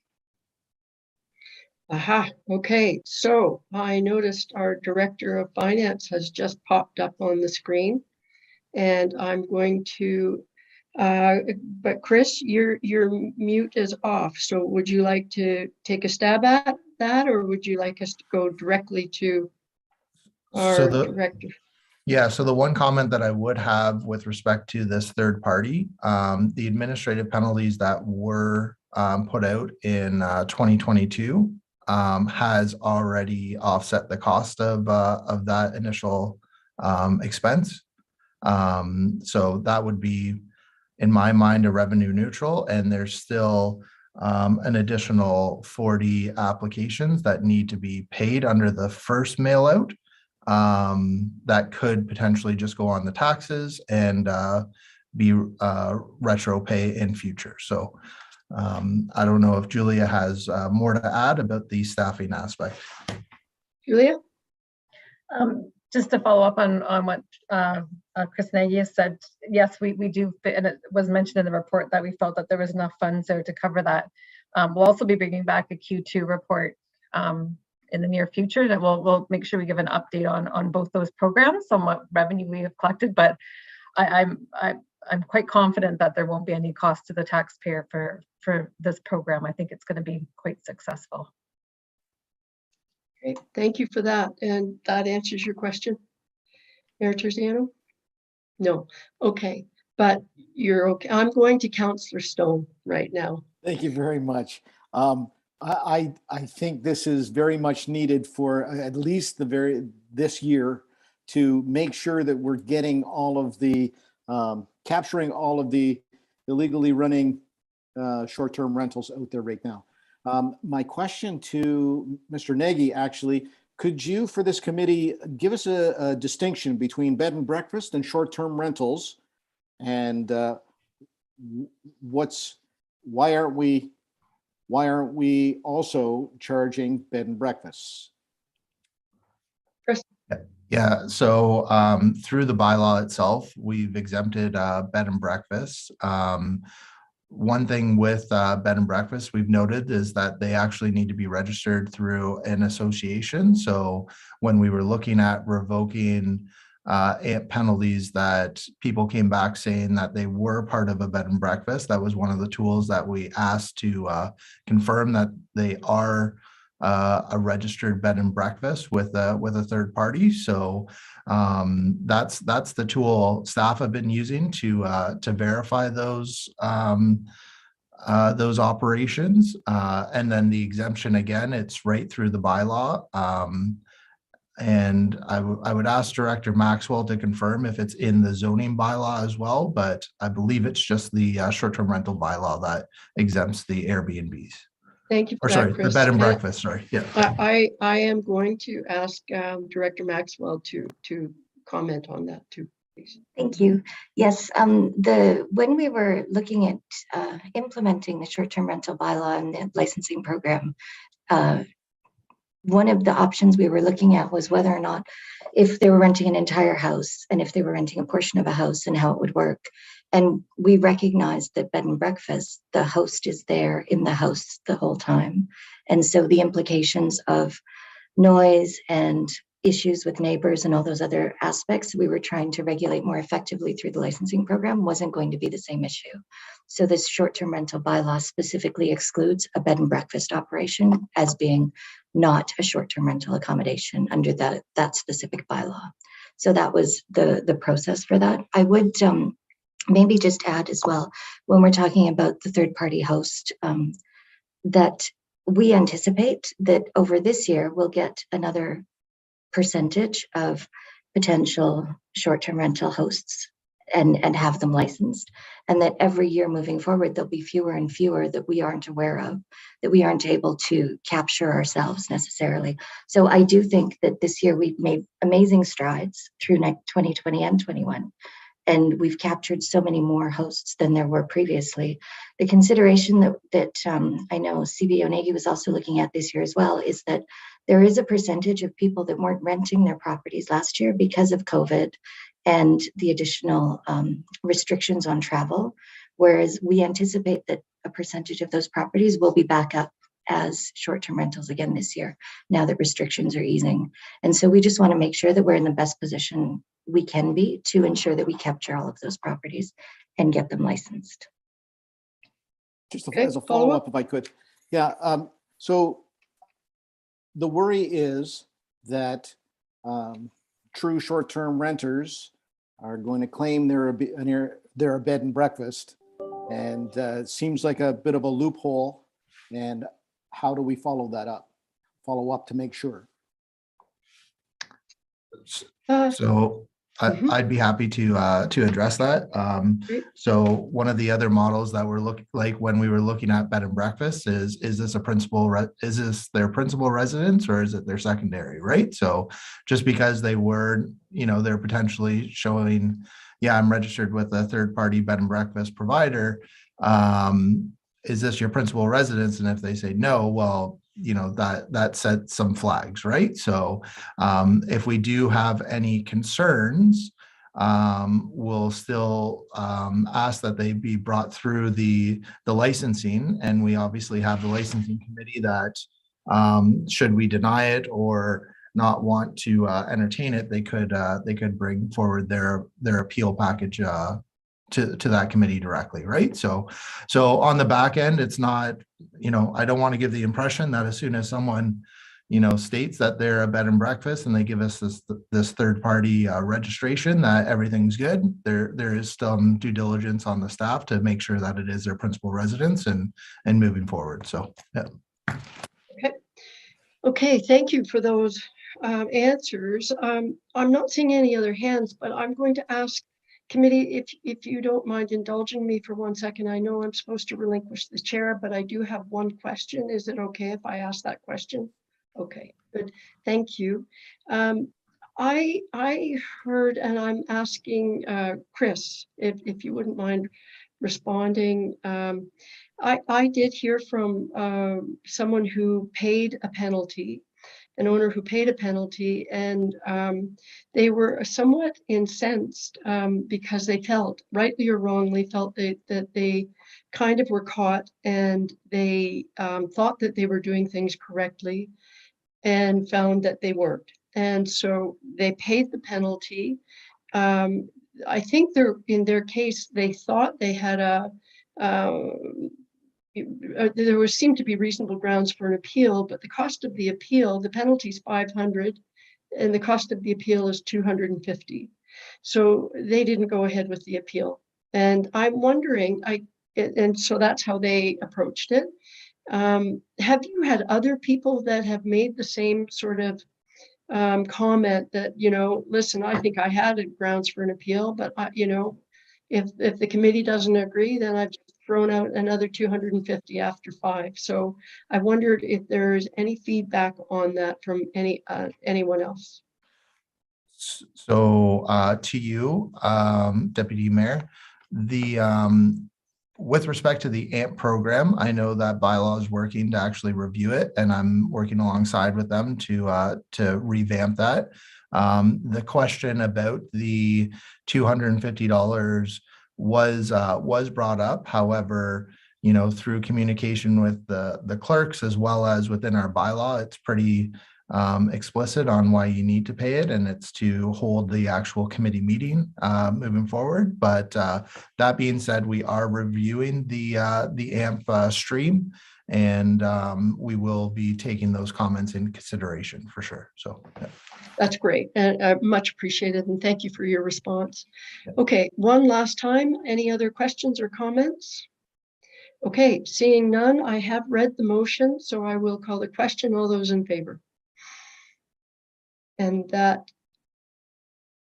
1, 2, 3, 4, 5, I think that carries. Yeah, that carries. I'm pretty sure. All right. Okay, so with that said, I think that's it for me, and I'm going to turn it back over to Mayor Terziano.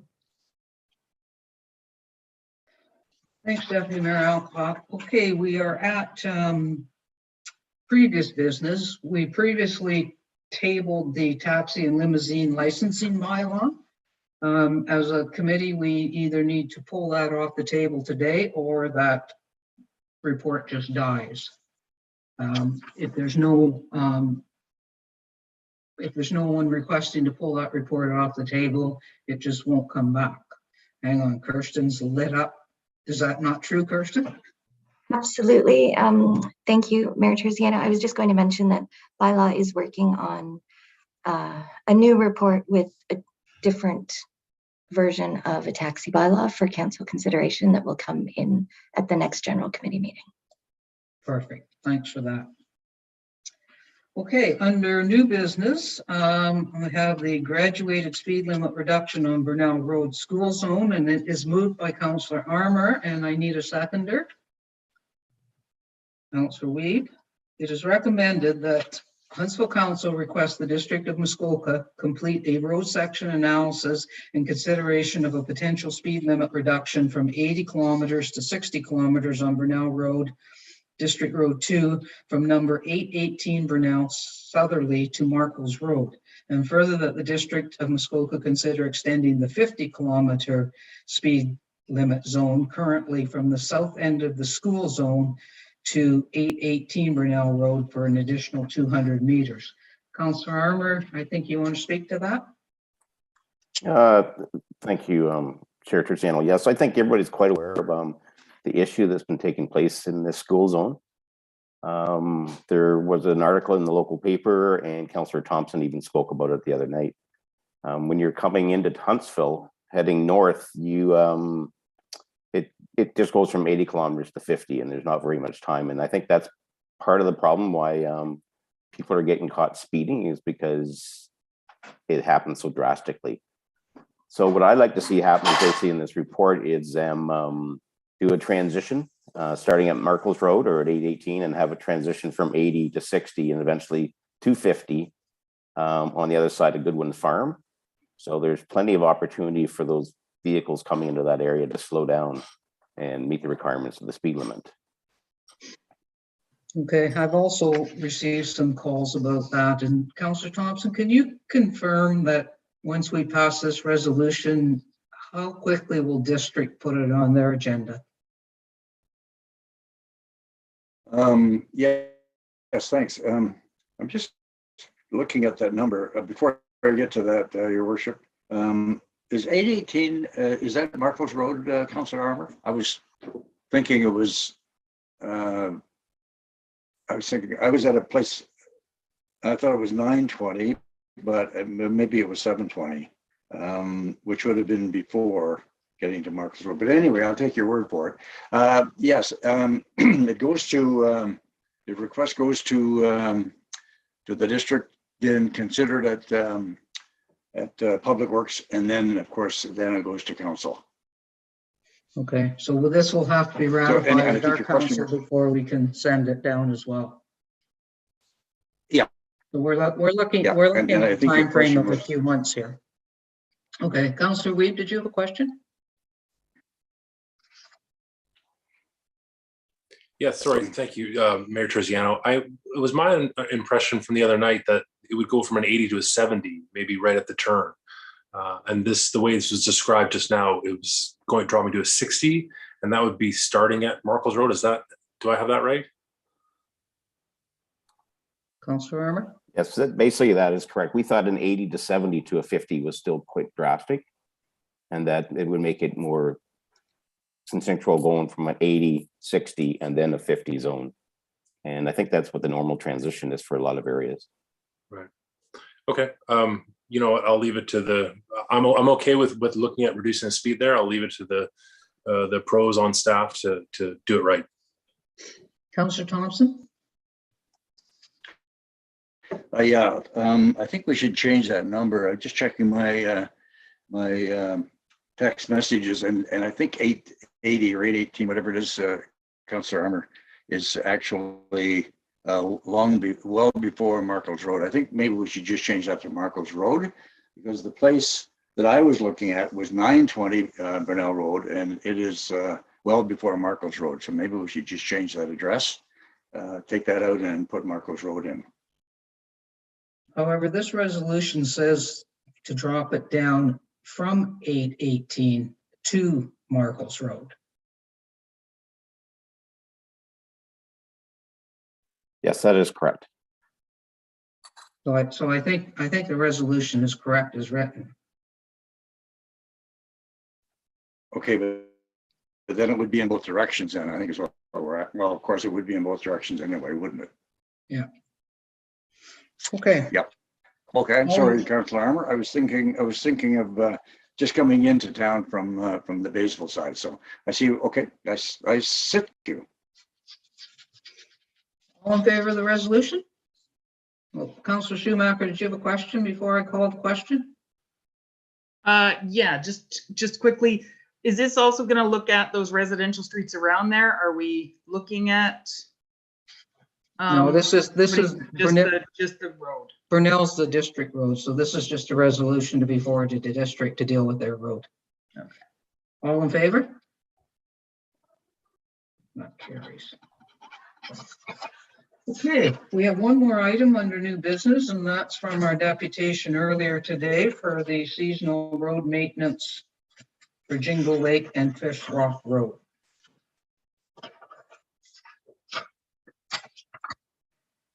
Open for discussion. Councillor Armour. Thank you, Worship. This really doesn't have to do with this. I did have another motion I wanted at this today, was to do with the community safety zone for Shelwood Shores, Thomas and Renwick. I just didn't see that on the agenda here, and I didn't know. I thought it was coming. So I don't know if Tanya's on. It's not, and it's not in my package either. Oh, there's Crystal. No, my apologies. I believe that was to be dealt with at council. So that was tied in with the council report that came from staff on Monday evening. If there is something further, we can absolutely suspend the rules to add something to the agenda, but I don't have anything on the agenda. I don't recall that we actually dealt with the community safety zone Monday. That was, I guess, where I was kind of going, is that when I brought it up, Dan said he had something coming at general, so I didn't continue on Monday night. And there was the 3 different aspects around the parking signs, changing to 40 kilometers that was not recommended. So we didn't get into doing all 3 of those different resolutions, I believe. Tanya? Thank you, Mayor Terziano. Councillor Armour, I believe you were going to make amendment on the last motion to add those things. And so that's what I was thinking you were going to do, but you didn't mention it. So I thought maybe you changed your mind. Oh, correct. I apologize for that. I remember you speaking to me about amending that motion completely. I was reading your email from this and didn't see that in there. So is there anything I can do now? Councillor, do you want us to suspend the rules and add the item to our agenda? Yes, if we're able to suspend the rules, that'd be great. But I know that the issue was creating 2 bylaws. It'd be nice if it was all in one bylaw. But if everybody's in favor of suspending the rules to deal with this, I really appreciate it. I'll defer to the clerks to tell us what's the easiest way to deal with this right now, or the most proper way. What we could do, Mayor Terziano, is the deputy clerk could take the amendment out on its own, and it would just have to be passed by a 2/3 vote. Otherwise, you'd have to reconsider the motion you just passed to amend it to add it on. So however the deputy clerk would like to address it for Councillor Armour and yourself, then I will leave it with her direction. Thank you. I'm trusting your typing, Crystal, as we speak. Whatever you can put up on the screen to deal with this would be great. I would be happy to do that if you could grant me 2 minutes, please. I will, absolutely.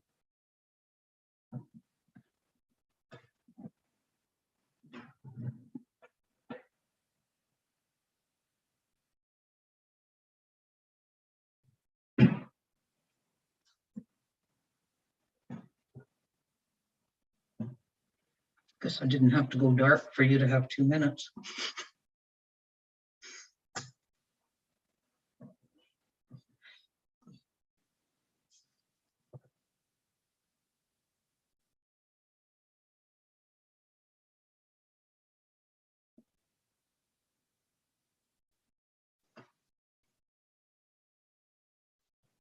Any comments while we're waiting on the new business? Jingle and Fish Rock Road. Deputy Mayor Alcock. Thank you, Your Worship. I'm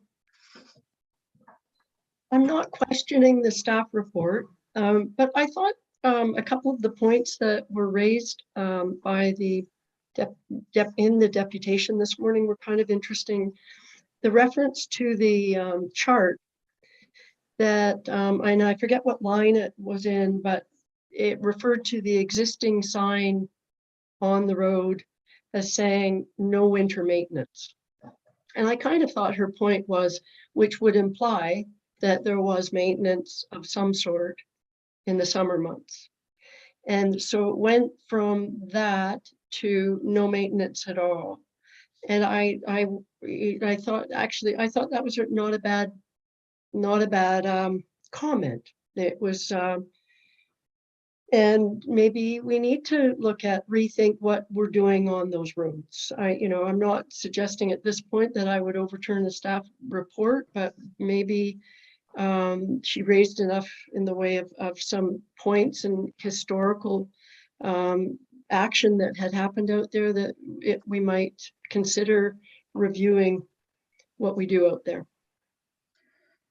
Madam CEO, I'm just noting right now that our manager of roads isn't with us any longer. That's unfortunate. No, there he's back. He is here now, so it's okay. But Madam Chair, I would be happy to speak to some history on this matter when you feel the time's appropriate. Okay. Councillor Stone.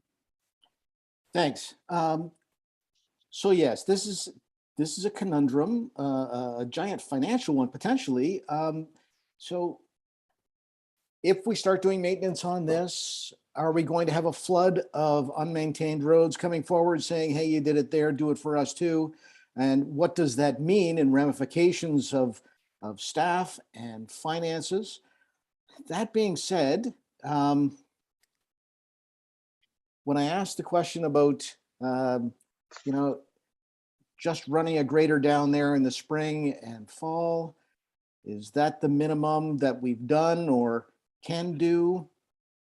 Maybe with adding some gravel and some mud holes or something as well. That does seem reasonable to me at the very least. And I don't know how we get there. Kevin, do you want to comment on that? But again, like you brought up, Councillor Stone, through you, Chair, once we start doing one, are we going to be doing them all?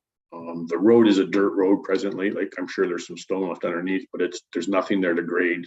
It's one lane at the most. It's going to be tough just getting a grader on with the width of it without dragging dirt and everything else. It needs more than just put some stone in a hole. Where the grader's so heavy, it's just going to be pulling up all kinds of mud and everything as it operates. So it'll take a lot more just to get it to the point that we can do anything if we were ever going to do anything. Just as a follow-up, if I could, just I know that they spend money on maintaining it themselves now. I don't know if there's a road association that they work within themselves, but getting it up to that bare minimum standard, is there a possibility to work together with that group of residents? They buy the materials, we move it around, or something to that effect. I don't know. It just seems reasonable that something could and should be done. Kevin? Again, like, to even say the road is where it's supposed to be, it would need to be surveyed and everything.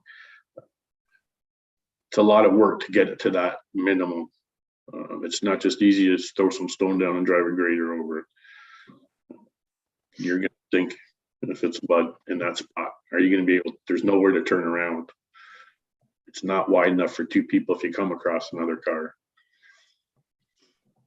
Councillor Thompson. Yes, thanks. Couple of things. I did some research on all of the properties on, with the exception of one on Fish Rock Road and Jingle Lake Road, with the exception of 3. And there was in every listing of, with the exception of the one on Fish Rock and 3 on Jingle, it was mentioned in various ways. Some were unmaintained, some were private. Invariably, I think all of them mentioned that these were private roads. And so there was a variety of descriptions with regards to the road itself. Okay. One actually had it as a fully maintained road, but I think they were totally confused with the South Lost Ships Lake Road. The comment from the proponent this morning about garbage trucks going down there, well, they will do that. You may have noticed that there are two different size garbage trucks at the district. And one of them is smaller ones, and they are utilized in the summer only for private roads, such as those two roads. Hunts Road is another one in my neck of the woods where a small garbage truck will go down. So that doesn't really enter into the equation as part of the argument, because once winter comes along, those little trucks cannot go down there, and then everyone's obligated to bring their recycling and so on and so forth out to the main road type of thing. So there's a lot of confusion. And as our former director, Hernan, had noticed, there's no records of any maintenance on any of those roads going back to 2015.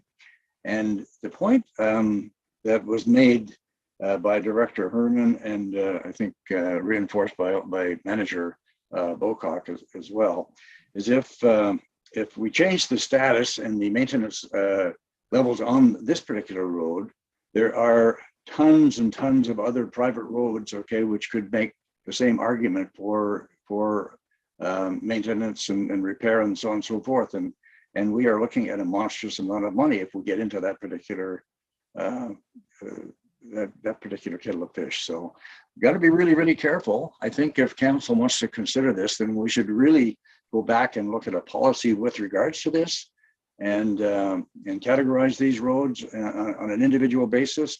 Maybe encourage these different organizations like the members of the Lake Lost Joseph Ratepayers Association to form an association where, okay, they all contribute towards the maintenance of these roads.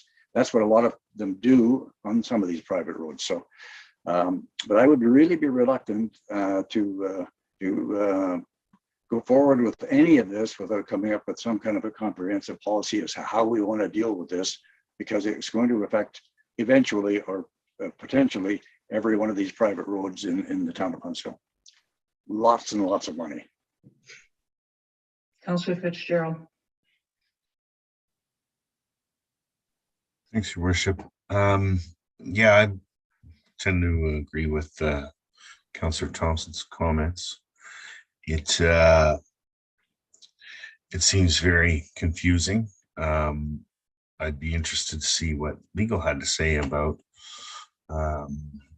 their rights to have the road maintained versus our current bylaw, and how we changed, whether we in fact did change the level of service there. So that I find it very confusing, and I'm sure, and I know that staff and some councillors and you, the mayor, have been dealing with this issue for a period of time now. So I don't think I have enough information based on the deputation and the discussion we're having now to make an informed decision about it. So, Councillor Weed. Thank you, Worship. Yeah, this is a difficult one for me as well, because it strikes me that there are truths, if you will, on both sides, that and the positions don't seem to be moving. It's no secret that the town's equipment, simply by its very nature, can't go down those roads and operate. So it does seem inconceivable that we did maintenance on it with equipment that either predates all this equipment that was smaller. I'm not sure. Was it rogue operators back in the day that did a favor and tried to sort of weasel the way down just to do a little bit of upkeep? I don't know. It's tough really to know. But I think that with lacking any definitive answers, because their position is clear and they haven't changed it, and our staff position seems quite clear that we have never maintained it, so that there hasn't been a change in service. You know, the alternative, or the unfortunate road that we might head down, is to end up fighting it out in court, trying to prove one position over the other, which seems like a waste of time and money and resources. And so I'm not sure if, being able to come to some sort of minor, maybe tax break or something to have them do their own maintenance with small contracted vehicles might be the answer. Because if our equipment can't do it, then I mean, I don't know how to proceed, from an operations point of view. So that would kind of be my position, is maybe to figure out some sort of a break to have them better do their own maintenance. But other than that, I'm not sure what else to add to it. Councillor Stone. So just the last thought, and conversely to what Councillor Weave said, we have a huge buying power for materials and equipment. I wonder, in order to achieve the goal and without breaking the bank, is it possible to offer a fee for service, reduced fee for service for certain aspects about maintaining a road, whether they pay a certain fee and we go and ditch it or whatever it might be. There has to be a solution, and it can't be in the courts. I would hate it for it to get that far, but I think doing nothing is not the right answer. So a couple of things, I think. Councillor Thompson alluded to the issue of garbage trucks going down there, and I called and talked directly to the director of waste services of the district, and the way they determine whether a garbage truck's going down the road is the condition of the road, not ownership of the road at all. So the garbage argument isn't a valid argument either way. I think we have a couple of questions to answer in order to direct our staff going forward. And one, do we consider the report that we adopted in 2019 to have errors in it or not? Or are we confident that the report that was before us was correct and that that road was not a seasonally maintained road? And the other thing is, we have no records of ever assuming the road, which means that, we haven't assumed it to do maintenance on it. So those are probably the two questions we need to answer as a council, what we're most comfortable with. And then I think maybe Councillor Thompson was on the right road where he said, if we have to start looking at them individually, maybe we have to start classifying them differently as individual roads. But Councillor Fitzgerald.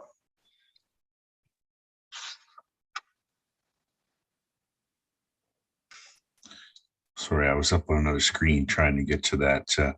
Was there not a letter that said the road was assumed from someone in that deputation package? There was something in the package. I don't know that it identified very much other than somebody said something was assumed. Madam CAO, do you have the letter? Have you verified whether that's an accurate document or not? It was submitted by the deputation, so. Yeah, thank you, Madam Chair. I believe it was attached to the agenda package, and it was a letter that was received in 1969 from a solicitor. I believe that's the one you're referring to, Councillor Fitzgerald. Mm-hmm. That we hadn't seen prior to the submission of the agenda. We hadn't seen that letter before. But Madam Chair, if committee would just entertain me for a few minutes, I do have a little bit of history with respect to bylaws that maybe had been dealt with in the past in the Municipal Act and requirements, if that's something you feel would be beneficial. Okay. So thank you, committee. Just to give you a bit of background, we have been dealing with Ms. Nichols as well as a number of area residents. We have met with them a number of times and have had numerous email communications back and forth. In November of last year, I did send a summary of all the responses to the questions that she had. And what I provided was as follows. So legally, back in 1957, the Township of Chaffey actually did pass a bylaw that set out the requirements for roads to actually be taken over for maintenance. There were some amendments to those bylaws, and in In changes to those bylaws, it was quite clear that the road that Ms. Nichols is referring to, a bylaw was not passed for upkeep or maintenance at that time. So that was probably 50s, 60s, that's when that occurred. And in January 1st of 2003, the Municipal Act was actually amended, and municipal ownership and assumption for maintenance are totally separate issues within the updates to the Act. And a municipality can actually own a road without maintaining it. So after January 1st of 2003, a municipality cannot be responsible for the maintenance of a highway unless it passes a bylaw to that effect. And then prior to 2003, the municipality could assume a road for maintenance if, in fact, there was continuous or intermittent acts of maintenance that occurred in those locations. So just to reference the comment made by Ms. Nichols, whereby she said area residents can confirm that grading took place, ditching took place, brushing took place in the past. We did look at our municipal records, and there was nothing that would support that it was continuous or intermittent maintenance on the road. So with respect to that, in our opinion, from a staff perspective, keeping in mind the definition of intermittence, it would appear that our records show that maintenance prior to 2003 was not continuous or intermittent. And after January the 1st, there was no bylaw that assumed maintenance on that road. So with respect to the other documents that we referenced, we did have a look at the road needs study as well, as committee's familiar with. That's what dictates how we do maintenance on our roads and upgrades. There is no mention on Fish Rock Road or Jingle Lake Road in our roads needs study, which staff are of the opinion would deem it considered not to be a main road. The other things that were raised by Ms. Nichols in previous correspondence was information related on our GIS system, where there was conflicting information regarding seasonal and permanent and maintained roads. And in discussions with staff, they did indicate that there is a disclaimer on the website that there might sometimes be incorrect information. And in this particular case, that is a true statement. This was actually determined when the report was written. But the official documents take precedence. So that is a disclaimer on the bottom of the GIS website. So the official document in this case would be, is there a bylaw that says that we assumed that road for maintenance? And there is not a bylaw.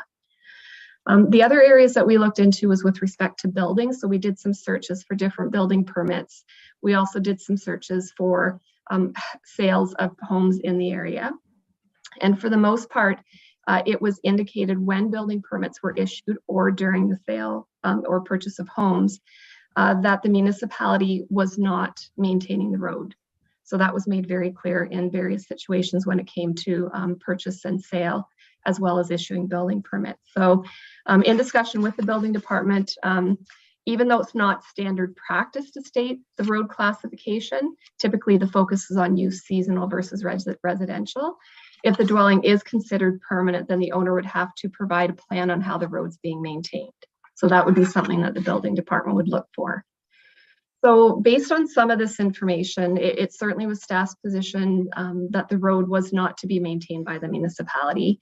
And when Director Hernan brought the report forward, I think it was 2019, I can't just recall the date right now, what we were doing is looking at inequities such as this to try to rectify it to match our official documents. So some of the other things that Ms. Nichols had noted, that the report was incorrect, and as I noted, it was an effort to try to rectify potentially situations that needed to be addressed. Your worship had noted about the garbage pickup, that it doesn't actually have to be on a municipally maintained road. Ms. Nichols also noted that the signs were changed, and the reason for that was it was noted at that time that it wasn't consistent with our bylaw, so the signage was updated accordingly. And unfortunately, we obviously have a different opinion between area residents and staff with respect to this information. So I just felt it was important for you to know that we have done a fair amount of legwork on this matter. And as it's been noted previously, that there are potentially some options that could be considered. I would ask Mr. Bocock to actually speak to the municipality doing a fee for service. I'm sure that he probably would have some comments to add to that. The other thing that's actually been thrown around is a local improvement charge for the area, if in fact that's what the residents are looking for, because as Mr. Bocock noted, the road needs a lot of work for it to be brought up to standard. surveys have to be done, ditching has to be done, brushing has to be done, material has to be brought in. And the question is that whose cost is that? So I know that was a lot of information, Madam Chair, and I just felt it was important for the committee to have that. So I'm happy to answer any questions if you have any. It was me who started. I think that was me who started all that, wasn't it? Thanks, Madam CAO, for that. There was a lot of information. And again, I really am confused by this and don't know which way we should go. I don't like seeing people in a position like this, but I wonder if they were aware of the position, or, you know, I don't believe we changed our level of service. I think the only thing we changed was a sign on the road when we were doing some housekeeping with our bylaws and our consistency planning for roads. So yeah, I would like to stop talking and let Kevin answer that fee for service question. So in discussions, sorry to you, Madam Chair, in discussions with employees that have been here for a while and everything, no one recollects any time of doing any maintenance, permanent maintenance or regular scheduled maintenance or any kind of grading. Like Councillor Weeb said, has someone gone there and turned around or something or done a favor for somebody? We have no record of it or anything like that, but it's never been on a list or a regular maintained. Have we gone there and added some stone for someone? Yeah, maybe once or twice we've gone in there and done something to help out an issue or a bad spot like she had noted to, but there's no regular maintenance that has been done that we can find any record of doing anything. If you looked at the report that Director Hernan had done, she mentioned about the non-winter. There's quite a few on that list, but you'll see that say the signage at the time said no winter maintenance. Back then it was kind of grab any kind of sign that said no maintenance, whatever, you know, winter maintenance, seasonal maintenance, unmaintained road, whatever sign they had put around, that went up on that street to say we're not doing nothing or we don't do nothing in here. And that was the point of the report, was to bring a consistency to everything and everyone and stop the phone calls for people. Hey, come do mine, come do this, come over here, come help us here. It's a straight consistent across the board. We haven't done maintenance. We're not planning on doing any maintenance. If we want to talk about getting into something, that would something we'd have to look at, putting numbers together and everything, but then it takes away time. If you're going to look at me going into one or all of these roads to help them out and do some work, it takes away from the stuff we're doing presently. So it's going to implement somewhere along the line. I'm not going to get something done, or I'm going to need help getting all this stuff done. It's obviously going to take a lot of time to get all these and bring them up to some kind of standards to maintain them. But I'm happy to look at it, whatever council's direction is. Councillor Thompson. Yes, thank you, Your Worship. Just referring back to some of the documentation that Mrs. Nichols provided, and the one that is of interest to me, at least, was the February 28th, 1969 letter from a lawyer, and the name of the lawyer has been redacted and that kind of thing. But it does say in the first paragraph that the lawyer has received a letter, February 12th, a letter from the township clerk advising that the Jingle Lake Road has been assumed by the municipality and does connect with the Travel Township Road, which would be South Wauseosa Lake Road. So this would have been in 1969, which would have been according to this, if this is correct, that the township of Chaffee did assume the road.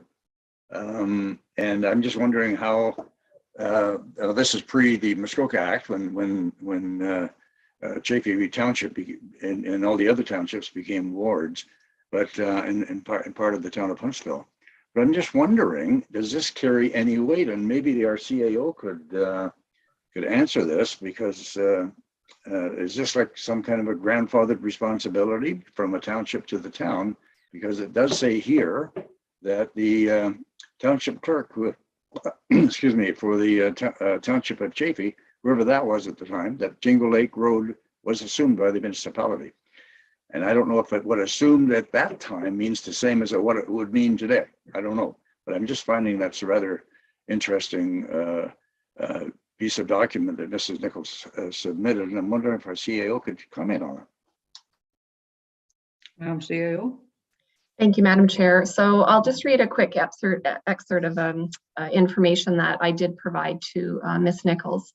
So the Township of Chaffey had passed a bylaw, 877A in 1957, which set the requirements for a road to be taken over for maintenance. Indian Trail and Lakewood Park were created by subdivision around the same time that Fish Rock Road was created. They were both all of these were plans identified in that bylaw from 1957.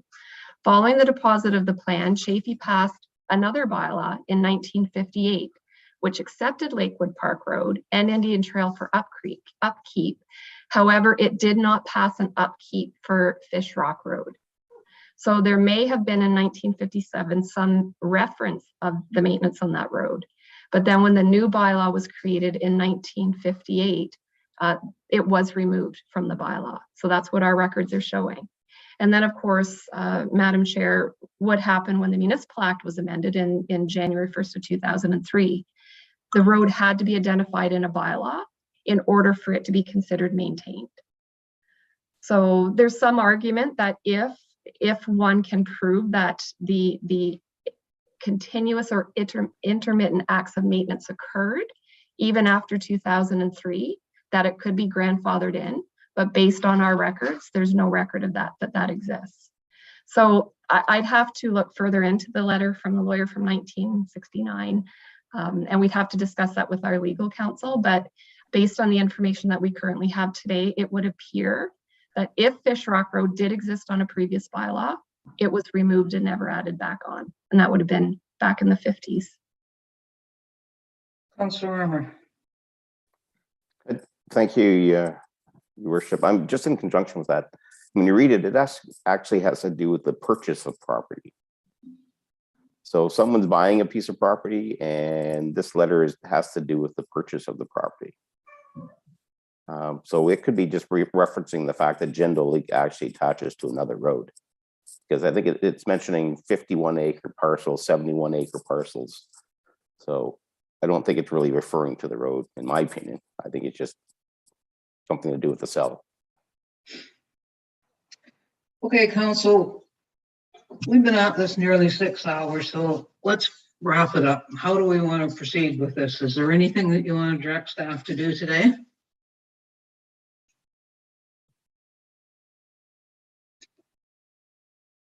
Councillor Wiebe.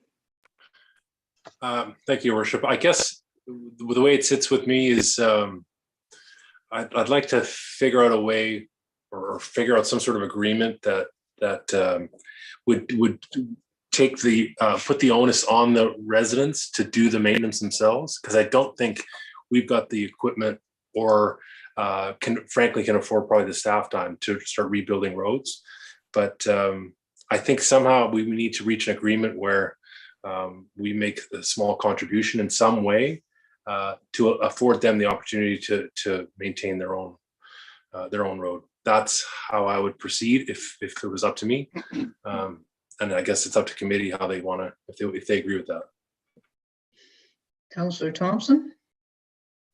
Yes, thanks, Your Worship. Again, I'm wondering if I could sit down with Councillor Armour and anyone else that would like to be part of it, and along with Kevin and Brandon and maybe Brad from Public Works, to figure out how we could come up with some kind of an answer, as alluded to by Councillor Wiebe and others here too. I know that I think we'd all probably like to help if we could, but then if we just take this on as has been suggested by Mrs. Nichols and others, we're really looking at a massive investment in the town of Huntsville, for the town of Huntsville type of thing. So I'm just wondering if that might be a route we could go and maybe make some recommendations to council, as maybe the LIP, maybe the local initiatives program might be the answer. I mean, there may be solutions out there, but I really feel very strongly that it's very, very problematic for us as a town to start taking on these on an individual basis, because there are so many of these private roads out there, and they all could come back and as Kevin has mentioned, my gosh, the cost would be enormous. The cost would be enormous to the town. You know what, Counselor, I think as the chair of operations and vice chair of operations, if you guys sit down with Kevin and kick some ideas around and can bring something back that, you know, might help resolve this, that'd be great. I mean, I know when the Director Hernan was here and Kevin and Denise and I, we've sat down with them. So maybe you guys can come up with some fresh ideas. I think that would be great. Certainly worth a try. Councillor Withey? Thank you. Thank you, Your Worship. Yeah, this has been a bit of a marathon today, and to end up with this. You know, when going back over the materials that were provided in the deputation, I really think we need some legalized look at this and investigate this a little bit more. Maybe do some more investigation in the town's archives if we've got township archives. I mean, there seems to. I mean, certainly she was. Marion was, you know, very adamant that things had been happening. That, you know, it's like they say, we say, you know, our records don't show this. I can tell you, I'm dealing with the province right now on something personally that their records, they're saying the same thing when my records are separate and say something else. So this has a lot of further ramifications than just this situation, as we've been discussing. So I think we need to figure out what is exactly is going on here, and what is in that letter from 69, whether our legal would take a look at that and come up with some other opinions on that. Before we get into running around with machines, it's my opinion. I think it's a good idea as well, but we'll check the legality of that letter and anything else that we raised today, and the guys will get together and toss some ideas around. Last word to you, Deputy Mayor Alcock. Thank you, Your Worship. I just wanted to say thank you to Councillor Thompson. I think his suggestion of sitting down and trying to find, well, I won't repeat what Councillor Thompson said. I absolutely support that, and I really appreciate the fact that he's offered that up. Okay, that's where we'll go from there, and we'll wait for you guys to come back and let us know what your brainstorming came up with, and the CAO will check out that one letter from the lawyer. Let's go back to we were doing something. We were doing a resolution. Yes, a bylaw, whatever. Crystal, we gave you more than 2 minutes. You did, thank you. I do have a motion prepared to suspend the rules to allow the motion to come forward, and then I do have the motion as well. I'll share my screen now. Thank you.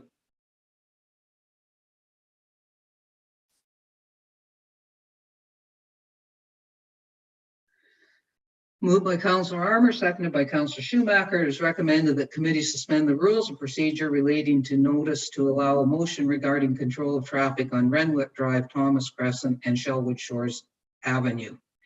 All in favor? And that carries. And we have a resolution moved by Councillor Armour, seconded by, can I have a hand? Seconded by Deputy Mayor Alcock. It is recommended that committee direct staff to prepare and present for final approval amendment to bylaw 8993 to regulate and control traffic to reduce the speed limit on Renwick Drive, Thomas Crescent, and Shellwood Shores Avenue from 50 kilometers an hour to 40 kilometers an hour. A bylaw establishing the area as a community safety zone.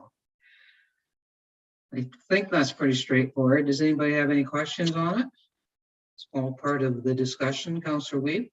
Sorry, really quick. That covers every road in that subdivision? Okay. Yeah, the 3. Okay, all in favor? And that carries as well. Okay, council, the grand moment, moved by Councilor Schumacher, seconded by Councilor Thompson, is recommended that we do now adjourn at 2:49 PM. All in favor? And that carries. Thanks, council. It's been a long 3 days. Thank you